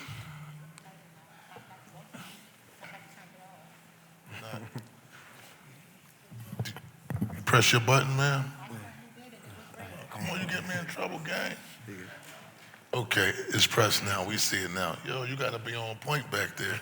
Councilmember Jeffrey J. Young. Thank you, Mr. President. I like to think that I'm a logical and practical person, but as I'm reviewing this plan, like it just a lot of things aren't connecting for me. So, just want to ask some questions based on how to connect, the rationale behind this. I know my colleagues alluded to, asking you all the rationale behind it, but just listen to the conversation. It seems like that smaller class sizes seem to be a bad thing, and I don't know why that seems to be a bad thing, right? I don't understand that. Like, do you get more attention? So let's, I just want to put that out there. I do not think smaller class sizes are a bad thing when you have that one-on-one attention. I mean, this plan has a lot to take in. particularly when you look at the effect that it has across the city. And I like, you guys, you give us information that's based on our council districts, but unfortunately, right, our council district lines don't match your catchment lines, right? And so I have folks who live in my council district but go to school in Ketsy's district and vice versa, right? So to kind of, you slice it up to try to make it individualized, but that doesn't really get the full story about how parents that go to Moffitt now have to send their kids to, Hackett, when Adair is in my district, which is actually closer, right? In a better school, might I add, right? So, right? So, and then we're closing. So there's another story about, we're not closing, comprehensive high schools, but they're closing Penn Treaty, right? Which is a comprehensive neighborhood high school, which those kids from Adair, right, would transition to go to, right? So they're closing their high school. They have no neighborhood school in that community once it's closed. Now, if I go to Adair, I gotta go to Kensington. Just think about it. I don't know who folks who came up with this plan, if they're from Philadelphia or had that idea in mind, but if you live in Fishtown, right, you got to send your kid to Kensington High School. That's something to really just think about, right? I really think we have to make sure that Philadelphians are taking a look at this plan. My question is, I know Councilmember Thomas alluded to this, right? We have some, closures of magnet schools that are middle schools, right? But then we have some expansion of others that are middle schools. And it looks like the ones that are being expanded, right, which is, great school, one of the best schools in the country, right? That's being expanded and that population is a primarily white population, right? And then you're closing other magnet middle schools. The magnet middle school I went to, Amy Northwest, I went there for 6th grade, right? Closing, right? Conwell, closing. Like you seem like, other magnet schools, if the idea is to, I'm trying to look back at the themes here, if it's to create more academic opportunities, it seems like you are taking away those academic opportunities for Black and brown kids in the city of Philadelphia, right? Because from going to these smaller magnet middle schools, I just think that, I can't wrap my head around why is this logical? Like, why is it logical? Why is it okay to have middle school for some, but not others? If your data says, right, you always say, our data says better, less transitions, this, that, and other. Why is it okay for this school, but not that school, right? And I'm just, show me what the data says about that. Like, why is it okay to expand Masterman, but to close Conwell, to close Amy Northwest? Like, why is that okay specifically? And I know my bell rang because I got a lot on my mind with this. The catchment lines. I would ask that you include community members and other stakeholders when deciding what these new catchment lines will look like. Because this has to be equitable in every facet possible. Because this is going to get beat down your throat. We are a city of neighborhoods. And although, right, you're closing a school that's in Ketsy's district. Councilmember Young, I'm sorry, it's just I receive it, and we have given you 3 additional minutes. I just ask that you wrap up with your question. I'm going to wrap up with a question. I feel like Councilmember Harity right now, right? Because there's just a lot going on here that does not make sense to me. Right, as someone, again, I think it's very practical and logical. So the question is, yes, how does closing Black and brown magnet schools provide the best opportunities for Philadelphia's children? Thank you, Councilmember Young. First, you referenced is school size a bad small class or school size a bad thing? And here's the bottom line, to the point answer. No, it's not a bad thing in well-resourced schools. When you have schools that are not well-resourced and that do not have very strong, stable populations, teaching population and staff populations over time, where you have turnover, what happens is you'll never be able to offer in those places that same quality of academic and extracurricular programs that we have at Northeast, George Washington, and Lincoln. You keep mentioning those schools. Those are large schools. So does closing those schools then, so the schools that you're closing, do they have issues with teacher retention? Do they have issues with providing all these things because if that's your rationale, then show us that is that's what's happening here. That's what's happening at Conwell and Amy Northwest and Parkway Northwest and Lincoln. These are great schools for our residents. If resources were not an issue, we could pump in the resources that will allow a small school to offer robust programming. I'm not just talking about algebra in the middle grades. You talk about foreign language, the best career technical education programs, but that's the problem we're solving for. Right or wrong, I'm not saying that my way of seeing the world as we look at the research is the right way, but that's the straight answer. Second, to your point about it looks like we're being hypocritical in the middle grades piece, I would just say in the criteria-based schools where there's a high demand, year over year, there are a lot more parents requesting these schools and saying, look, we want to go to these schools. So we say, hey, that makes sense. If we can make these 5 through 12 schools, like Carver, engineering, and science, if there's a high demand, put the resources there, because again, we're trying to grow the school district enrollment.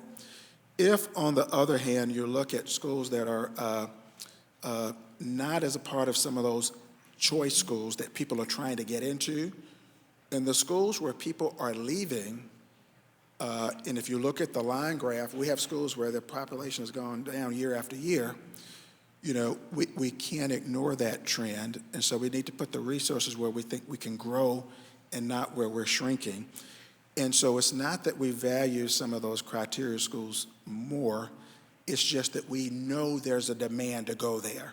Of course, it's the best school in the state. Who don't want to send their kid to Masterman, right? And we don't want, you're right, sir. And we don't want to divest in those other schools. We just need to run a different play because the play we're running isn't helping us to score. This play makes no sense. Understood. To be honest. Thank you. Thank you very much. Councilmember Young, are you good? I mean, ultimately, still, the question is, again, how does this plan ultimately, how does closing these black and brown magnet schools provide the best opportunities for Philadelphia's children, right? That's it. These are some of the best schools in the city. Why does closing some of the best schools in the city, how does closing some of the best schools in the city make our city's education better? We believe over time, we will give kids more and not less by pushing more high-quality academic extracurricular resources into less schools. Okay, thank you very much, Dr. Watlington. I'm just arriving, so I apologize for the delay. The chair now recognizes Councilmember Squilla, who I'm looking at, who's next in the queue. And then after that, based on presence in the hearing, I see Councilmember Ahmad, and then me, and then I'll defer to Councilmember Lozada. I'll go last, okay? So Councilmember Squilla, Councilmember Ahmad, Councilmember Lozada. Thank you. Thank you, Madam Chair. Thank you for being here, and I know this is a charged conversation, and when you're dealing with parents and children in schools, it's always a challenge, and I want to thank you because I know I gave you specifics on our concerns in my district, in the first district, and city challenges. But I'm going to be more general in these questions in that during the numbers that we see, the modernization of schools that have challenges, the number always is, if we get all the money we ask for, this is what we're doing. How are we prioritizing what schools get what? And how are we also prioritizing what schools that are in basic needs now, that have basic needs now being done? Thank you, Councilman Squilla. Let me just say two things. To Councilmember Young's point, thank you for the feedback, and I didn't answer your question directly, the last one. I apologize, sir. Yes, we want parent and community feedback on catchment areas. Councilman Musquilla, with regard to how we prioritize, if we don't get, is the spirit of your question, if we don't get the full $2.8 billion, how do we prioritize which schools get in the hopper and which get in line first? I'm going to ask Senior Advisor Landau to speak a little bit to that strategy. Thank you, Councilmember. The investments will be prioritized to ensure that schools where there is a recommendation and an impact through a closure or through a co-location, that investments get made in those schools that would be receiving schools to make sure that all of what we are saying is true about making sure that students are going to schools with better facilities. Those will be where you see investments made first, prioritizing any school that's impacted by the plan. And then I think that's the most important first. And to add to that, Councilman Musquilla, the reason why we didn't just pull up and say, okay, with $2.8 billion, we'll do all these projects. With only $1 billion, we'll do these projects, is because we believe that $2.8 billion is a responsible number in a city that's the 6th largest city, and in a state that is the 5th largest state in the nation based on population. Surely we can find $2.8 billion to invest in public education in the nation's 6th largest city. Fantastic birthplace of democracy. Nobody's arguing that we need $2.8 billion as part of the plan. But when you put a whole plan process out there together and then people are reaching out, we see that certain schools are going to get maybe added facilities, expanded schoolrooms, a new gym, a new lunchroom. And then we have some schools that are falling apart now that need immediate care. How do we know that the schools that aren't being touched, the ones who aren't being either changed or middle school to a grade school, how do we know that they're going to be addressed too? Because we're going to end up in the same position that we're in now, trying to fix all the schools that aren't getting any attention. You're addressing the schools that I think are changing, which may make some of those changes easier, even though it isn't from what we hear.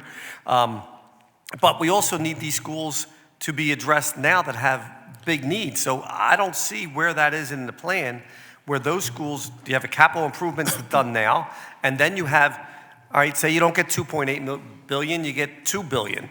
So you do half of everything in every school? I mean, I don't know what that plan is. It's just it makes it difficult for us to tell our constituents are saying, we don't see anything getting done to our school. And I say, well, it says if we get more money, you're getting this. Thank you. What you're asking is very clear. I'd like to ask Deputy Superintendent Hill to speak to both of those questions. Thank you very much for the question, sir.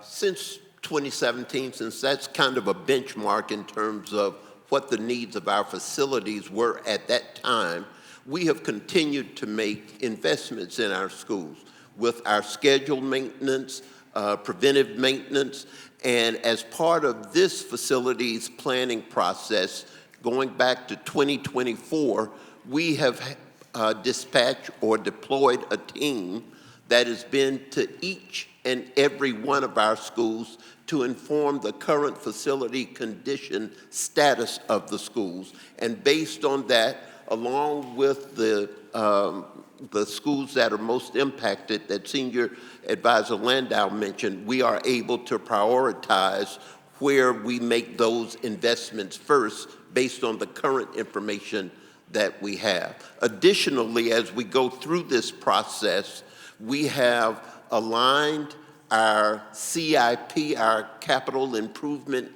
program investments with the proposals, and we will continue our ongoing maintenance investments as required to keep these facilities warm and welcoming.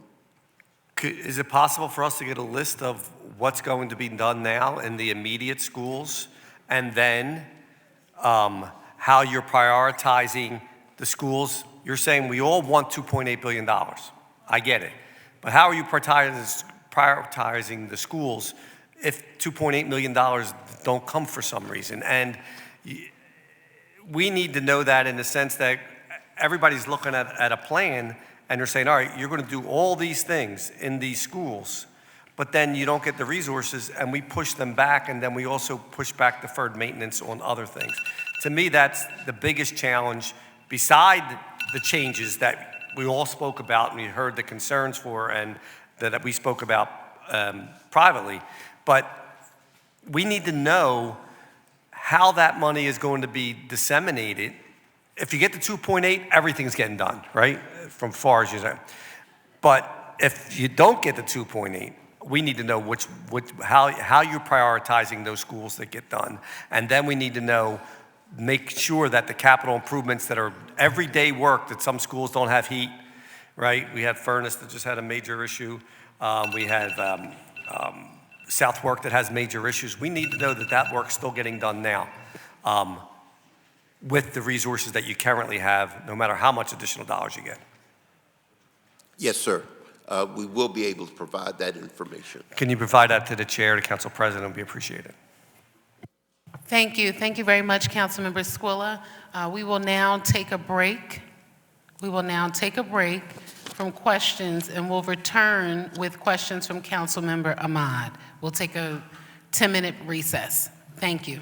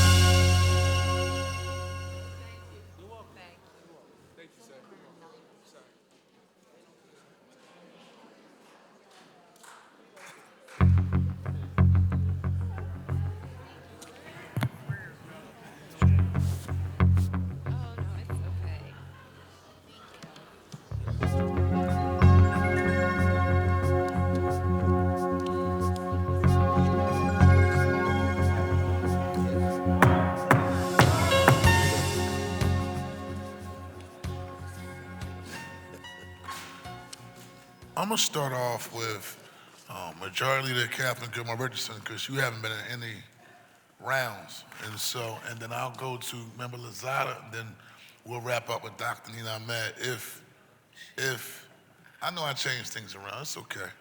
If we don't see Councilmember Squilla, if you can hear me, Squilla, come on, because you're queued up.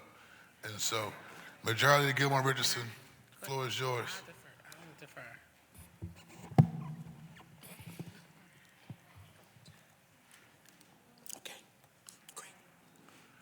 The chair recognizes Majority Leader Catherine Gilmore Richardson. Okay, thank you, Council President. Thank you very much.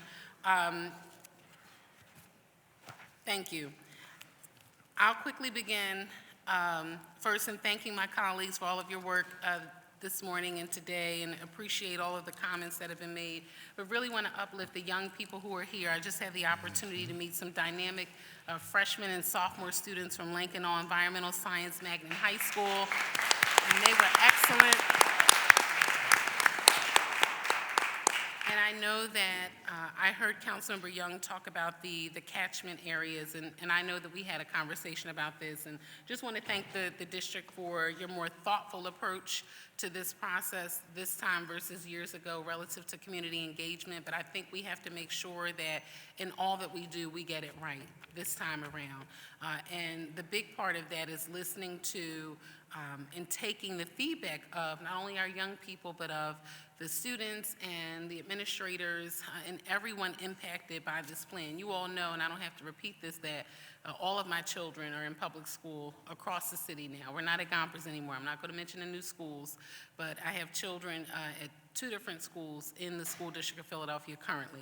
So even back to when Dr. Height was here, I was talking to the district about the catchment areas and the boundaries that currently route families to school district of Philadelphia schools. And as a part of this conversation, I know you all have talked about this. You said that you're committed to researching best practices nationwide and sharing findings around research for your analysis of the new catchment areas.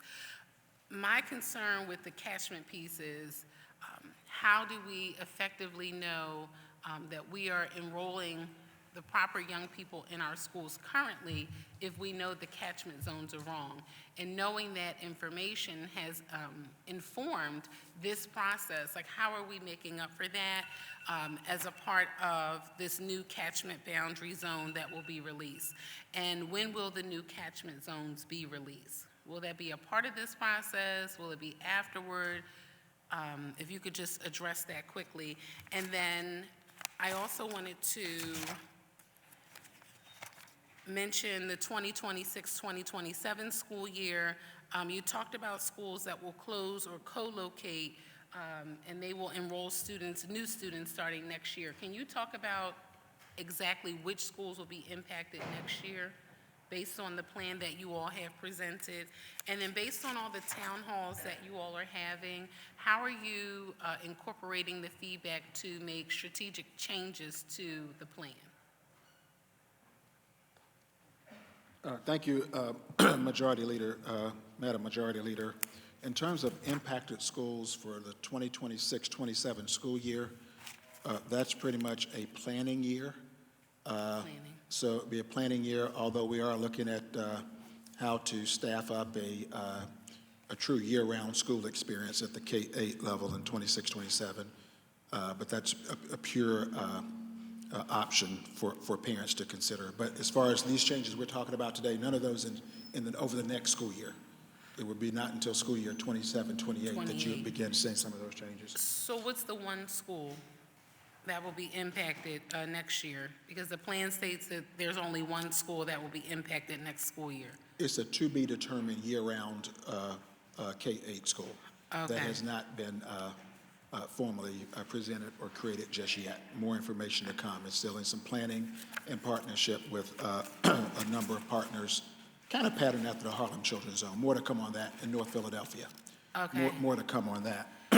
Number two, relative to the catchment areas, as we shared with Councilmember Young, we absolutely welcome parent feedback around catchment areas. Unlike the U.S. Census that's done every 10 years because the population shifts to figure out how to draw the lines, we're not trying to draw the lines just based on population. We're thinking about how do we best push in the most high-quality academic and extracurricular resources across all areas of the city, every zip code and every neighborhood, and how might catchment areas best match up with that, considering all the feedback we've heard from parents so far. Okay, can you all commit to working with Google Maps this time? Because a part of the challenge you all stated previously, even when I worked on this issue back to Dr. Height, was that there was an issue with Google Maps. So as an example, when you go to the philasd.org website and you type in your address to find your local schools, it's powered by the Google Mapping service. So as a part of the redrawing of the catchment zones, can you work with Google Maps to ensure that it lines up correctly? As an example, if I type in my address today, we're routed to Gompers, which is a K-8 school, but also routed to Blankenberg for middle school, okay? And so, as an example now, under this plan, I think Blankenberg would be slated to close. And so, if you could work with Google Mapping services as you redraw the catchment zones, I think that would be helpful. And I wanted to mention one last thing relative to, and I heard other colleagues bring this up, cultural differences in student populations. You all know that I had the great fortune of working at a number of schools. I started off as a substitute teacher, but my longest assignment was at Overbrook High School, and I love Overbrook High School so much, and I think their current principal is doing a fantastic job.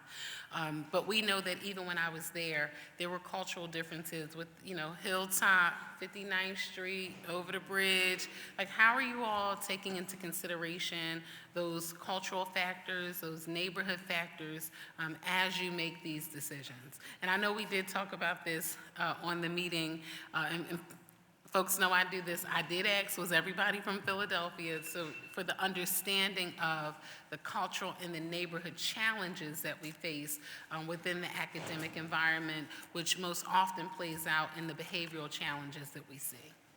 Sure, there's been a number of feedback opportunities, not limited to just the virtual and in-person meetings with the 20 impacted schools. We've heard very clearly that feedback about the reluctance to move across neighborhoods. We've been doing that listening even before we got to this phase of the facilities plan, so we're paying very close attention to it. We've got a lot of survey data related to that as well, which we can make public. Madam Majority Leader, may I also say that as we look at the catchment areas and this whole plan, also, I do want to note for the record, Mr. President, also that this plan aspires, when there has to be a school closure or relocation, to put students in what is currently a better school facility or will be a better school facility based on the investments that we've embedded in the plan. And I also want to have on the record 90% of the children in the current proposed 20 school closure recommendations would be assigned to schools that have better reading and or math performance, not worse. Okay, I'll submit the additional questions that I have. I have about 36 other questions that I'll submit for the record, but I just wanted to, and I apologize, but I'll submit them for a written response to our council president and for dissemination to all members of council. But I just wanted to put on the record that 2 of those questions relate to city services being co-located at school buildings that still have underutilization scores, and also building conveyance relative not only to the city, but to others, how those sales will be negotiated, the timeline for conveyance for each of those properties, and how the proceeds will be reinvested relative to modernization of all the remaining facilities, and also the timeline for the redevelopment of those facilities. I think one important thing that's getting lost in this conversation is that we need to talk about, and we need you all to explain to us, like in real layman's terms, where we are as a district. Like, what is the overall picture? What are you all seeking to solve for? And how will you take the feedback of families, of parents, of teachers, of administrators, of all the building maintenance workers, everybody that works to make all of this work each and every day? How are you taking school bus drivers, everybody? How are you taking that feedback into consideration based on what you know you have to do? You know you have a deficit. Can you explain what that means? Can you explain where we are financially? Can you explain what you are seeking to solve for and how we best get to where we need to be so that the school district can try to be in a position, in a circumstance where we are doing the very best for all of our young people? You got to explain where we are in layman's terms, plainly, so people can understand, and take into consideration their feedback. Because, I mean, some of the locations we know are being underutilized, but some of the locations we could co-locate city services there and help to bring the buildings back up to par. Other locations, we have good, thriving academic programs like Lincoln Hall. What can we do for students like, you know, specialty programs, environmental science, agriculture, those type of things that we don't have on a more regular basis across the district. So I'll submit the rest of my questions for the record, but I just wanted to put all that on the record based on what I know. 35 more questions she would like a response from, sir. 35. That's my majority leader. Would you like to make a brief response, sir? Yes, sir. Very briefly, Mr. President, Madam Majority Leader, the School District of Philadelphia is making significant progress at present, better than the Commonwealth of Pennsylvania average, better than any big city in the country in 8th grade math except Los Angeles. However, we also know that a majority of our students still do not perform at grade level or higher in reading and math.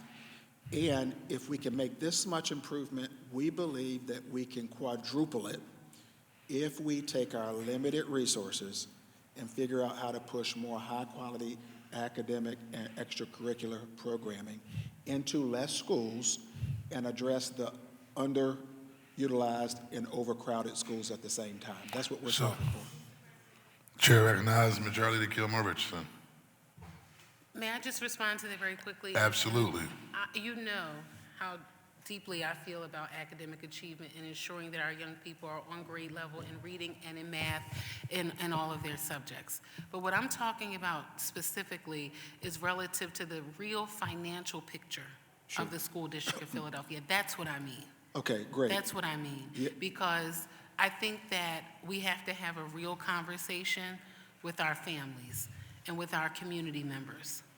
So academic achievement, that's for sure. That's why we're doing this, because we want to invest in our young people. But I think we have to have a real conversation. And what's happening? What are we solving for that we must do this and that we must go through this plan with all of these recommendations? What are you all seeking to solve for? And I get the academic achievement piece, but deficit. There's a deficit here. What are you solving for? And I think we owe families that response. May I have 60 seconds, Mr. President? Sure, sir. We are, in the School District of Philadelphia, balancing our budget annually, and we still have a structural deficit. We have a $300 million structural deficit that was here in 2022. A structural deficit means that beginning next year and thereafter, our expenses will outpace the revenue that we have unless we get to constitutional level funding faster. We're being good stewards of the dollars. We have best investment grade credit rating. We have clean year-over-year audits. The bond markets have upgraded our credit rating every year over the past 3 years. They've upgraded our credit outlook from stable to positive, even though they know we have a structural deficit in the future years. Now, in order to attack that future deficit, 3 things have to happen. One, we have to get more funding. And it's going to take time for a historically underfunded school district for the Commonwealth of Pennsylvania to catch up to where we need to be. Number 2, we've got to do some things to tighten our belt too. And part of that is we can no longer afford to kick the can down the road and operate schools that have a lot of space and very few children in there. We got about a 35% non-utilized rate across the district. And number 3, as we do this work, We've got to keep families and children right in front of us. Talk to them, don't surprise them, tell them the truth, be transparent, hear their feedback, and incorporate the feedback all along the way. You're welcome. Thank you, Council President. Thank you for your commitment to putting families first. You're welcome. The chair recognizes, and then we have to wrap up for public comment. The chair recognizes Councilmember Young, then Councilmember Lozada, then Dr. Nina Ahmed, and that's it. Public hearing. Thank you, Mr. President. I just want to, for the record, you just mentioned that you said 90% of the schools that are closed, the feeder schools essentially, will have better test scores. Can you provide us with the PSSA data of the receiving schools broken down? So for example, Ludlow is, those students are slated to go to 4 different schools: Kearney, Dunbar's, Spring Garden, and I believe one other. Could you give us the PSSA data for those schools as well, all those receiving schools? I think that'd be helpful for us to really take a look at it, see if that's in fact actually true or not, right?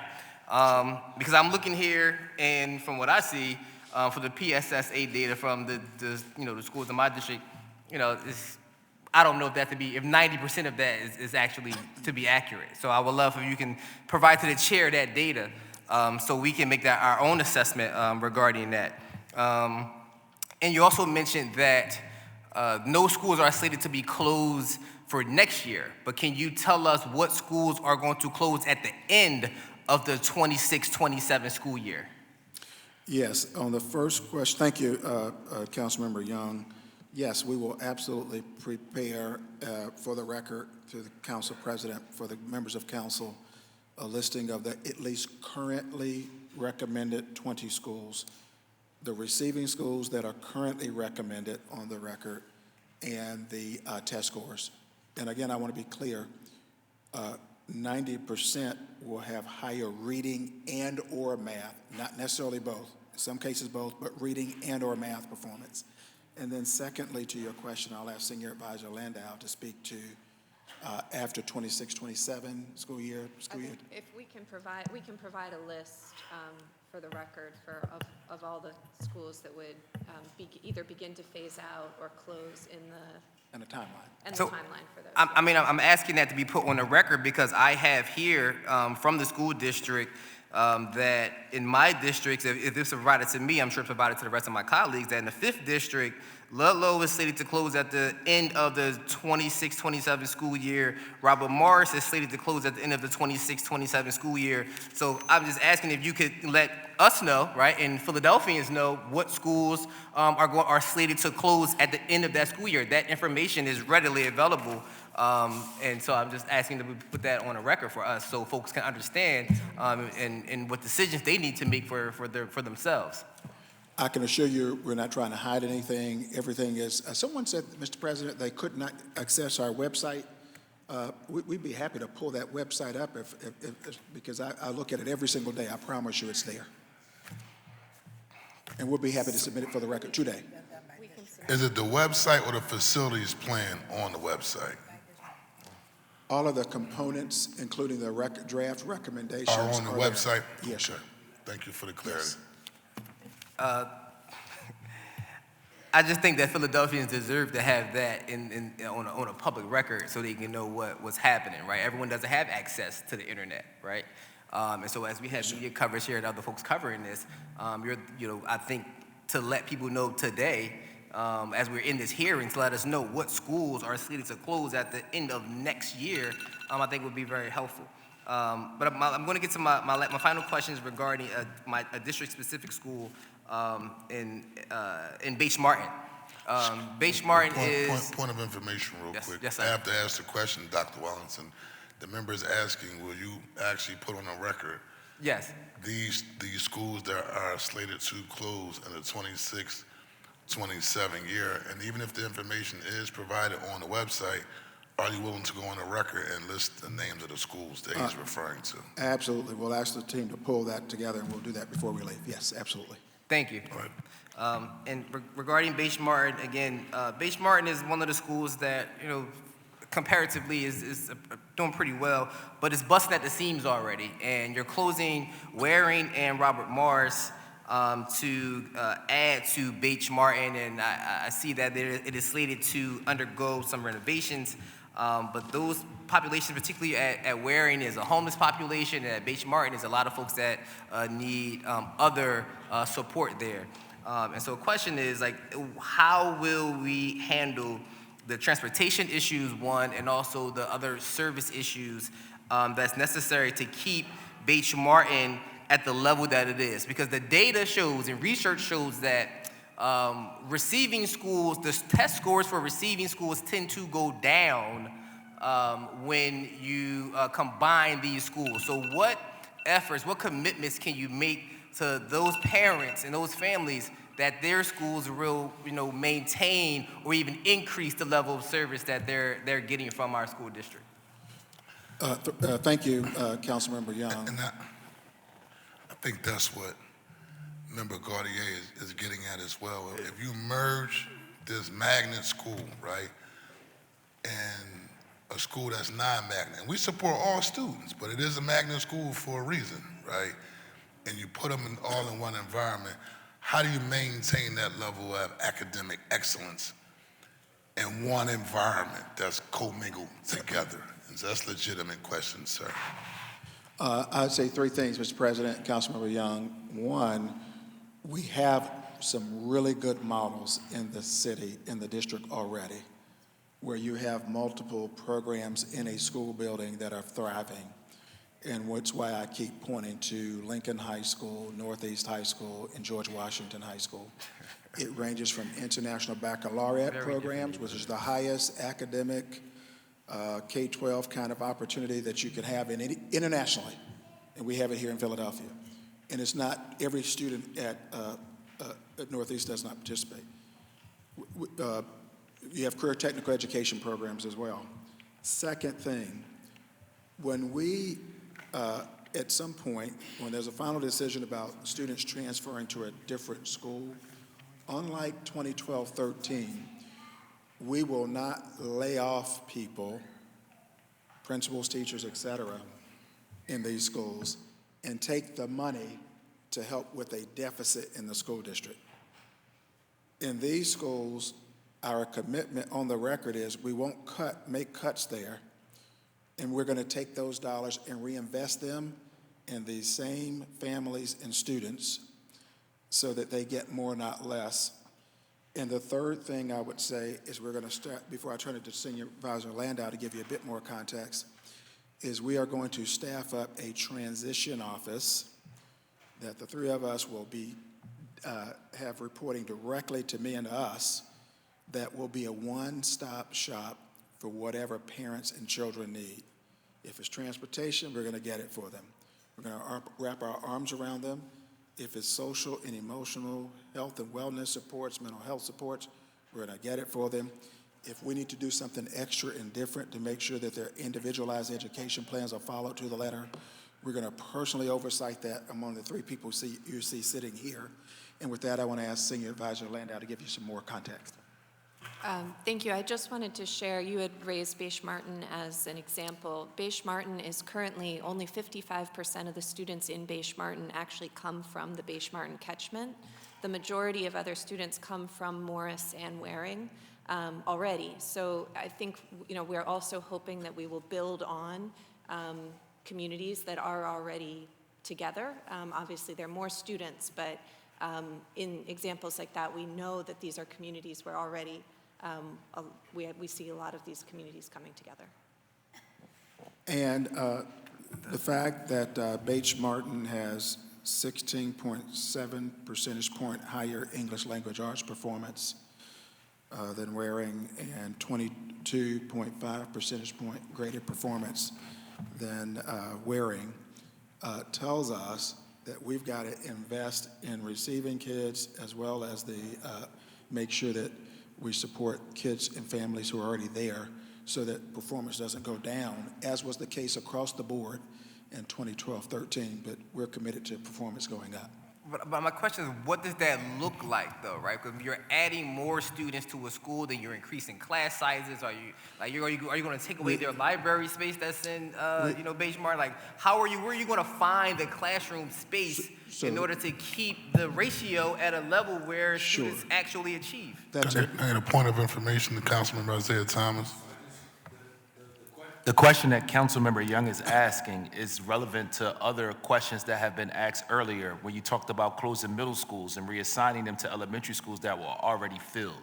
So I just want to make sure that in the midst of answering Councilmember Young's questions, because he gave a specific example, you're also providing context around earlier questions when we talked about middle schools opening and those students being reassigned to buildings that already don't have enough space for the people who are in the building right now. So I just wanted to make sure that that context was provided because of Councilmember Young's question. Thank you, Council President. To be clear, in some schools, Mr. President, we'll be proposing to add more space, and we built into the budget. In some places, not here. In this particular, at Beige Martin in particular, we'll have capacity and space to grow. Is that not right, Senior Advisor Landau? Beige Martin will be receiving an investment of approximately $59 million, which will include an addition, which will be specifically built both to enhance the building because there's considerable concerns at the Beige Martin facility now. You could build a new school for that. But then also to increase the capacity for the expected additional enrollment. And Councilmember Young, let me just also note, when we say that, class sizes in the school district of Philadelphia are governed by the collective bargaining agreement with the Philadelphia Federation of Teachers. I promise you, President Steinberg would not support, nor do we, going outside of those collective bargaining agreements. We're going to follow them to the letter. So that doesn't, so we won't go above and over those class sizes as part of this work. I mean, I just think even that bargain number is too high. I mean, that's just my personal opinion, right? Thank you, Member Young. Thank you, Mr. President. You're welcome, sir. Chair recognizes, y'all gonna get me, Councilwoman Lozada. Thank you, Council President. I just wanna, I wanna follow up on that topic. In the community meetings, we were told that the student-teacher ratio would be about 30 to 33 students. Is that correct? That is consistent with the collective bargaining agreement with the Philadelphia Federation of Teachers. I believe there's I see Dr. Dawson over there. Is that number correct? Is that our current? 30, 1 to 30 in K2 through 3. 30. And 33 for 1 to 33 in grades 4 through 12. Okay. Thank you, Dr. Dawson. In districts like mine, right, I'm not gonna speak for anybody else, but in districts like mine where a large number of students have an IEP, you know that those students require more hands-on, independent attention. And so putting the pressure on a teacher to handle 30 to 33 or 28 to 33 students that's a lot to ask for a teacher for, right? Especially when they just don't have an IEP, but they have all of these other social challenges that come with them and that they bring to school that their families have. And so I just want us to kind of think about what we're asking our teachers to do in these spaces. I will tell you, Councilmember Lozada, thank you for that feedback. I go into schools where I see class sizes that are extraordinarily small, 10, 11 students, and we absolutely, in the school district, can't operate efficiently as a school district where in some places the class size is just so small that I can't get a math teacher in there, I can't get a foreign language teacher in there. Some of it, we are self-inflicting our own wounds here. I understand that. I'm just saying, let's think about that. Everyone, it's no secret. I've always said that I am an advocate for education. I come from the Catholic school, world, right? My children went to private school. I'm blessed like that. Not everyone has that opportunity. And as we make these changes, we need to make sure that we are talking to those other school systems that are in place. Example, charter schools that are within a walking distance from our public schools that are closing. And, I have to say that I am a little bit disappointed in the fact that when it is convenient, we say charter schools are public schools. And when it's not convenient, we say we don't want to lose our kids to the charter school system, right? And so let's be very cautious of that. Some of our charter schools are a better option. That's just a reality. I'm going to use Memphis as an example, who is a few blocks away from where we are looking to make changes, and no one has had a conversation with Memphis about the possibilities of children potentially or families choosing a local charter school to go into. And so at what point do we think it is important to connect with our Catholic schools, our private schools, and our charter schools within a walking distance of those schools where that are going to be impacted, to say, we need you to care for our families and our children, and these are the possibilities? Thank you. Your point's well taken. When are we going to do that? Have we done that? And is that even being considered? I have not personally, as superintendent, since I've been here, my number one priority has been to improve reading performance, math performance, graduation rates, and get dropout rates down in the district-operated schools, because that's where I have control over the budget, that's where I have control over staffing, and so I've focused on what's in my locus of control. But I do agree with you that all 200,000 children in the city are our children. I think our overall goal needs to be better educating our children and opening up opportunities for them wherever it is that their families choose. Those children will receive the best academic journey, and wherever that space is that works best for them. And so I believe, and I'm going to request that in my district, I'm not going to speak for my colleagues, but in my district, I have some very responsible, very capable charter school providers and Catholic schools. I think that we should be concerned about all of our children and their education, not what system, right? If our system is not right, and until we get our system right, we need to look at the community around us to take care of our children. Thank you. Councilman Dr. Nina Ahmed. Council President, I just want to drill down a little bit on what some of my colleagues touched on, particularly Waring School, and the type of student population that goes to that school, and how we are making sure the feeder school that you're going to send them to, Beish Martin, is ready in multitude of ways. So the population at Waring right now is a high-needs population with many families experiencing homelessness. They also serve families from around the globe who come to CHOP for treatment, many of them severely ill, and there's a significant portion of the student population who receive special education services. So given all of that, and given that you're going to feed them, and this is being specific, devil is in the details, like what are we doing to make sure this population is well received, well integrated, and well taken care of? And I know this was echoed by many of my colleagues. And the second piece to that is, you mentioned about performance metrics, right? When you have a population like this, it's apples and oranges if you're going to compare to other schools in terms of what type of student population goes there. And if you're using that as a reason, including the low enrollment, I see that these classes here at Waring, at least one of the classes that I know about is called underutilized, has 19 students, and then in a second grade, 22 students. Those are optimal numbers for this type of population. So I would like to know, in your metrics that you have set severely underutilized, is it underutilized for the entire school, or are you going classroom by classroom and saying we don't have enough kids, the 33 kids per classroom, because we don't want 33 kids in a classroom, at least in my opinion.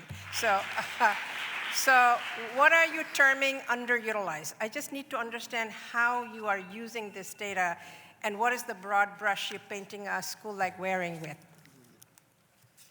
I'm going to ask Senior Advisor Landau to speak to what does underutilized really mean. So the term underutilized is about the size of the building and the number of students. So that really could mean that you have you have to look at the actual number of students, right? Because you might have a small building with a very small program, but it's well utilized because of the size of the building. Or you might have a huge building that looks really underutilized, but actually the program's not that small, it's just in a very, very large building. In the case of Waring, I do think it is important looking at classes. This Waring is a K through 8 school. You see, yes, at a high, they have a 7th grade class of 27 students, but they also have a 1st grade class of 10 students, a 3rd grade class of 9 students, a 4th grade class of 16 students. Those are very small numbers, and what we would propose doing, to the point that you raised earlier, Beige Martin does actually have a lot of specialized programs in it. It is a school that welcomes a lot of students with diverse needs. So, for instance, when we have a small school like Waring, we will be able to go to each and every family, whether they are there because of an IEP, because of any other, whether they opted into the school, and make sure that they understand the transition and can work with them on a specific transition plan into Beige Martin. So that will be the goal, is to make sure that each and every one of those students receives personal outreach and a personalized plan to make that transition. Thank you, and I know the superintendent referred to this, that there's going to be a special unit Transition for this office. transitional unit. Are you using behavioral health and mental health supports in that setup very specifically, particularly for a school like this, where not only the populations I mentioned, we have also asylum seekers who are at this school, right? So we have very diverse populations with very diverse needs, but every child is precious, so we need to make sure we're disaggregated in the type of services we are going to give them, whether they're in Beige Martin or they stay here, or whatever the case may be. Just wanted to make sure we're not losing people in this broad-based way of doing metrics around that. I'm concerned about that. Duly noted. Thank you, Councilmember Ahmad. Thank you very much. And last member of council, Rue, I know you just came back. Very brief question. We have to go straight into public comment. I promise. I'm going to start with a comment that for some of our schools that are doing well and the students are progressing, it's because they have small classes. And 33 should never, ever, ever be our standard. Thank you. The second thing is that I've gone on your facility, just to make sure I wasn't wrong, I've gone on your facilities plan online. He said he'll pull it up now. So Okay, y'all want to settle this let's do it right now. I played on, let's see, I played on the decision-making progress tab, and what I've seen when you look up a school is a conclusion as to what the conclusion of whatever metrics that you used and how you got there, but no data and no understanding of a process. So I tried.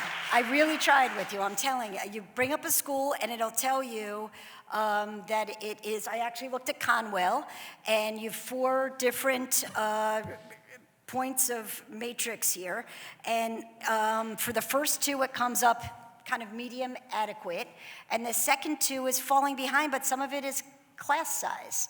Okay, what are we going to do? Why are we not, as a school, and by the way, I'm going to stop for a second. We absolutely need to invest in our facilities. I am very happy about this. I am the one person who said I want to put more money into this. I want this to happen, but when you've got a school like Conwell, who might be experiencing some neighborhood disruption, we invest in it. We recruit. We get the amazing principal out there with balloons saying, you gotta come to this school. That's what we do. We don't close it down. That's what we do. So I leave that.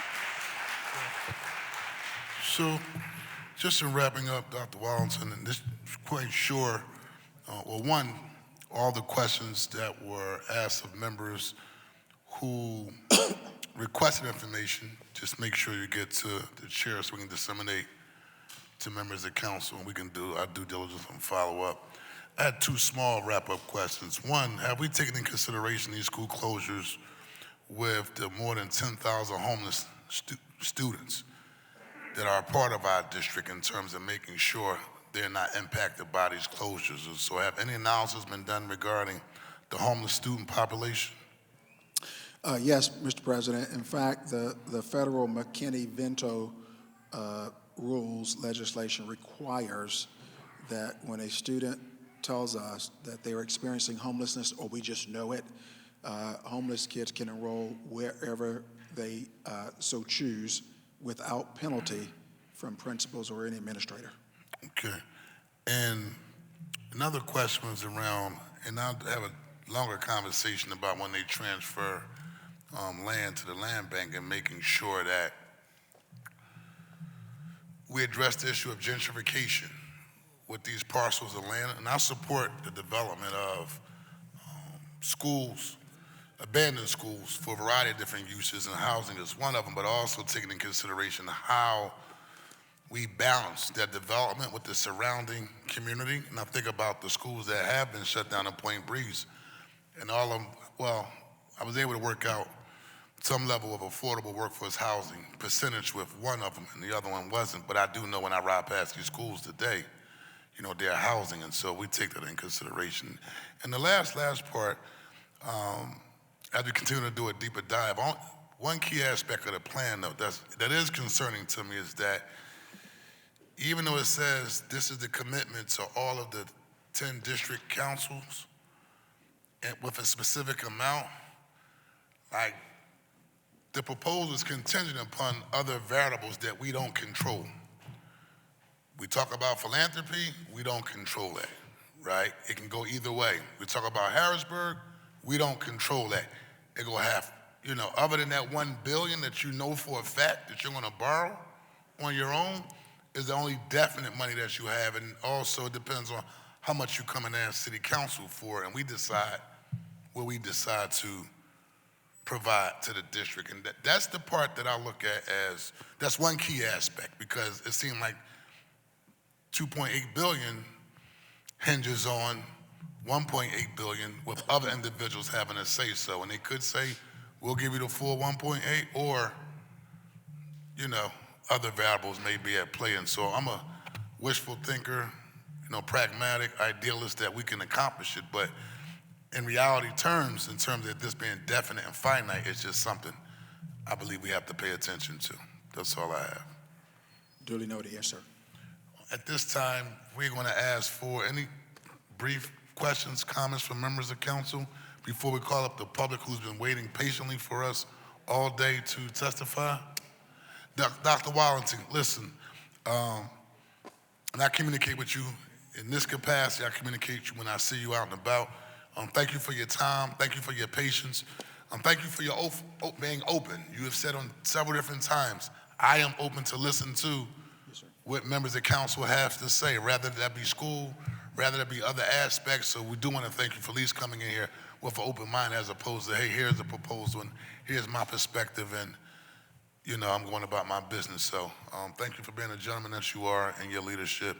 I tell you that privately, I tell you that publicly.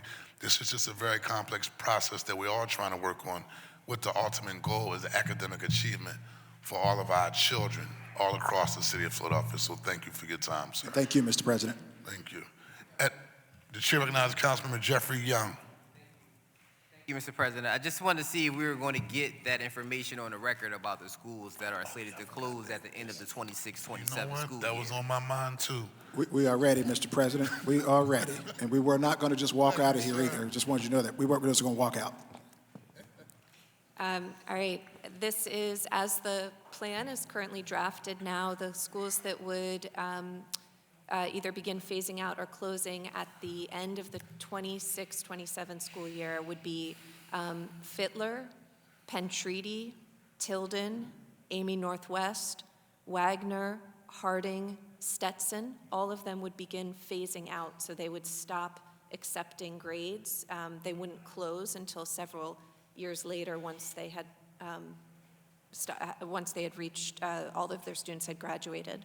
The schools that would close would be Blankenberg, Overbrook Elementary School, Ludlow, Morris, Pennypacker, Welsh, Conwell, Robeson, Motivation, Parkway West, Lankanaw, and Parkway Northwest. Mr. President, last thing I want to say Yes, sir. relative to retention is we are also looking at incentives that a model for folks in schools that would have phased closures so that they have an incentive to stay with those schools until they end before they transition to another school in the district. We want to keep everyone who's in good standing in this house and not have them to go to anywhere else because we value all of these very fine employees. See, I was trying to let y'all go, right? As we take our leave, sir. So Jim Hardy, chairman of Labor, talked about, and it's something you're gonna have to deal with. Like when the parents hear these schools that are gonna be closed and these types of changes, do they continue that exodus of going to an alternative school setting as opposed to staying? But I'm confident, believe in your leadership. I don't think you stuck around just for the sake of sticking around, because you could have put School District of Philadelphia on your resume and said, you know what, new mayor come in, I'm gonna go do something different. And so, looking forward to see, as we give you our feedback, what this looks like to try to keep as many kids in the system as possible so everybody can get a quality academic achievement, education. With that being said, thank you very much, sir. Thank you. Well, Mr. Christmas, you call the first panel during public comment, please. Yes. Would LaShawna Coleman and Robin Cooper please come forward?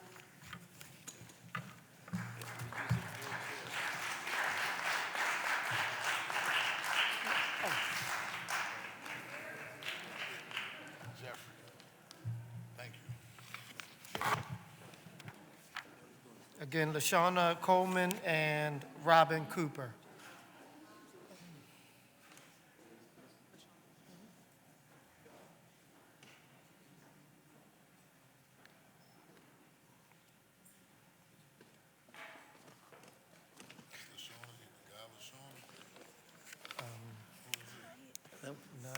What's your name, sir? Jerry Roseman. He didn't call you up yet, Mr. Roseman. He said LaShawna. I know. I abandoned the theater. Do you want? We didn't call you up yet, though. No, we didn't. He's the environmental Hold on, first of all, director do for we PFT. have LaShawna Coleman and Robin Cooper? I'm LaShawna Coleman. Okay, is Miss Robin Cooper here? Ma'am, did you want to take a seat at the, that's who we called? So we would, I know. sir. Can I? LaShawna is the head of the PFT. No, he's out of the PFT. That's what I had when he was PFT. You chief of staff, we met the other day. I Yes, know. and he's. Ma'am, would you, Miss LaShawna Cooper, could you state your position or the, any kind of entity? Chief of staff. Or chief of staff of the, I'm LaShawna Coleman. I'm the Chief of Staff and Chief Trustee of the Health and Welfare Fund at PFT. oh, beautiful. Okay, and Miss Robin Cooper, what about you? The Robin Cooper. Dr. Robin Cooper, President and Principal Officer of Teamsters Local 502 CASA. Thank you very much, ma'am, and welcome. Ms. LaShawna Coleman, please state your name for the record and begin with your testimony. Sure. LESHAWNA COLEMAN. Right? Okay. Okay. Good afternoon, Council President Johnson, Education Chair Thomas, and members of the Committee of the Whole. My name is LaShawna Coleman. I'm Chief of Staff and Chief Trustee of the Philadelphia Federation of Teachers Health and Welfare Fund. President Arthur Steinberg could not be here today due to an AFT Executive Committee meeting. The PFT represents more than 14,000 educators who work in the School District of Philadelphia. We are the exclusive bargaining agent for Philly Public School educators and are proud to be the foremost advocates for children's education, health, and wellness in the city of Philadelphia. We often remind the district that educators know the conditions of our schools' facilities inside and out. As the recent snowstorm and deep freeze have demonstrated, when our members experience and knowledge are ignored, students and families pay the price. No one who works for the school district knows the urgency of modernizing aging pipes, sewer systems, shoddy insulation, and heating and cooling systems more acutely than PFT members. Just ask those of us who have moved heaven and earth these last several weeks to distribute extra coats and scarves to students in 40-degree classrooms. A week ago, Stetson Middle School went virtual due to still freezing building conditions. Our members know that an ambitious plan for our facilities is overdue, but we also know that mass closures a decade ago did not result in meaningful cost savings to the district. Communities were vacant, abandoned, former school sites sit attracting illegal dumping and crime. Know that they are not better off. Our position remains, our schools need fixing and funding, not closure. Following a thorough review, the PFT has concluded that the district's 10-year Facilities Master Plan, or FMP, does not provide sufficient detail or data to inform binding decisions about school closures, co-location, or repurposing. We did not reach this conclusion in haste. We spent the past month poring over the $2.8 billion plan, checking assertions and claims against the experiences of our members who know these buildings best. The PFT is gravely concerned that the FMP will provoke distrust and anxiety among beloved established educators in schools designed for closure. It is imperative that execution of the plan does not spark an exodus of teachers and specialists to surrounding districts and exacerbate a crisis-level staffing shortage in Philly Public Schools. I am here today alongside Jerry Roseman, our environmental director, and a leading expert in the district's aging, historically toxic facilities. You will hear from him more detailed concerns about data, methodology, and transparency. Our members know that every dollar put into the district, whether from the state or federal government or local governments, is hard fought and deserved, because the PFT has been fighting for our schools' fair share funding since our founding. We know that hard decisions must be made to address student overcrowding in one school and empty floors and classrooms in another school, just as a few neighborhoods over. We know our students and staff facing poor and uncomfortable building conditions deserve immediate relief. But the FMP, as proposed, raises far more questions than have been answered since its release in January. The district must do better, show their work, and provide all data used to make determinations about targeted schools. Austerity and institutional discriminatory practices against Black and brown communities are why we are here today. But let's be clear, it's our union of educators, our students, and our families, and our neighbors who hold the solutions for a better future for our schools. Our union has a saying that resonates especially in long, under-resourced communities: nothing about us without us. For your convenience, we have transmitted our written testimony along with supplemental charts and data to the offices of every member. I'm happy to answer questions you have after Mr. Roseman shares our findings. Thank you.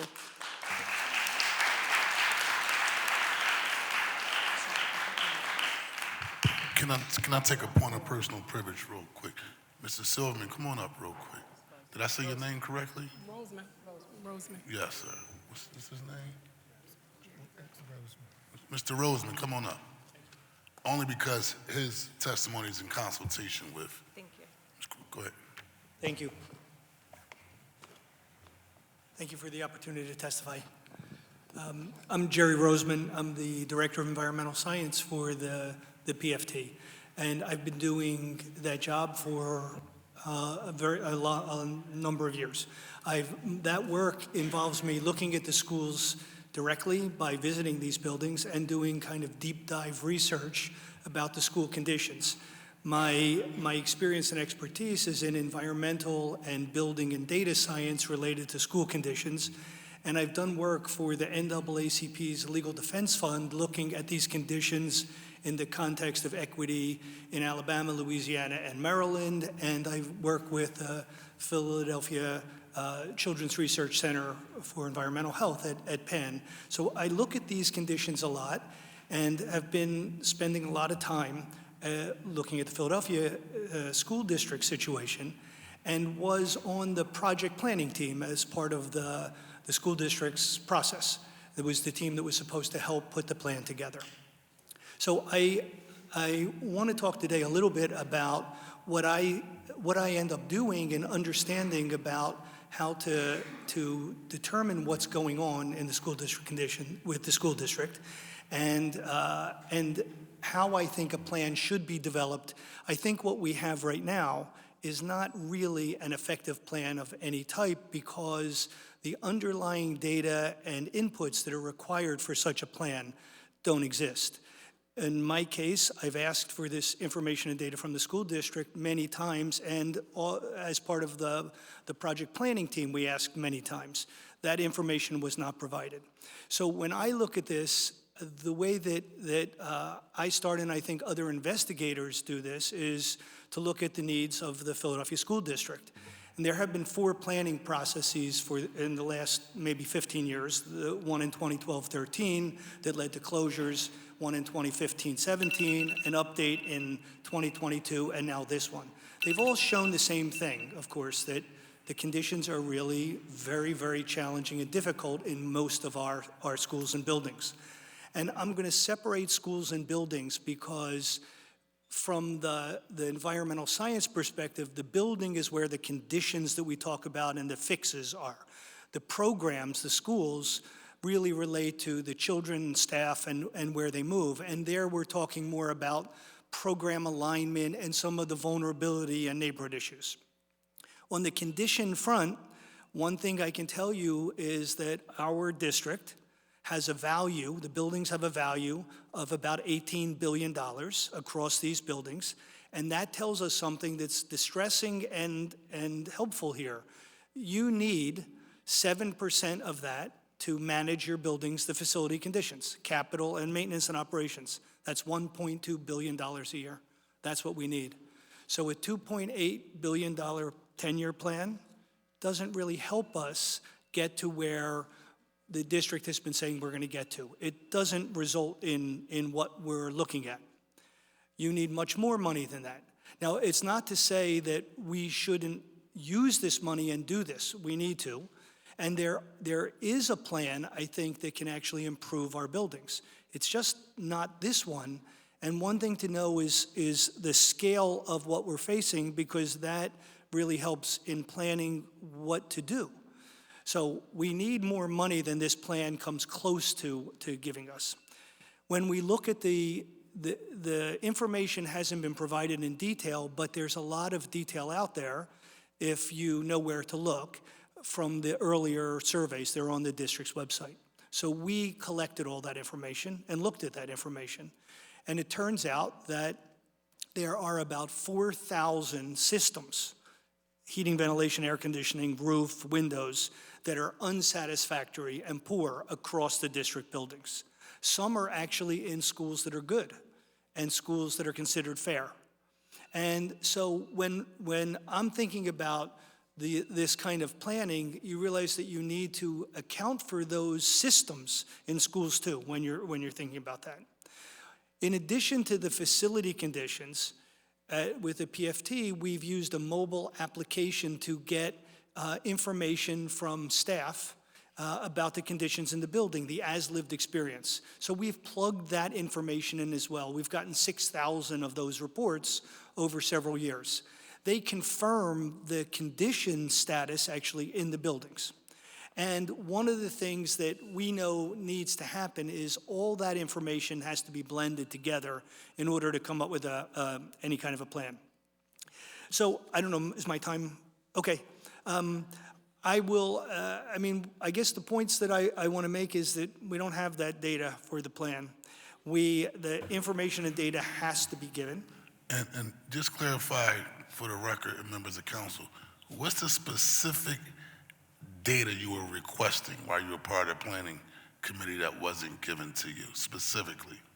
Where did where did the unsatisfactory score come from, for instance? That data. Right, Okay. that information. Okay, all right.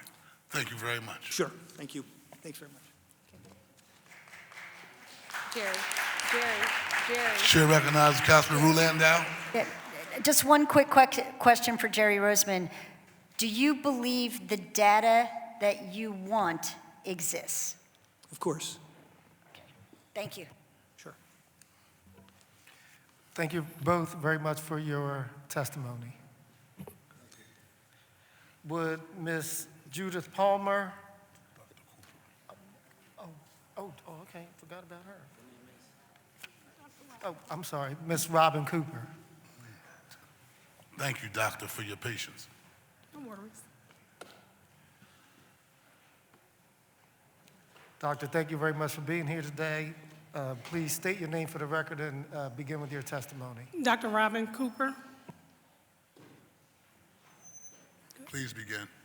To City Council President Johnson, Majority Whip Gilmore Richardson, Minority Whip O'Rourke, Education Chair Isaiah Thomas, and all esteemed City Council members. I sit here today with no joy in my heart because I truly believe in the leadership of Superintendent Watlington due to the academic improvements since his arrival 4 years ago. Understanding the complexities facing the superintendent and ultimately the school board, I understand about the lack of funding because CASA has been in the fight traveling to Harrisburg to fight for fairness for vulnerable students of Philadelphia. I understand about the close bonds Philadelphians have with their schools because I am one of them, having attended Meade at 18th and Oxford, Duckery at 16th and Diamond, Conwell at Clearfield and Jasper, and lastly, I am a member of the first graduating class of Parkway Center City at 12th and Market. My ties didn't stop there. I attended Pennsylvania State University. I attended Cheney University for grad school, and I received my doctorate from St. Joseph's University. Why start my testimony this way? It's simple. I am a true blue Philadelphia and Pennsylvania success story. I received everything that I had from public institutions. I understand the need to change, improve, revitalize. I understand the need to work in partnership with our district to do what's best for our children. I understand the complexities of this situation. What I don't understand is why eliminate all neighborhood middle schools with the exception of keeping the most privileged middle school. I don't understand that.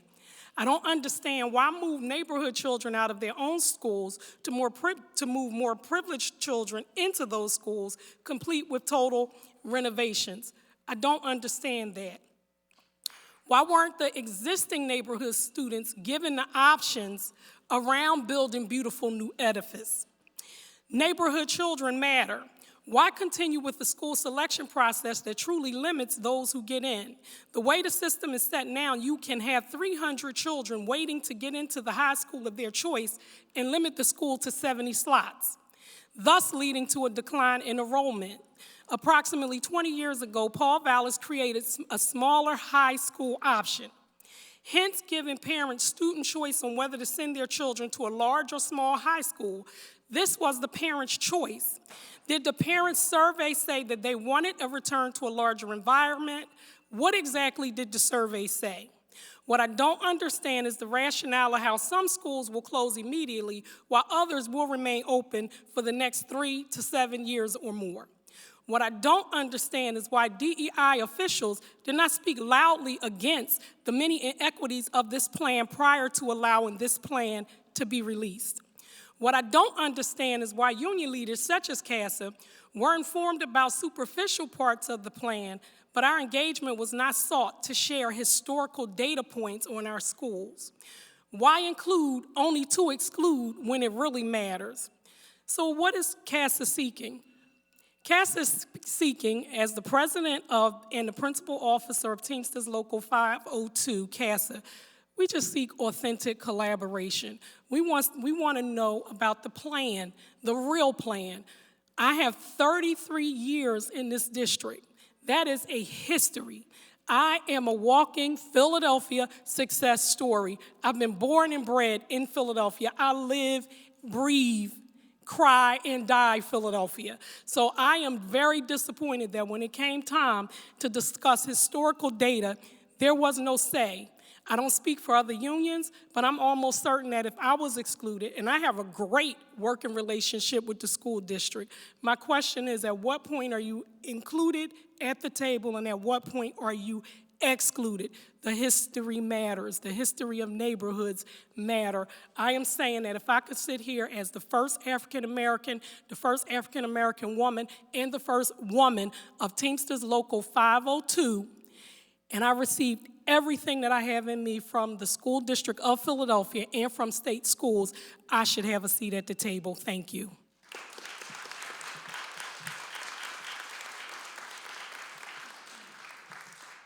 Chair not recognize Councilman Isaiah Thomas. Thank you, Dr. Cooper. We appreciate that. And I also want to put on the record that the Education Committee did have a number of meetings with yourself and other leaders to just get your feedback as it relates to these issues. I'm not going to ask you to provide a synopsis of those conversations, but you did, in the midst of listening and learning from you, you raised a couple red flags around examples of things that were in the plan that you felt like were extremely problematic. I know we're running low on time and we want to hear other testimony, but can you just take 60 seconds just to highlight things that might have been in the plan that you feel like are like extremely problematic, that you feel like should be brought to all of the members of City Council attention and not just the Education Committee? Absolutely. I just think that when you're looking, why close all middle schools with the exception of one? And when you are looking, why move out neighborhood children to move them to more privileged schools? I just think just looking at the overall plan speaks to privilege. So I'm more concerned. I've been both. I was a neighborhood school student, me, Duckery. If I didn't have teachers, my parents were poor, they didn't have a lot of money. I had teachers who were grounded, who told my mother, hey, this young lady, she needs to be in Conwell. So what happens when there's not a magnet school for mainly African Americans and Latino children? So what happens? So I'm well aware, and I do believe in a plan where if all of the schools can get better, that's fine. My concern is, why are we eliminating? I'm really concerned with the middle school elimination, because the middle school, that's the meat and potatoes. So with a middle school, those children, 6th, 7th, 8th, or sometimes 5 to 8, they receive very different foods. They receive a very different social emotional aspect. In a middle school, you have a full service kitchen. So I really think the middle school is about dollars and cents, but in those big middle schools, you are able to eat, to grow, to move about. Now, I may be in the minority. I don't like the K to 8 concept, because I don't think a 7th and 8th grader should have to eat what a kindergartner eats. I don't believe that middle school children, I just think that it's a different time. Middle school students, whether we want to believe it or not, they're trying to get their first little kiss. They're trying to really walk the halls. I don't like prep classes on the same floor with a kindergartner and an 8th grader. One may be in music, the other may be in art, just because that's the way the prep schedule is made. So I really believe in middle school. I believe in junior high school too. I just want to be really clear that when we're eliminating, we're not eliminating just for the fiscal aspect, because we won't have any middle school. And if we have one middle school that largely services Latino and African American, what are we saying about that? So we didn't eliminate all of the middle school. We eliminated all of them with the exception of one. And that's a privileged school. I love privileged schools. I went to a couple. But we're saying that the regular neighborhoods are not good enough, and I think we need to switch that around. Thank you. What's that one school they're not eliminating? Say it again? What's the one school that's not being eliminated? Masterman Middle School will move into Waring. What's good for the geese should be good for the gander, man. Point of information, Councilmember Young. Thank you. And they're also adding a middle school for Palumbo, right? So let's put that on the record as well. Yes. So they're not just taking so there is a model where middle schools can thrive, but not in certain neighborhoods. So thank you, Mr. President. Well, they are connecting Palumbo with Childs Elementary School, and that part of my district is gentrifying, so there'd probably be a conversation to have, but okay. Thank you very much, Dr. Cooper. Thank you. Appreciate your time. Thank you very much. Would Ms. Judith Palmer, Erica Green, and Lisa Haver please come forward?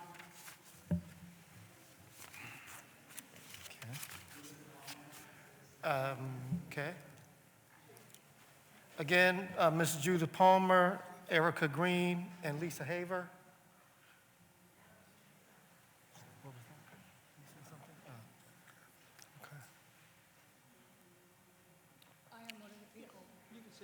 They call 3 names on one. Okay, thank you. Thank you.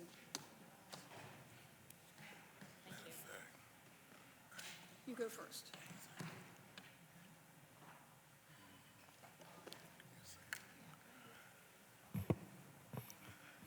Thank you very much. Please state your name for the record and begin with your testimony. Sure. Good afternoon, everyone. I'm Erica Green. I'm the proud principal of Conwell Middle Magnet School, the first middle magnet school in the school district of Philadelphia.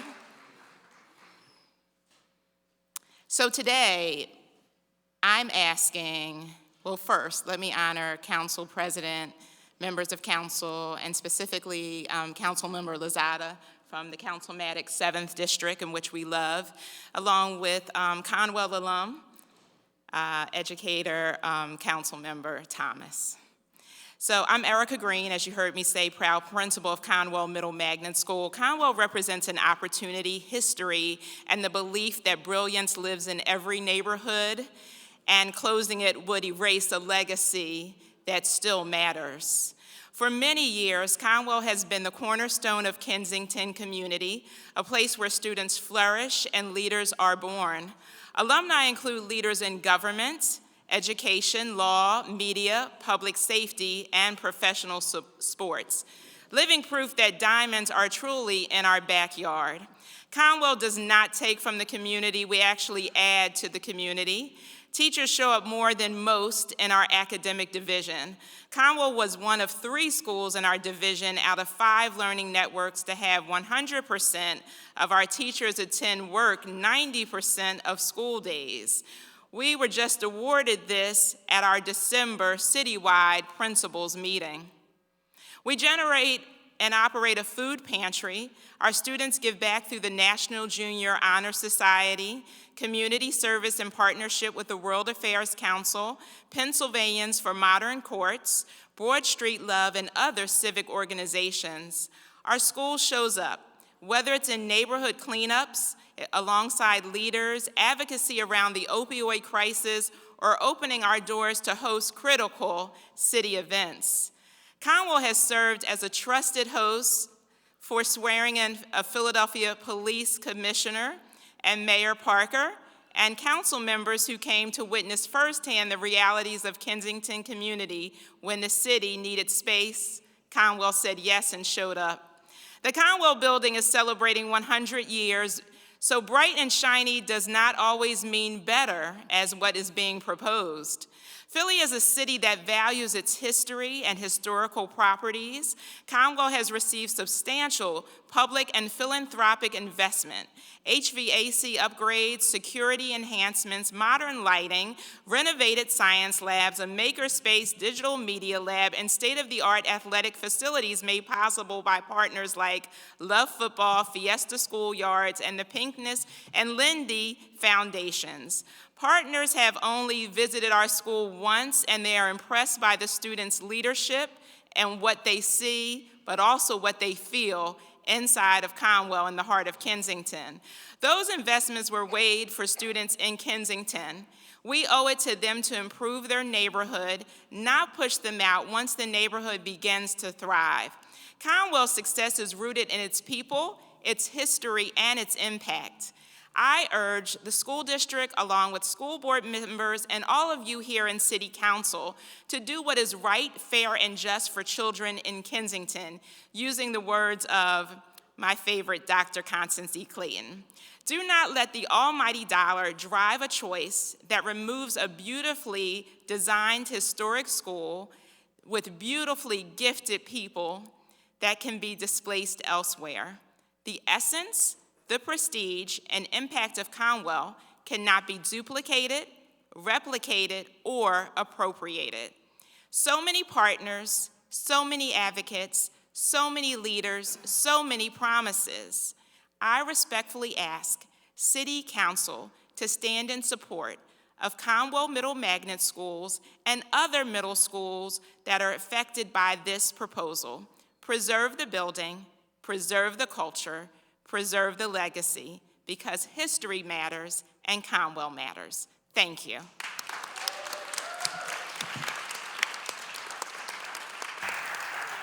Thank you very much for your testimony. You ladies decide who wants to go first. Ms. Haver, Just tell me how to, am I on? why don't Okay. you go ahead? Thank you. My name is Lisa Haver. I am here representing the Alliance for Philadelphia Public Schools. We're a grassroots organization of educators and parents who came together in 2012 to fight the mass school closings carried out by the state-imposed School Reform Commission. It is a betrayal to all of us who fought to regain local control that this mayoral control board is about to carry out another round of public school closings. Also want to note that I'm a former district parent. One of my kids went to Conwell, and I'm a former middle school teacher. Go Harding Hawks. APS members attended facilities meetings in North Philly, South Philly, West Philly, Chinatown, and the Northeast in 24 and 25. In the past 2 weeks, we have attended meetings at high schools, middle schools, elementary schools across the city who are facing elimination. Council members who have attended those meetings and have witnessed the frustration and anger from members of those school communities heard parents and students at Lankenau, Conwell, Robeson, Stetson, who feel that their second homes are being foreclosed on. And they can't get an answer to the honest answer to the simple question of why. They dispute misinformation and the deceptive language being presented by district staff and the consultants whose firms the board has paid a total of over $5 million. They have talked about and documented the incorrect data that the data has included about many schools' capacities, resources, enrollment, and achievement. Some of the board members were in those community meetings too, and if they really listened, they could not, in good conscience, vote to close those schools. The most important thing to understand about this plan is that no one has given a reason why, and your questions here today, I want to say thank you, have reflected that. It's not because buildings are crumbling. It can't be about under-enrollment because nearly half the charter schools who were not included in this facilities review are under-enrolled. And it is definitely not because any parent or student wants it. I'm going to skip down and say the most obvious and shocking feature of this district's proposal, and I say proposal because it's way too muddled and incomplete to call it a plan. The most shocking feature is its cruelty and lack of humanity. Teachers who have stayed for decades and dedicated themselves to their schools throughout the privatization, the EMOs, the over-testing, the neglect, not to mention the district itself sabotaging their enrollment, are now being tossed aside. Parents who managed to navigate the district's application process and found a safe and nurturing school for their children feel that they are the victims of a bait and switch. Students who worked hard to get into certain schools are now wondering why none of their work counts with the district. Alumni see part of their history erased. Community members who volunteered and worked through their Friends of and Home in Schools feel that their work has been in vain.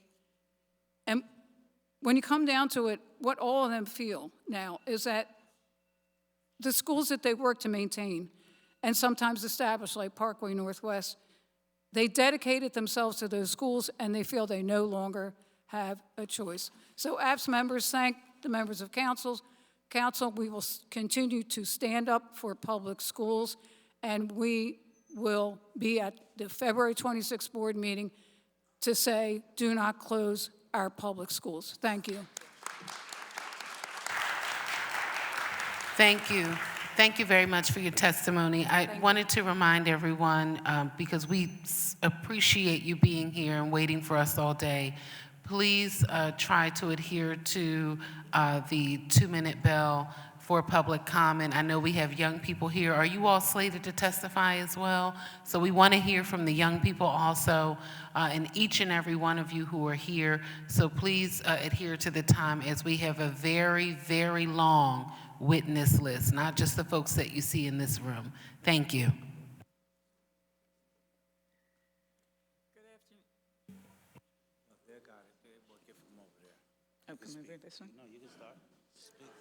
Good afternoon. Thank you. Thank you. And by the way, I timed myself for 2 minutes. I thought maybe it was longer. My name is Linda Rubin. I'm a member of APS. I am a retired teacher for 3 years and counselor for 38 years. Yesterday's Inquirer included the following quote in Kristen Graham's article about the new plan. This plan is about ensuring that more students in every neighborhood have access to the high quality in academics, programs, and facilities they deserve, Watlington said in a statement. Sounds great, except the key words, have access to, are very slippery suckers. What does that mean? Students will be moved to another school where they will have access to programs that they may be interested in. Having access means that the programs may be in the new school, but not who will actually be assigned to them, because now they will be competing with the students from that new school. The district's purposely vague phrasing means that many students will not have access to these programs if they're actually included in the curriculum. Most important, parents and students have been telling you quite loudly that the atmosphere provided by the smaller number of students and faculty helps many children overcome their shyness bit by bit, who already assume they're dumb and might as well give up and or get angry. Some students do far better in the atmosphere of smaller schools and are better able to learn in that environment. Many other students thrive in the bustle of a large school. The former group can be emotionally overwhelmed just by being in hallways filled with hundreds of loud teens and shrink into the safety of being unknown and invisible. We adults tend to forget the depth of our own past fears, automatic assumptions that others are smarter, more popular, more athletic than we are, and the dreaded being laughed at. Children's bodies and brain functions mature at very different levels in different time frames and in the vagaries of each child's academic, social, and emotional development. We educators must take all of these individual differences and fears into account. It doesn't sound like children's actual individual needs are being given with their importance in these equations. Thank you. Thank you very much for your testimony. Would Ms. Ann Dorn, Desiree Whitfield, and Ann Park please come forward? Again, Ann Dorn, Desiree Whitfield, and Ann Park, please.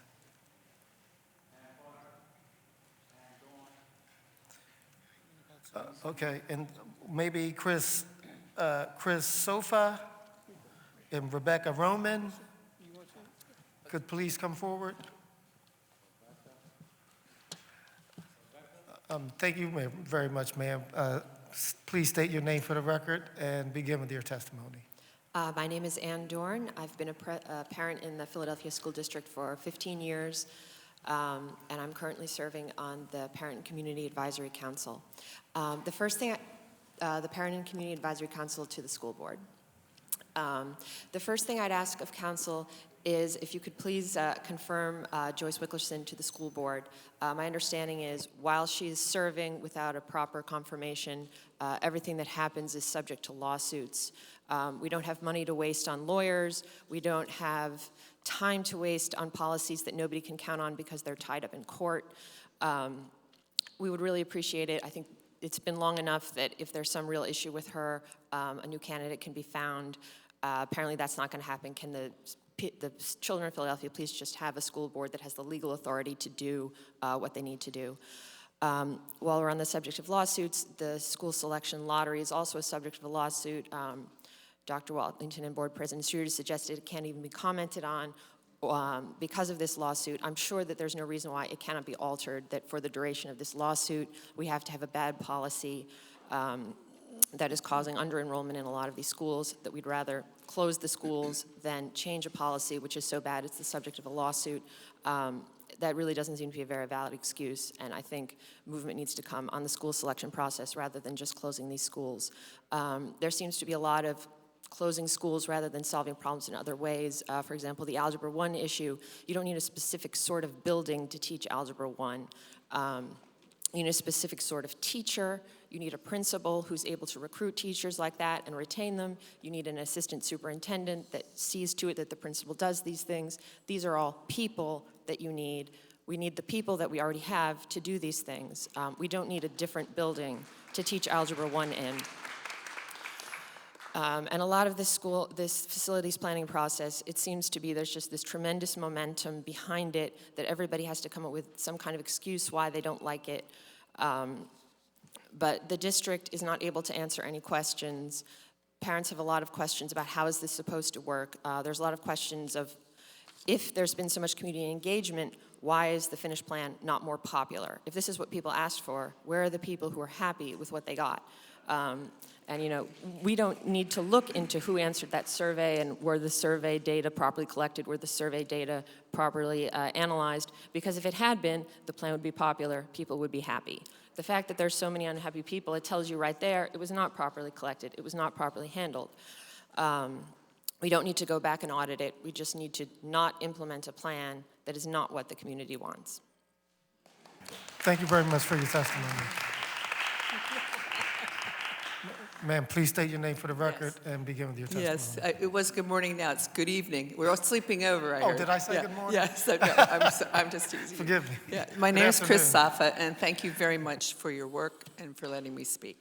I'm a former teacher and a former member of the Philadelphia Parks and Recreation Committee, and I'm a committee person in the 21st Ward where the Lankenau Environmental Science School is located, and that's what I'm here to ask you to take off the closure list, although that is a school board thing. So we wanted to remain open because I was doing salt sampling in the Schuylkill River and a few other places this week as we're trying to see how much salt the city's dumping.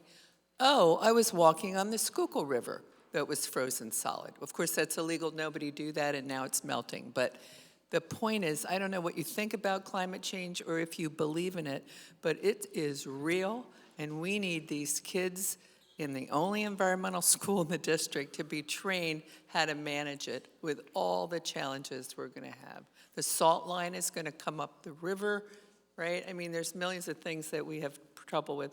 And the kids in this school are raising trout and putting them in the river to help clean it. They're going down to the waterworks. They're learning all about the mussels that clean the water.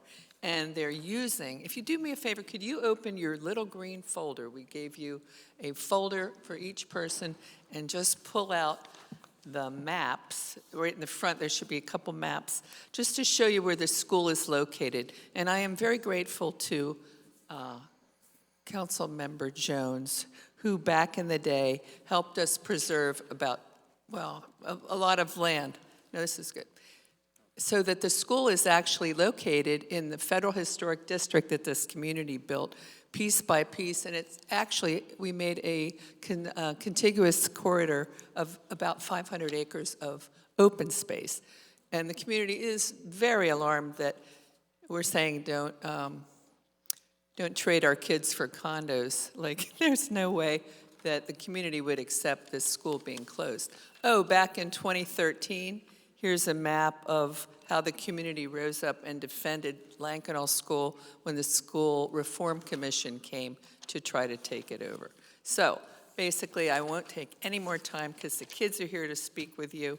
Thank you very much. Thank you very much for your work. And thank you very much for your testimony. And I just want to say thank you for keeping ICE out of the city and fixing the other problems, the poly crises that we're working on. Thank you, ma'am. Sir, please state your name for the record and begin with your testimony. So can you say that again? I said, sir, please begin. Oh, well, I have a list now. Say your name. You're not Rebecca. Okay. You're not, are you Jesse Hall? Yes, sir. Move in. Okay, thank you. Right up. Please state your name for the record and proceed with your testimony. All right. My name is Jesse Hall. I am a junior at Lankenau Environmental Science High School. Now, I'm here to voice my concern regarding the closure of my school. While I acknowledge that closing Lankenau seems optimal from a financial perspective, I believe that shutting down my school will not only ruin the community, but also the potential future of our students. Growing up, I was always fascinated by plants and animals, yet I rarely had the opportunity to truly experience nature firsthand. This was until I first found Lankenau. In my 8th grade year, my middle school had a previous Lankenau student show us a presentation teaching us about what they do at Lankenau. Ever since then, I have grown a much stronger interest in environmental sciences. Environmental science isn't the only thing Lankenau has to offer. There are so many opportunities and learning experiences that I have access to at Lankenau that no other school has. It gives us unique learning experiences like our wildlife management class, which is only a 5-minute drive away from our school. At Lincoln, we don't just learn new things about the environment. Most of the things that would usually be taught in a classroom are taught outside, giving us a more hands-on education that not many schools in Philly have. Along with our environmental classes, Lincoln also has many academic opportunities that no other high school has, like our CTE program or our GIS dual enrollment class, both of which we will lose if we were to move schools. With all this in mind, I would like for you all to please think twice before closing my school, because I deeply appreciate Lincoln and the unique opportunities this has given me. If I never heard of Lincoln, I probably would have lost my interest in environmental science. How many other kids will lose that spark if Lincoln is gone? Lincoln is a 1 in a million school, and I'll be very grateful if more people had the chance to join our community. Thank you for your time. Thank you very much for your testimony. Ms. Rebecca Roman? I'm not No? Rebecca. Morgan Thomas. Morgan Thomas? Okay, that's good. Please state your name for the record and begin with your testimony. Morgan Thomas. Hello, I am a 10th grade student at Lincoln Environmental High School. First, I want to thank you for your time and giving me the opportunity to be here. In the 2 years I've attended Lincoln, I've noticed monumental changes in not only my mental and physical health, but who I am and how I act as a person. I went to a big middle school and I always felt lost and like I never had a place, and it was always just so tight and stuffy there.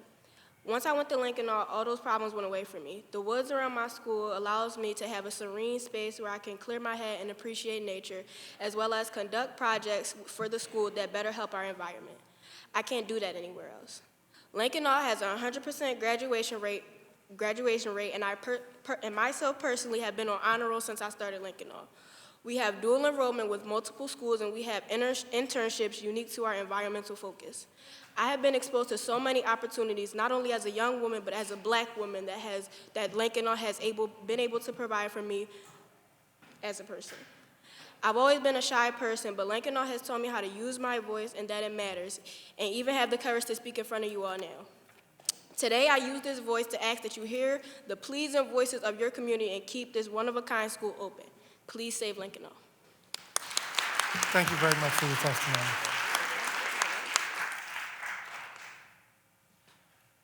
Please state your name for the record and begin with your testimony. Hello, my name is Akira Phillips. Okay. Hold on a second. I'm a 9th grader at Lincoln Environmental Science Magnet School in Philadelphia. I'm not a politician. I'm not an expert in budgets. I'm just a student who really loves her school, and I don't want to see it close. Lincoln is different from any other school in the city. We don't just sit in the classrooms all day reading about science. We actually go outside and experience it. Our campus is part of how we learn. In a city like Philadelphia, where not every neighborhood has a safe, green space, being able to learn outside isn't just nice. It makes a real difference in our lives. It helps us focus. It helps with stress. It makes school feel less overwhelming. We also work on real environmental projects. For example, we do the Trout in the Classroom project, where we raise trout from eggs and learn about water quality, ecosystem, and conservation before releasing them. That teaches us responsibility. It teaches us that what happens in our city streams and rivers actually matters. It makes science feel real because it is real. I chose Lincoln because I wanted something different. I didn't want to feel like I was stuck in a building all day. I wanted to learn in a way that connected the real world to that. And that's what I found here. Our teachers, they really know us. They check on us and they care about who we are, not just our grades. And as a freshman, that really matters. High school is a big transition, and Lincoln made that transition feel safe. When you talk about closing schools in Philadelphia, it might just sound like numbers for you, but for me, it's my routine, my teachers, my friends, and a place where I'm starting to figure out my future. You can't just move a school like Lincoln or somewhere else and expect it to be the same. The land, the projects, the community, that's what makes it work. Philadelphia says it cares about opportunity and equity. For students like me, Lincoln is opportunity. Please don't let them take that away from us. Thank you. Thank you very much for your testimony. Please state your name for the record and proceed with your testimony. All right, hello, my name is Juniper Suxarome, and I am a freshman that attends Lincoln. So as we established, Lankenau has been chosen for closure based on the school facilities master plan criteria, but this criteria is flawed and fails to recognize how Lankenau works, how it educates its students, and how the campus plays into that. We have some of the best performing CTE programs in Philadelphia, let alone one of only 2 schools that offer CTE AFNER programs in the state of Pennsylvania. They say that us having a low neighborhood vulnerability risk is a factor they considered, but this lets us harbor a safe, welcoming environment for children, so why move us? Kids from 29 different zip codes all over the city travel 2-3 hours just to be a part of what Lankenau offers. The Schuylkill Center is up the street. We have fields, we have a vast woodland area, and we have bodies of water. An interactive campus like this helps students gain a deeper understanding of the curriculum and apply these lessons to real-world situations. We do not have an inadequate gym or auditorium. We already have these facilities outside. Even if you ignore Lankenau's evident success, shutting the school down would be a disservice to the city itself and the school board's goals. Our CTE programs produce 7% of the city's workers, which in turn benefits workforce development as a whole. Our students typically perform higher than district averages on state tests, and the only way we reach our 100% graduation rate is by making sure every student meets state standards. If we were to try to move our programs and curriculum to Roxborough, it would only fall apart.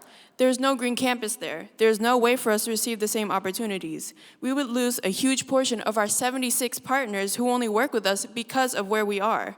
The school board wants results, and we are the results, yet they try to shut us down using insufficient criteria that doesn't even apply to us. That doesn't make any sense. I ask you to reconsider the school facilities master plan criteria, as Lankenau is a city asset, and thank you for your time. Thank you very much for your testimony. Excuse me, young lady, can you come back? Excuse me, young lady. Juniper? Juniper? Come on back. Have a seat. All of you come on back that participated.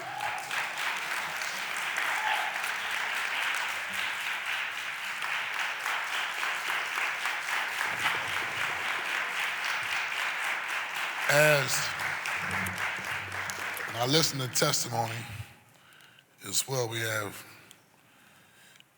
Channel 64 covering this, and I just want to thank all of you for your leadership. Thank you for being here, speaking truth to power, and making a choice to be an advocate, making a choice to fight, and making a choice to resist. And so on behalf of City Council President, just want to say thank you very much for your leadership.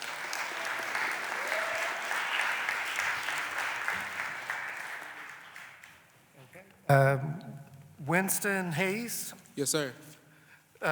please state your name for the record and proceed with your testimony. My name is Winston Hayes, and I would just like to say thank you for allowing me the ability to speak here. President Kenyatta Johnson, everybody in the council body. Honestly, I had a script here to go by, but everything that y'all talked about during the meeting, it just hit every point. So I would just truly like to thank y'all. If I had the ability to give y'all a standing ovation, I would. Yeah, Lankenau, honestly, it's a hidden gem. As mentioned, it's a hidden gem. 3-year CTE, the only 3-year CTE in the district. 100% graduation rate. We've got programs like GIS, Geographical Information Systems, like the map that was presented to you all earlier.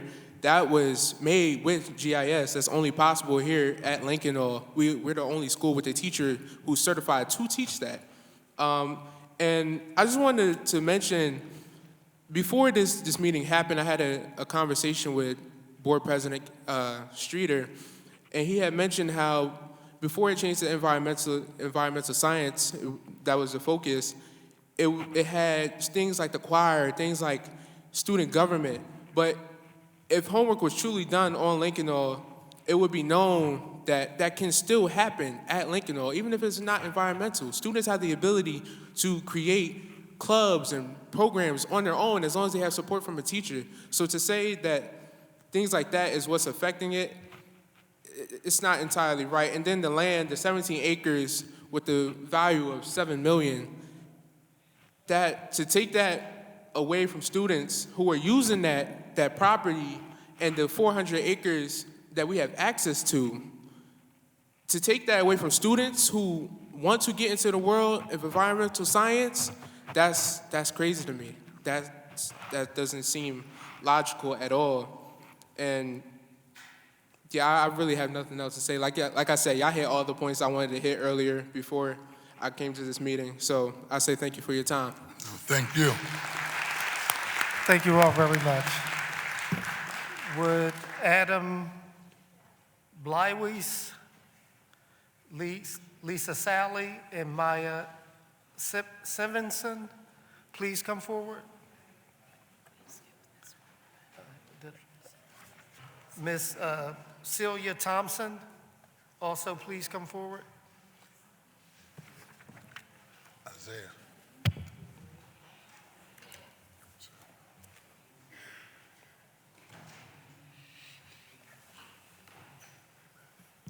Thank you very much.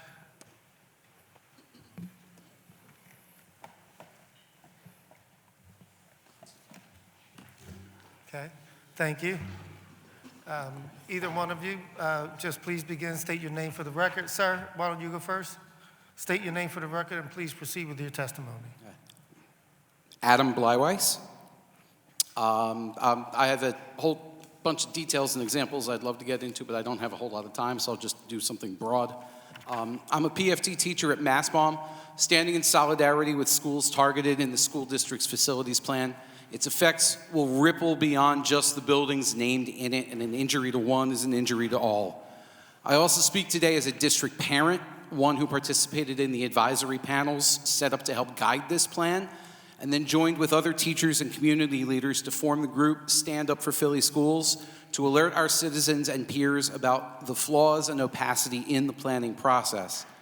During and after our advisory work, we begged for a better understanding of publicly available scoring and underlying data or logical decisions behind it. These were never clarified.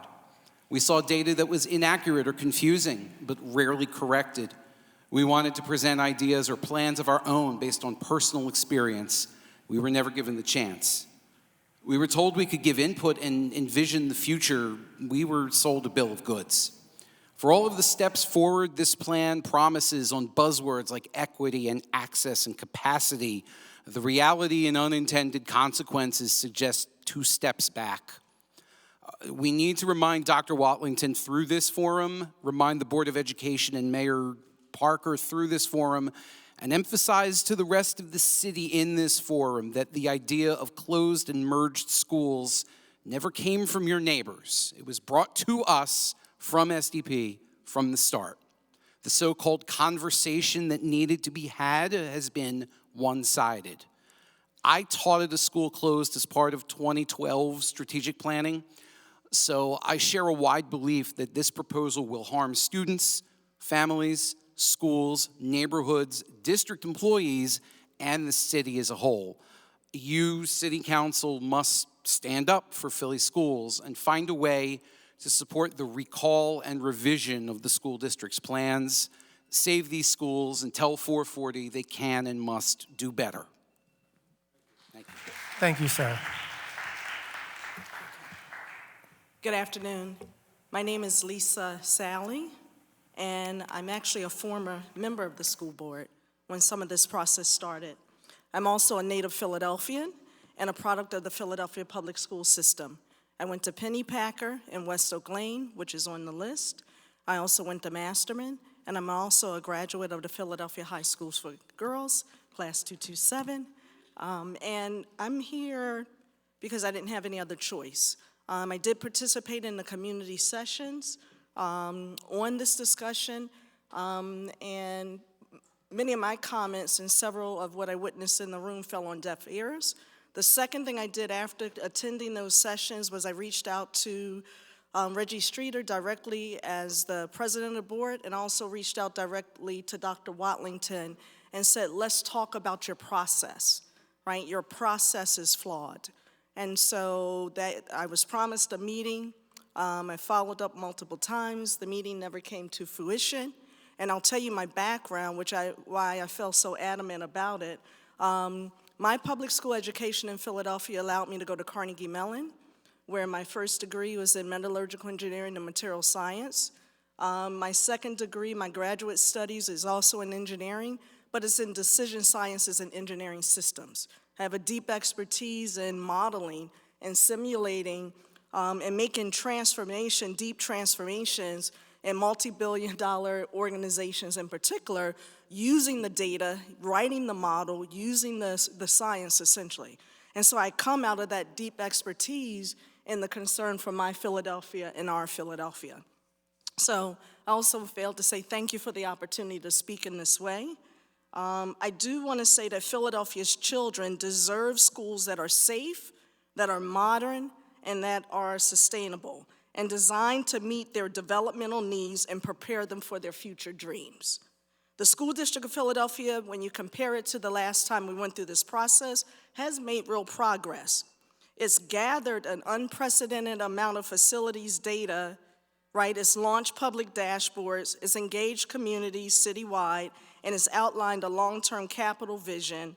But these steps showed improved commitment and transparency, but the progress alone is inadequate. The work is incomplete. The current analysis is a series of silos. What is needed is an integrated analysis. Currently, this series of silos, the sum of the parts do not equal the whole. There is no due diligence, there is no sensitivity, there are no assumptions being viewed publicly. All of the questions, all of this discussion today should have been subject to a sensitivity analysis, which is a 101 technique when you do this type of evaluation. It is called simulation. It is a standard model. 10 years is a long time to implement anything in today's world. 10 years, if you think about it, the children in kindergarten today in 10 years will be about 15 years old. So we're going to take the time that people that are currently in kindergarten to the 10th grade to figure this out? That sounds ludicrous. The works is currently too emotional. It fails to express the balanced conversation, what is being taken and what is being given, and the why behind it all. It fails to adequately consider implementation benchmarks from other districts nearby who have all invested in middle schools. And it also does not take advantage of all the corporate partners here who have offered to lend support with the analysis method. The district has the pieces of a strong plan, but it lacks a fully institutionalized, rules-based model and portfolio management system. Simulation and forecasting are required at a minimum. It is missing. 10 years, as I mentioned, is a very long horizon, spanning multiple superintendents potentially, multiple councils, and mayors. Without clear rules and independent analytic oversight, the plan risks stalling or being hijacked by politics. So in addition to too long of a horizon, there are 4 critical gaps that I want to identify today. 1, there's a clear decision thresholds are missing. No one knows what the decision criteria is. What utilization rates trigger a review? What facility condition index signal renovation versus closure? What cost per seat guides new construction? Number 2, modern tools or strategies are clearly underused. AI-driven enrollment and utilization modeling can optimize assignments and predict demographic shifts. Green strategies like solar rooftops on the schools, even the existing schools, and energy-efficient retrofits reduce costs, support climate goals, and serve as learning labs. New revenue streams from multi-use facilities or community partnerships can fund ongoing maintenance and programs. Number 3, the scenario modeling and student-centered design are incomplete. Families need side-by-side comparisons of the rolling 5-year costs, travel and transportation impacts, equity implications, developmentally appropriate learning environments, and validated career readiness pathways. Current K-8 models may mix too many ages, which can dilute developmental support. Age-appropriate groupings also should guide planning. Lastly, and that I'll mention here today, the 4th gap is the staffing is insufficient. Managing hundreds of buildings and billions in capital over a decade and with gray-haired facility staff requires an expert strategic portfolio analytics office or an advisory board at a minimum. That is independent, professional, and durable. I'm sorry, Lisa, can you give us the summary, please? Yes, I can. So council has a critical role to play. I respectfully urge you to take the following 3 actions.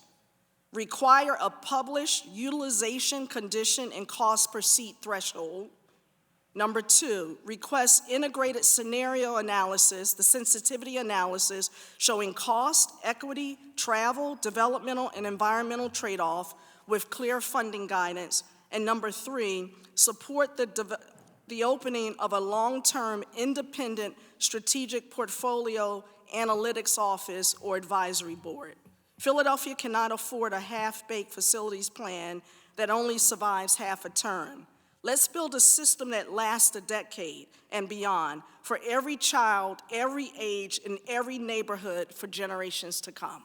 Thank you. Lisa, if you don't mind, I have staff over there. If you could just give us your comments so we can make sure that we listen to everything that was said and the things you didn't read as well, too. As a former board member, we definitely appreciate your service and your perspective. And thank you so much. Thank you. Thank you very much for your testimony, ma'am. Ma'am, please state your name for the record and proceed with your testimony. Okay. Good afternoon, everyone, and thank you for the opportunity to speak. My name is Cecilia Thompson, and I am a former school board member, 227 class of Philadelphia High School for Girls, and my severely disabled son is a proud graduate of MLK High School. I'm only going to talk about the meetings that I attended, and I am also part of Councilmember Gautier's 3rd District. This seems like they want to make neighborhood schools great again. Let's start with Bartram. And this is not about the principals or anything like that. It's about the socioeconomic, what's going on in the neighborhoods. Bartram Motivation made it crystal clear they are not going to Bartram Main Building. What they talked about happened 50 years ago when Motivation went to 78th and Buse, and then in 2012 they went down here to 58th in Baltimore. The answer is, well, let's work with us during the planning. Motivation said, we already told you, unless you can give us a plan right now, we're not working with you during that planning year. Some of those individuals said they might do online learning. They would go to Parkway West, but that's being folded into SLA Bieber. They would go to Paul Robeson, but that's scheduled for closing. So most of them are going to go, from what I heard, are going to go online. Then let's talk about Robeson. There's a real, whatever's going on with the children between Robeson and Sayre High School. This is what happens when you have people that don't live here making decisions for people that live here and don't do their homework. Paul Robeson said they're not going.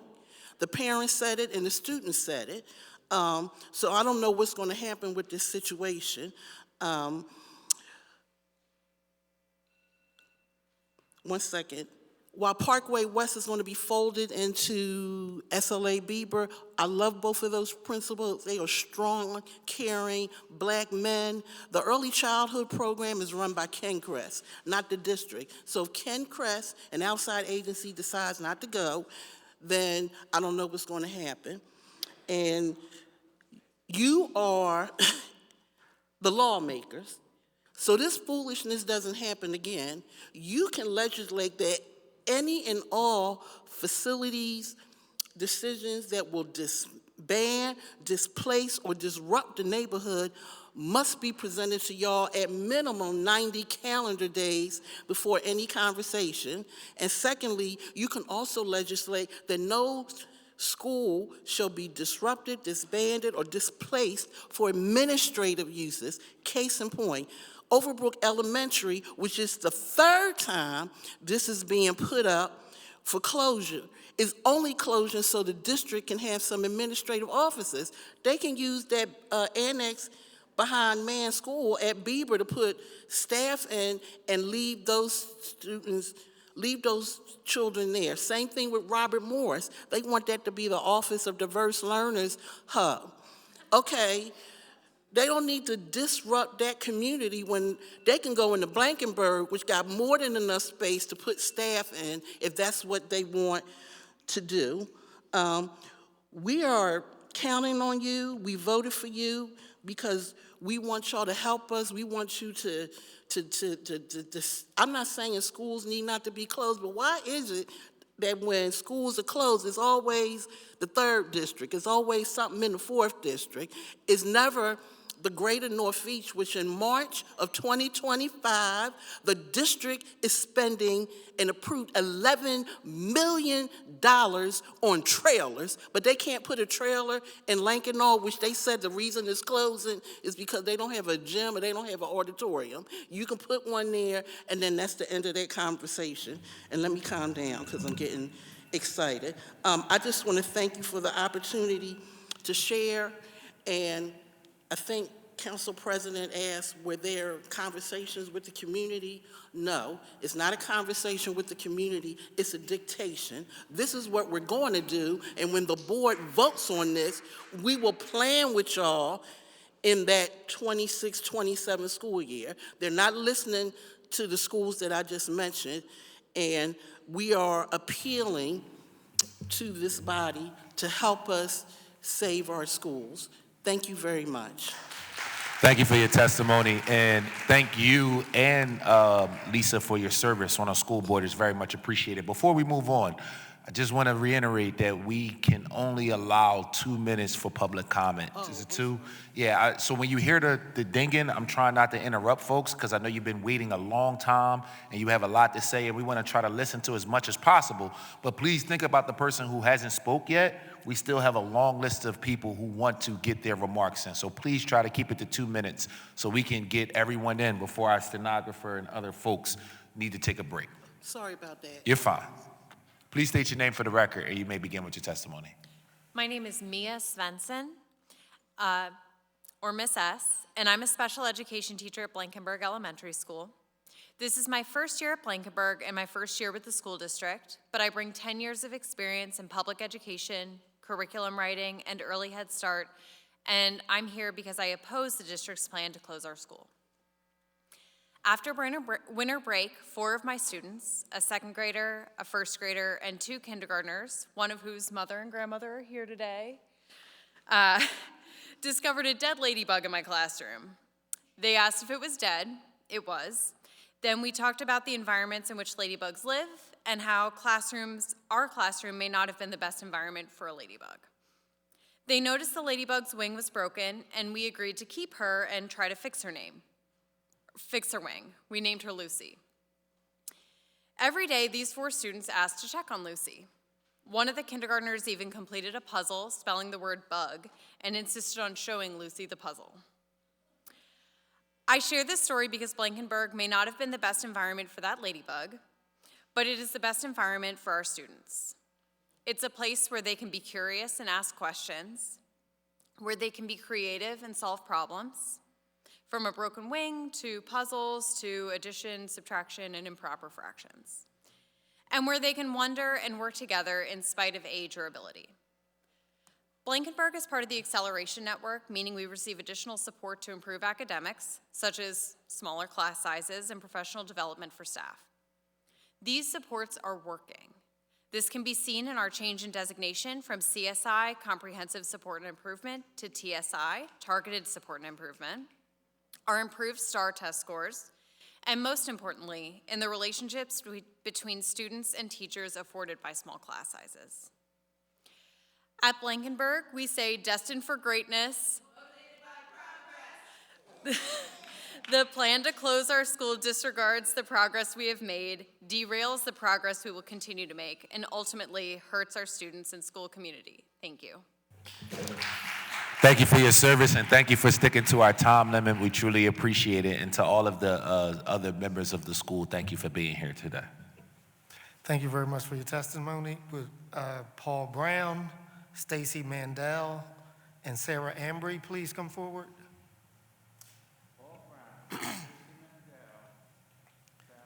Also, could Fernando Cordera, Dr. Elena Evans, and Samantha Brumfield please come forward?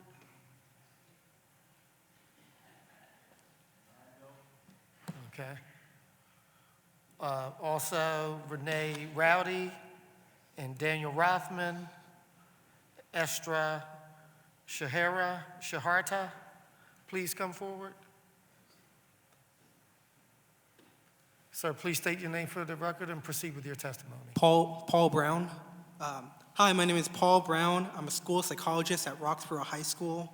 I'm here as a member of Brewerytown Charleswood Neighborhood Coalition and Stand Up for Philly Schools. I'm speaking against the facilities plan. I would just want to highlight that the district has been able to find $2.8 billion to implement this project. However, 1.8 of that is not guaranteed to ensure the entirety of this plan.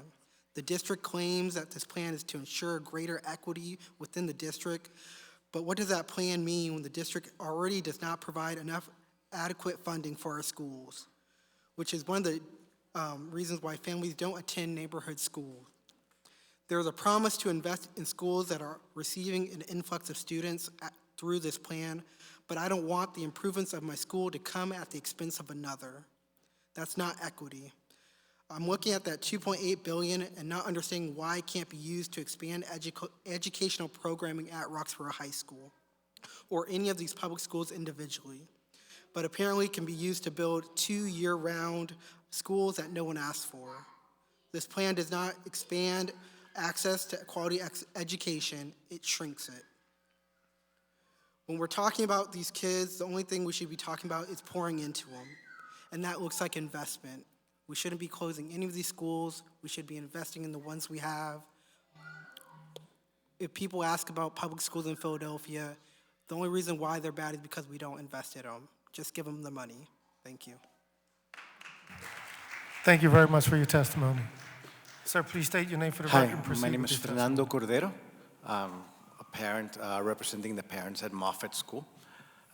We're here talking because our school is about to be merged with Hackett, and they're being turned into a middle school, which affects our students. Moffett is a thriving school in a community that is diverse and it demonstrates what a sustained investment it can achieve. Removing as an elementary school risks destabilizing families and increasing inequity, and repeating past mistakes by shifting students without addressing the root issues like underinvestment, access, and trust. Our big issue is the lack of transparency that makes it seem like there's no good faith. The Moffett merger does not appear anywhere in the district website. Many in the wider community are still unaware about it because it was not announced publicly anywhere. Now, by closing Ludlow and converting Moffett to a middle school, you're leaving South Kensington without a neighborhood elementary school. Young elementary school children in the neighborhood are going to have to make long commutes without transportation or a caregiver who can accompany them. This raises safety concerns if the merger goes through. Moffett students who are predominantly Black, brown, and Hispanic will bear most of the burden in terms of longer commutes into unfamiliar neighborhoods.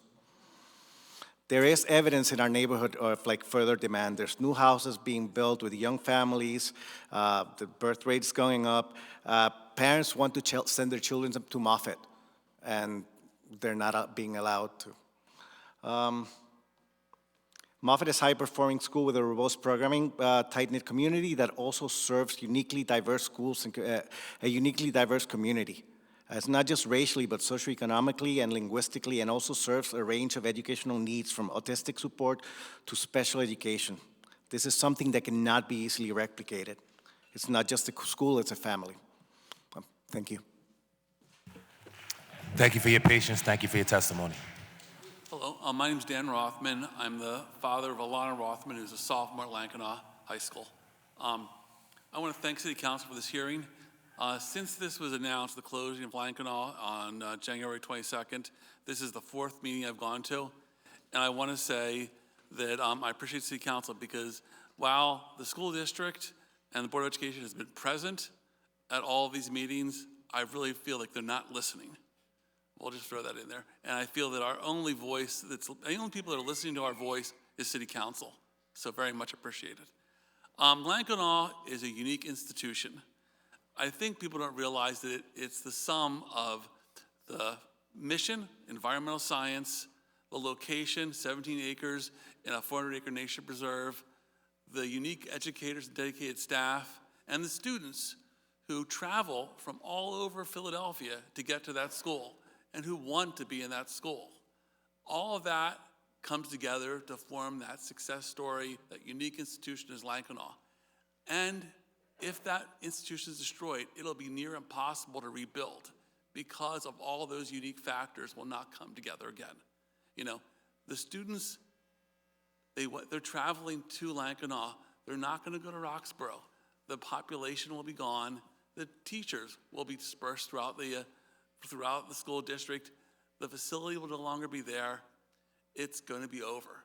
And how will we ever get that type of confluence of factors together again to build that type of institution? It won't happen. So we're going to lose this, and we'll never get it back. It's very sad. I found that this whole sort of journey has been predicated on a lot of assumptions. But in general, I feel that there was a destination, these factors. It wasn't an impartial process. They had a destination. Most of the schools that were closing were ones that they wanted to close back in 2013. The factors were predetermined to get the result. They weren't impartial. And I think it needs to be challenged. And thank you so much for your sympathy and letting us voice our opinions and for your support. Please Thank you. Keep it open. Thank you. Thank you for your advocacy as a parent. It's very much appreciated. Please state your name for the record, and you may begin with your testimony. Good afternoon. My name is Samantha Bromfield. I am the home and school president at Paul Robeson High School. So I just want to give a little background about my students. I come from a Catholic school background. I've always went to a private school. My oldest son, who is now his second year of college, always went to a private school. My twins, who have been homeschooled private prior to COVID, I decided to send them to a school because they wanted to be in a school environment. I tried to send them to Sayre. Sayre was full. God blessed and made it work so my children could be enrolled in Paul Robeson. Since the day that they entered into Paul Robeson, number one, I've seen nothing but acceleration in their drive. My daughter is now on honor roll.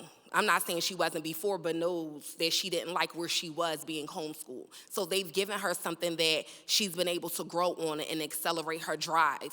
Paul Robeson is a very homey school, and what I mean by that is everyone knows everyone, which is something great, something you don't get too often. We have a 95% rate of graduation, which is very high. The school may be small, but small means great. And I need everyone to understand that we have not been heard. What I mean by that is no one contact the home and school president to say, hey, this is what our ideas are, so that we can implement options. Please do not close Paul Robeson. The biggest part for me is give us another school, give us another option. But emerging students with other students who don't get along in certain areas will lead me to making a choice of making my child be homeschooled again. Because once again, I have a choice as a parent, and my choice comes first. Thank you very much. Thank you for that perspective. It's important. We definitely appreciate it. Thank you. Please state your name for the record, and you may begin with your testimony. Yes, my name is Dr. Alana Evans, and I am the SPECM, which is a Special Ed Compliance Manager at Paul Robeson High School. And at our school, it's every school. If you don't feel this way about your school, I don't know, but it's a special school. It's a diamond in the rough. It is a high school that I actually started 2017, because I was part of the first wave of closure, which was University City High School. I was unable to attend University City High School meetings because my father was passing away. And I promised myself if I ever went through this again that I was going to stand up and make my voice heard. And I don't care where it goes, but I'm making my voice heard. Paul Robeson is a gentleman who believed in this legacy, and this is what we stand behind: to develop well-rounded individuals committed to social justice, racial equality, and global solidarity. It is very special school and near and dear to my heart. What I love about Paul Robeson is that we teach our children to build your own brand. What does that mean? Where do you want to go? What do you want to do? Who do you want to be? And we will help you build that road to there. We are their bridge. The teachers are their bridge to getting them there. That's why we have someone at Harvard who is in their junior year. That's why we have a whole bunch of students at Lincoln, Howard, Cheney, you name it, Penn State. There's so many around. We have dual enrollment. I don't know about dual enrollment, Harrisburg University, community college. They go down there and they can connect to the CTE programs that are at community college and get college credits. We also have a partnership with the University of Pennsylvania, and with that partnership, we receive, and this is just one grant, $330,000 annually to help us to build certain programs into our school, which no one has asked us about. And I'm just going to say this, and I need to say it because it got underneath my skin. We have been making Keystone waves since we've been doing the after-school program and so forth. We are now leading, if you look at the data, we're leading our network with Star Data because they threw that in as well. Thanks for allowing me to share. Thank you for the passionate testimony. I'm sure Councilmember Gaudier appreciates that as the person who represents the school that you're talking about. So we definitely appreciate you being here. Thank you.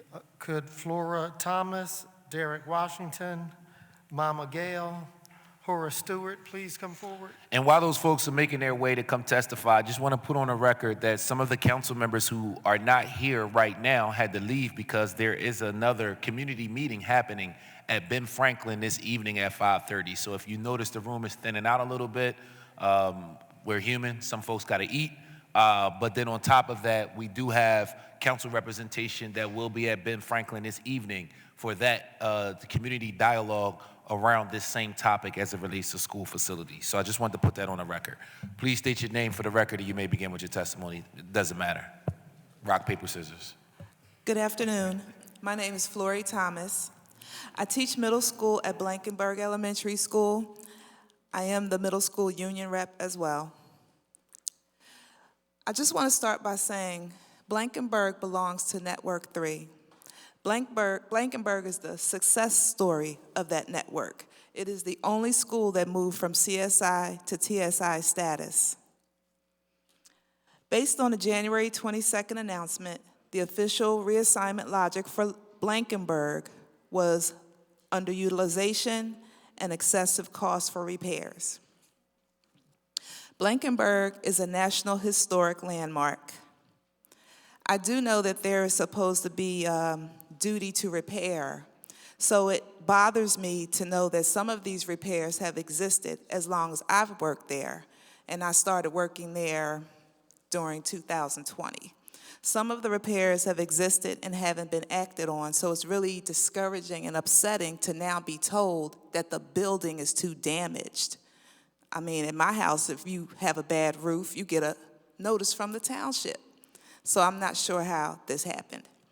But in any event, the status of our school is to close and convey. Blankenburg is supposed to be, according to what I've researched, given to the city for the purpose of repurposing it for affordable housing. I definitely support affordable housing for working families. However,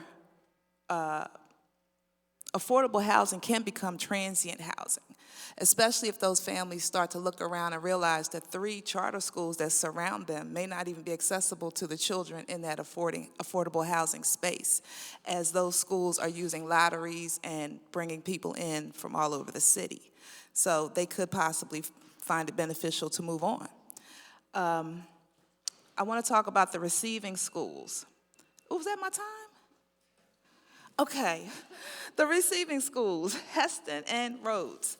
I just want to say the district said that the students would be moving to better conditions. I have to disagree with that because Rudolph Blankenburg stands as a asbestos-free building in the network, while the other 2 schools are struggling with asbestos concerns. In fact, as recently as May 2025, roads was flagged for damage, asbestos, in student-occupied spaces. It's illogical to move students from a clean, safe building into older facilities that have hazardous material monitoring. The second thing, the capacity and cost. Both of those schools are already up to 90% at least capacity.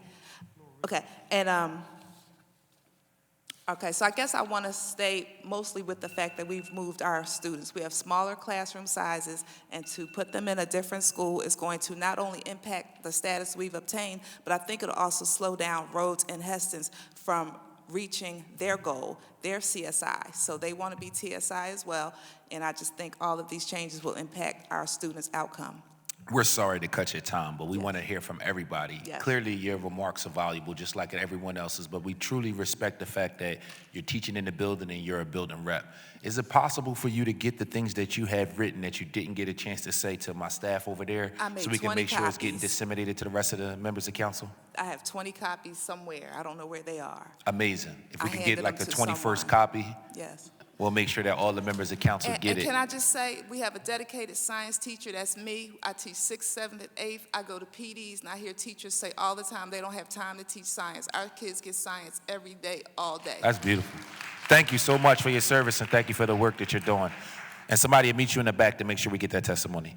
Go ahead, sir. Please state your name for the record. You may begin with your testimony. My name is Derek Anthony Washington, and I came here today. I was standing in the hallway there, and I saw my family tree. My aunt told me many years ago that we come from an indigenous nation. She called it a nation, the Bastille Nation, and they are known as the Busselton Indian of the Lenape, and I think they're also the civilized tribes of the Iroquois. And I say all this to say that she also told me then, and it didn't dawn on me till I looked at the family tree out there, that most of my people were free. Most of my people were abolitionists and activists, and you might know them. George Washington, she said he was Native American, not white. He was Native American, my ancestor. Paul Robeson of the Bastille Nation, he was a chief, and he was Native American. And so many others. And she told me that we traveled from Virginia all the way up to Canada and back, and that the Northeast, we call the greater Northeast, was our land, and we gave rights to people to use the land, and they thought they owned the land. And it's just a different perspective of things. And I fast forward now to today, and I feel as though they say these people were talking with a forked tongue. I feel today that a lot of double speak and manipulation of facts and figures and statistics. Anybody can manipulate a fact.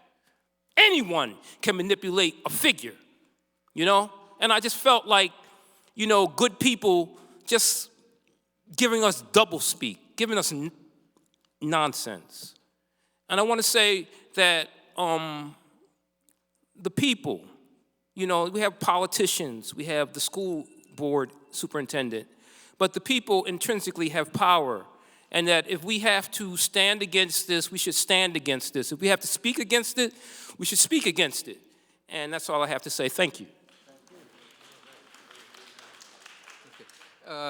Thank you. My name is Horace Clouden.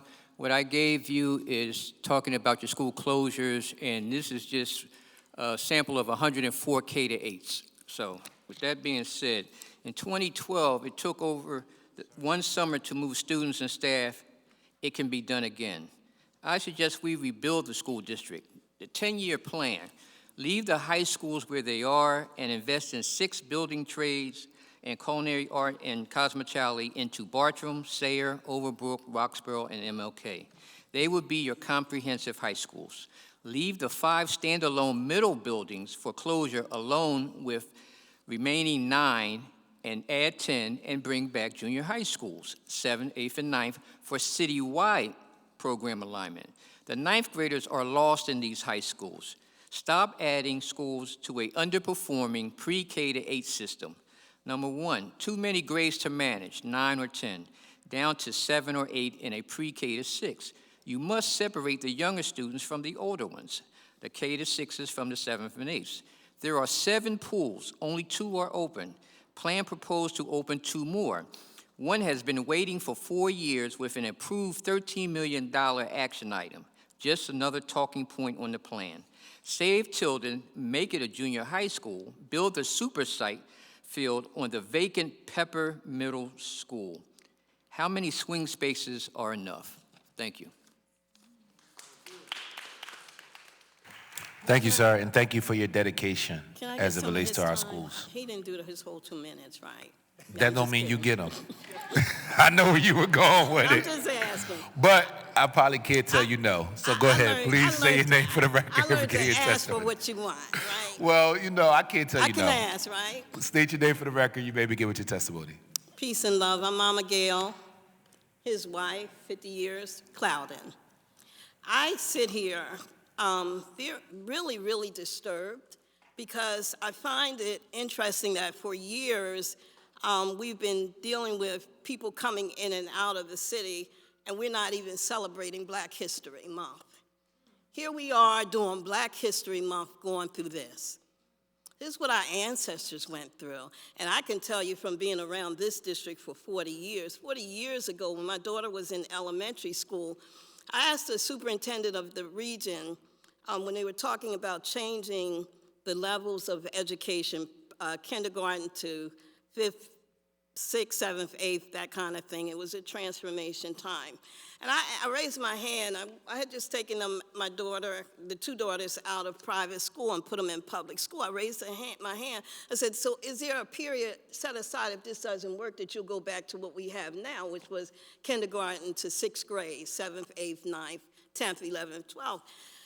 The superintendent at that time told me that my question was so ludicrous he wasn't going to answer me. So I became an advocate and activist on that day.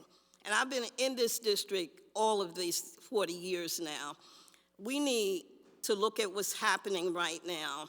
We have a system that has always been in Philadelphia when it comes to education. You knew what the best schools were. You knew where you wanted to put your children. So I'm saying to you, having sat in the 90s and gone through this and saw that no matter how bad a teacher was, he or she was not let go because of the union. So no matter how bad they were passed from program to program in the school because of the union. That's the same now. And so I'm saying that because I don't want to see any more generational trauma. I saw it the last time, 2012. I saw what happened, how many children were affected, how many families. I'm going to say this as fast as I can. We're dealing with racism. We're dealing with classism. I'm saying while we hear the children say, I don't want to go to that school because of this, that, and the other, it reminds me of the Willie Lynch syndrome where people were put against each other, and I don't want to see that ever again in this life. High schools, I'm thinking about why Dr. Watlington talked about high school numbers going up. Do you know how many people are putting their children in private school all the way up to high school? Then they bring them here so that they can get scholarships in high schools. We also have people paying for their children to come to the public school system. I'm gonna say this, and I'm gonna end with this. We got a lot of special needs children that have special needs that are not taken care of in these schools. The lady that was here talked about Blankenberg. Before COVID, there was 30 children, I was told by the principal at Blankenberg, that hadn't had an IEP in 3 years. Come to find out, there were those that hadn't had them in 4 years, and she had been there 3 years trying to get help. That was before COVID. Can you imagine where those children are today? Special needs is a very serious thing. We've been to, my family has been to as many listening sessions as possible. The people weren't there. All these people that are coming out now, they were not there. We may have missed 4 listening sessions around the whole city. The people were not there because there was no effort to really get the people there. We had sometimes more staff there than the people from communities. We talk about the Northeast and we see all that going on. I'm from sitting with Dr. Clayton to Dr. Ackerman. I'm telling you, bless both their souls. How is it that while our numbers are going down, you can have 800 to 1,000 overpopulation and nothing said about that? But over here where the numbers are going down, and most of the times people thought in the Northeast it was better. My husband has the data. It's not better for black children no matter what part of the city they're in, whether it's the top schools or the bottom schools. When it comes to mixing, how is it that black children are doing worse than any other child in that same class or in that same grade level? So I'm gonna finish by saying, enough is enough. Dr. Ackerman said to me, everything in this city is about adults. Nothing's about the children. We have to make it back to the children, back to the basics for new beginnings. That means dealing with the children and their needs, because we have what we have now, because those children are now grandmothers. My 52, this is my 49-year-old, but my 52. Oh, you're not supposed to do that. Oh, yeah, I say it all the time. Yeah, My 52-year-old daughter is a grandmother, right? Well, her counterparts back then didn't get the education that she got in this city. And I'm saying to you, we have to fix this. If we're number 2 poorest city in the country now, we can fix that by making sure that this plan is stopped. And I say enough is enough, and I mean it, I declare it, I claim it, I decree. It's over. Thank you. This poverty system that has been put in place, it's over. Thank you, Mama. Thank you, Baba. We appreciate your work. We appreciate your testimony. And we know that the people at Strawberry Mansion truly appreciate all the service and dedication that you have put into that school. So thank you both. We truly appreciate you. BART services too.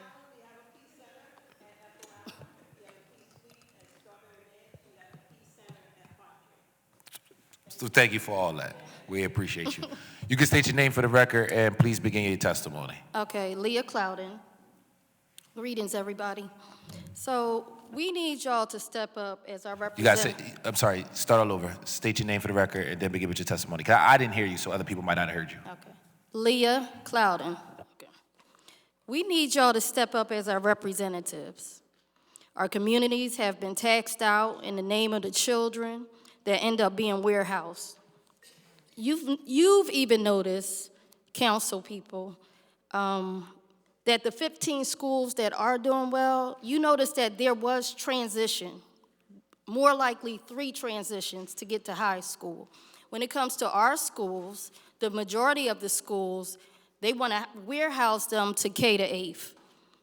It doesn't work in our communities because our children are so far behind in academics. We have to be honest about that.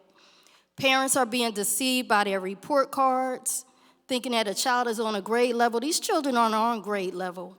So we understand that even with academics, you need to be able to have some skills with your hands. So our campaign as the Cloudens family is that we want to bring back junior high school.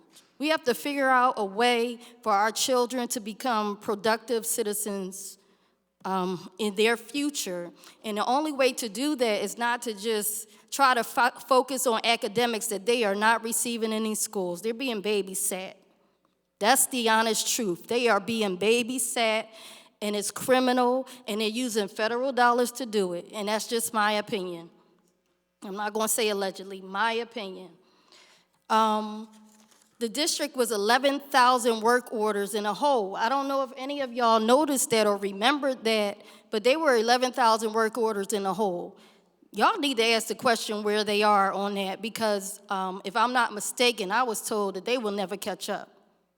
And they're still receiving more work orders. Another thing is the 14,000 surveys that they said they received, out of that, they said at one time 9,000 agreed. If I'm not mistaken, we have 118,000 children in the district. So if you're receiving 9,000 approval out of 118,000, the math isn't mathing, so I don't even know how we came to this plan that they're trying to push. Paul Robeson is money. It's a land grab.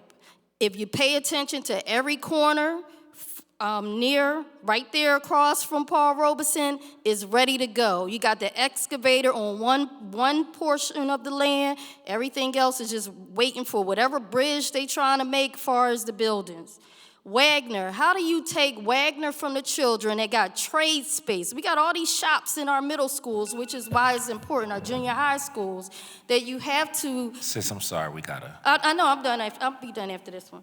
So with Wagner, to take Wagner and create a trade school for adults is insane. You take it from the children. They have the space. They have a beautiful culinary program. They have a electrical wiring program. I don't understand why it's not implemented during school hours because it's on a Saturday. And also, why isn't it put back into the curriculum like we had when we were in junior high school, where we had language, metal wood shop, typing, sewing, cooking, stuff like that. So I'm done.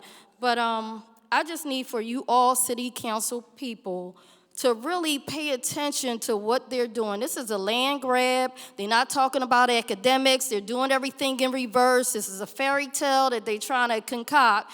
And to send children to warehouse them at schools and then say, oh, the program is going to go over there. We're going to do program planning. That's just stupid. I'm just going to say it. Things should be there before they get there. We've seen what happened when they closed them in 2012 and 2013. Our society has been messed up since that happened, and they don't have no way to bring it back. And the only way to do that is to re-implement junior high schools. Tell them no. Thank you. Thank you. State your name for the record. Do I have to press anything? No. Okay. So my name is Sherelle Robinson, not Parker. So I am a parent to a kindergartner at Blankenburg, new to the area, a lifelong South Philadelphian. I didn't know about the timing thing, but I'm going to try my best. So I'm going to try my best to speak from the head and the heart. Whoever was at another meeting, Mama Mouth Almighty strikes again. So my baby is basically, if you guys can think back to when you were a child and everybody's picking teams, and you're the child that got picked last, and reluctantly. That's sort of what my 5-year-old has experienced her whole life because of what she looks like on paper. So she had to put her needs in context. She has 14 specialists. And in 1 year, I facilitated 216 appointments by myself just for her autism. Not for cardiac appointments, not for her seizures, not for anything else. And I've even been told, I'm not going to lose my staff over no one child because they're stressed about supporting her.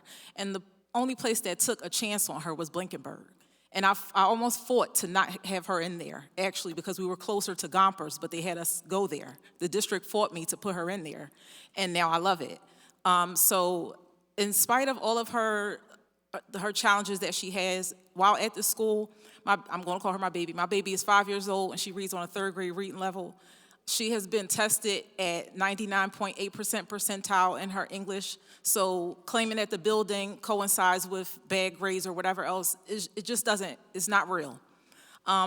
Aside from being a parent, I also have a 17-year-old, but she's in charter, and this doesn't really affect her. But I do want to mention the humanity piece, and the humanity piece is while people were lying to me about putting her on wait lists and placating me, even telling me that I would have to pay $150 to put her on a wait list for 2 years and still no guarantee. I was below the federal poverty line for 4 years. So every day that I woke up for 4 years, I didn't know what we were going to do until Blankenburg actually did something, and I was able to go ahead and sustain work. So the workforce housing that they're proposing would affect somebody like me, and I won't even be a part of workforce housing if they take her school away and I don't find a place for her again. So everything is backwards. And I just wanted to put that on record. And also as a professional in real estate for 17 years, and my graduate education and personal experience in development makes me feel that this is a real estate deal that's done and we're just going through the motions. Thank you for the story and thank you for your testimony. We truly appreciate it and we hear you. Please state your name for the record and you may begin. Good afternoon. I'm Renee Roundy, a 4th grade ELA and social studies teacher at Blankenburg. One of my students actually mentors her student, and she is brilliant. I've been an educator for 5 years, though this is my first at Blankenburg and the place I finally found home. I'll try to be short. My students shared out in a recent social studies lesson their thoughts on the proposed closure of Blankenburg. I don't think that we've really discussed the emotional impact that this is having on our babies, who mine are only 10, some are 5. I would have brought these posters here, but they mysteriously disappeared after some students presented at our district community meeting. Luckily, I took photos. Some of the initial unprompted sentiments from my students to what would you like the district to know were we are not our STAR scores. We're smarter than they think we are. We love this school. I wish they knew us, they don't know us. To what can we do about the potential closure? We can fix the class up. We cannot do anything because they won't listen. However, written about 5 times was we can protest. While district leadership has demonstrated a care for product and money shown through the disproportional care for white communities and charter schools, the school communities are concerned for our scholars and our families. I don't care how we frame this facilities plan. This plan harms our young people who have now been labeled publicly by the district's plan as, quote, vulnerable, and my 10-year-olds who have now internalized that their test scores, the building's infrastructure, and the way our school is viewed is their fault rather than a misplaced district responsibility. Do not close our schools. Invest in our scholars who have only shown up to invest in each other and their community and demonstrated the growth that you have asked us for. As a Renaissance school, we're expected to dot every I, cross every T, and we have. So this makes no sense. Thank you for your time. Thank you for your service and the work you do as an educator. We truly appreciate it. Thank you. Please state your name for the record, and you may begin with your testimony. Hi, I'm Katie Hoffman-Williamson. I am representing the families for Moffett Elementary. You might be wondering what Moffett Elementary is because it's not in the facilities plan, but we are going to change from an elementary school to a middle school. So effectively, this is a closure. And for the idea that we're not investing in middle schools, well, guess what? We've got one now at Moffett. So our kids, all of them, will have to go to Hackett, which from the school is about a 20-minute walk. That's if you're in catchment. If you're on the edge of that catchment, for me, that's 35 minutes to walk to that school. And I am not alone. I am an out-of-catchment family, but I'm just on the edge of what our catchment is. Our school is a beautiful, magical gem of a school. A lot of our families here have said the same thing about their school. We are doing everything that the school district wants us to be. We have engaged families. We have an incredible principal. We have teachers that go above and beyond what they are required to do. They host after-school programs they're not paid to do. They host special things inside of the school they don't have to do. We are also beautifully diverse. We are not just Black, we are not just brown, we are Asian, we are African American, we are Hispanic, we are Muslim and Arabic. We had many families here that represented that earlier today. It's an incredible school, an incredible community, and all of that will be taken away from us. Also, in the area where we are Moffett. Ludlow is closing as well. So now for the South Kensington neighborhood, there is no elementary school for us to go to. Me and my family, we go to Moffett, that is closing. We are districted for Ludlow, that is closing. Our middle school and high school is Penn Treaty, that is closing. What is my family supposed to do?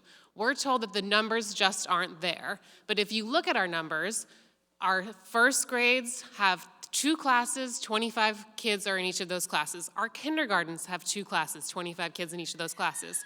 Our pre-K classes people couldn't get into them even with family members in that class. We were told that last year our principal couldn't accept people on the lottery. We heard that there were dozens of families that wanted to go to Moffett and they weren't accepted. My last thing was that this does feel like this was done in bad faith.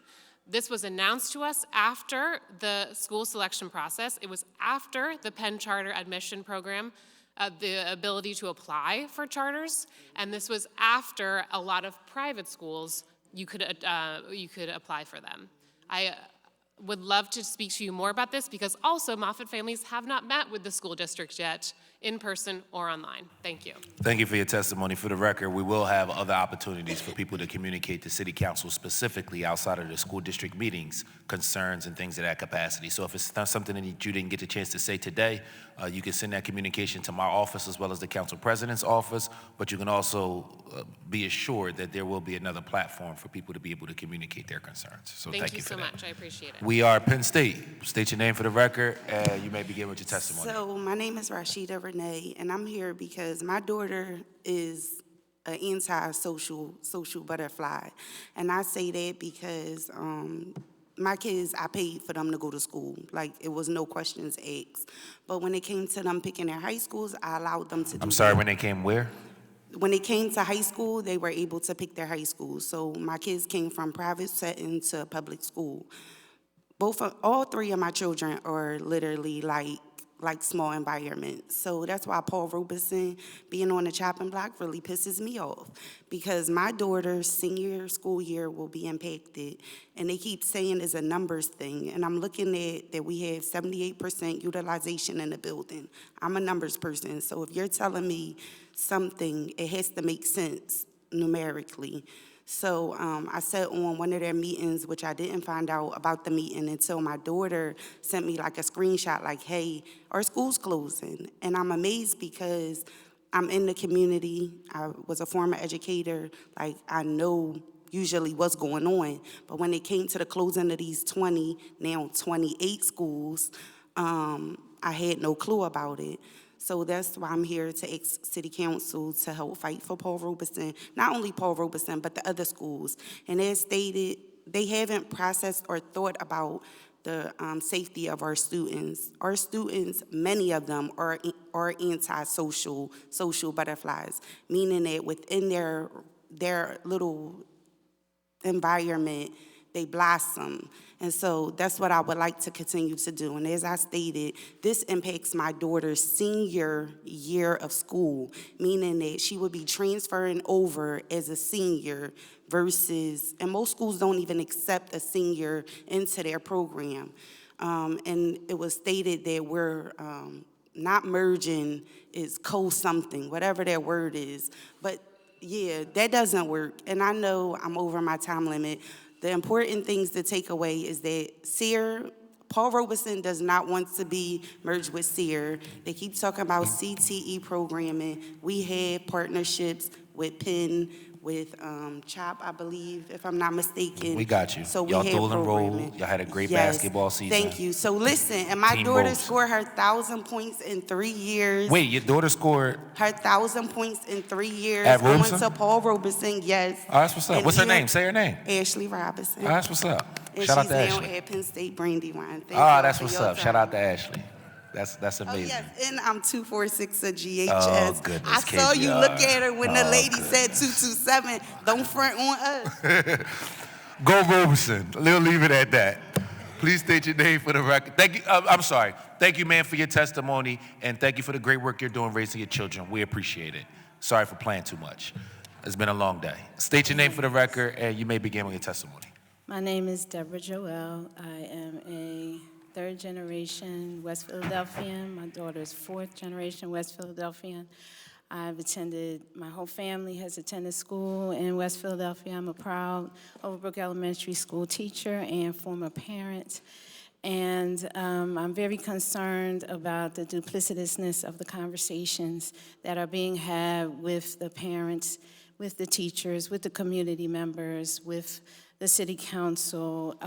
It's very hard to keep up with the truth and the lies and to tell the difference. And quite frankly, as a teacher, we have very little time to dedicate to find out the truth. So I do appreciate what I heard in here today from all of the members. I do appreciate the concern that you have for our students. And as you can see, these are just some of the names of some of the two classes that I particularly teach at Overbrook Elementary in reading and social studies. Because when this was first proposed, we were on the chopping block in 2012. We fought with Gomper School and realized at some point that we conceded to a decision that had already been made. The decision was for SLA to overtake Bieber Middle School, and that we would then keep our middle schoolers and stay open. And we were very happy with that because it gave us the opportunity to stay open. However, we realized at a later date that that plan had already been quite well in motion and that there needed to be a cleaning out of Bieber Middle School. There will be no more feeder school for our students from Overbrook Elementary, from Gomper School, and that was the only decision that we could kind of concede to. So I see it now as it was smoke and mirrors at that time. In 2019, before COVID, there were community meetings regarding Overbrook Elementary closing again and some other schools closing again, and Cassidy School being the community school. And we brought up the issue that you cannot combine students from different neighborhoods and expect there to be success, because there are going to be some other underlying issues that will be barriers to everyone's success and to their learning, even to the detriment, as we see our young men now who still have very few leaders and are following whatever they can find on social media. I'll be very quick. My concern when I first heard about this in 2019, I thought of a student who is on my shirt who I taught in 2nd grade and then again in 5th and now in 6th grade, who I know that if he is forced to go to Heston School or Barry School or Cassidy School, where $2 million was spent to demolish the school, $55 million to rebuild the school, to hold 700 students, which would never happen unless it was a community school. My thinking is that money could have been invested in the historic Overbrook Elementary, which celebrates our 120th year this year. And just a portion of that money could have been invested in us for us to stay open, as opposed to the school district determining that we're underutilizing, even though we're 75%. And we're not doing well, even though our scores are better than where they want to send our students to at Heston and Barry. Cassidy hasn't been proven. They've only had 1 year in with, very little students. And we need you to summarize. In summary, the district is lying when they're saying they're giving the students a better opportunity. Taking our students from Overbrook Elementary to Heston, Overbrook Elementary to Barry, or Overbrook Elementary to Cassidy is not a solution. Our community is safer. Those schools have students that want to come to us for safety. Those students have schools that want to come to us for success. And we need our school to stay open for the safety of the children of the neighborhood and for our future success. Thank you. Thank you for your testimony, and thank you for your service as a teacher. We appreciate it. Please state your name for the record, and you may begin with your testimony. Good evening. My name is Monica Allison. I'm a committee person in 3rd Ward, 18th Division, where Motivation High sits. I'm a resident of the 5800 block of Cedarhurst, and I'm an alumni of both Turner Middle School and Motivation High School. So I'm here in more than one capacity, and I have a stake in these decisions. When I attended Motivation, it operated as a Bartram Annex, and it was intentionally designed to be separate from the main building. That was 50 years ago. It was a special admit school then, college prep program built around small enrollment and individualized attention. At full capacity, we averaged about 100 students per grade, and that was grades 10 through 12, because at that time, Bartram had a freshman center located on 81st and Lyons Avenue. Its strength has always been that it's part of the small school model, and it focused on academic mission. Bartram Motivation at that time graduated people like State Representative Jordan Harris, and education advocate and nonprofit leader Tamir Harper. I understand enrollment is down, but the school was never designed to be at high enrollment. Closing or relocating it ignores the purpose that the school was built to serve.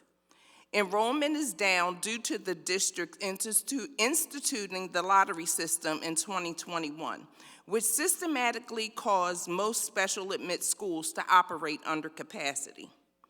That is not even taken into account that the system was created by the district.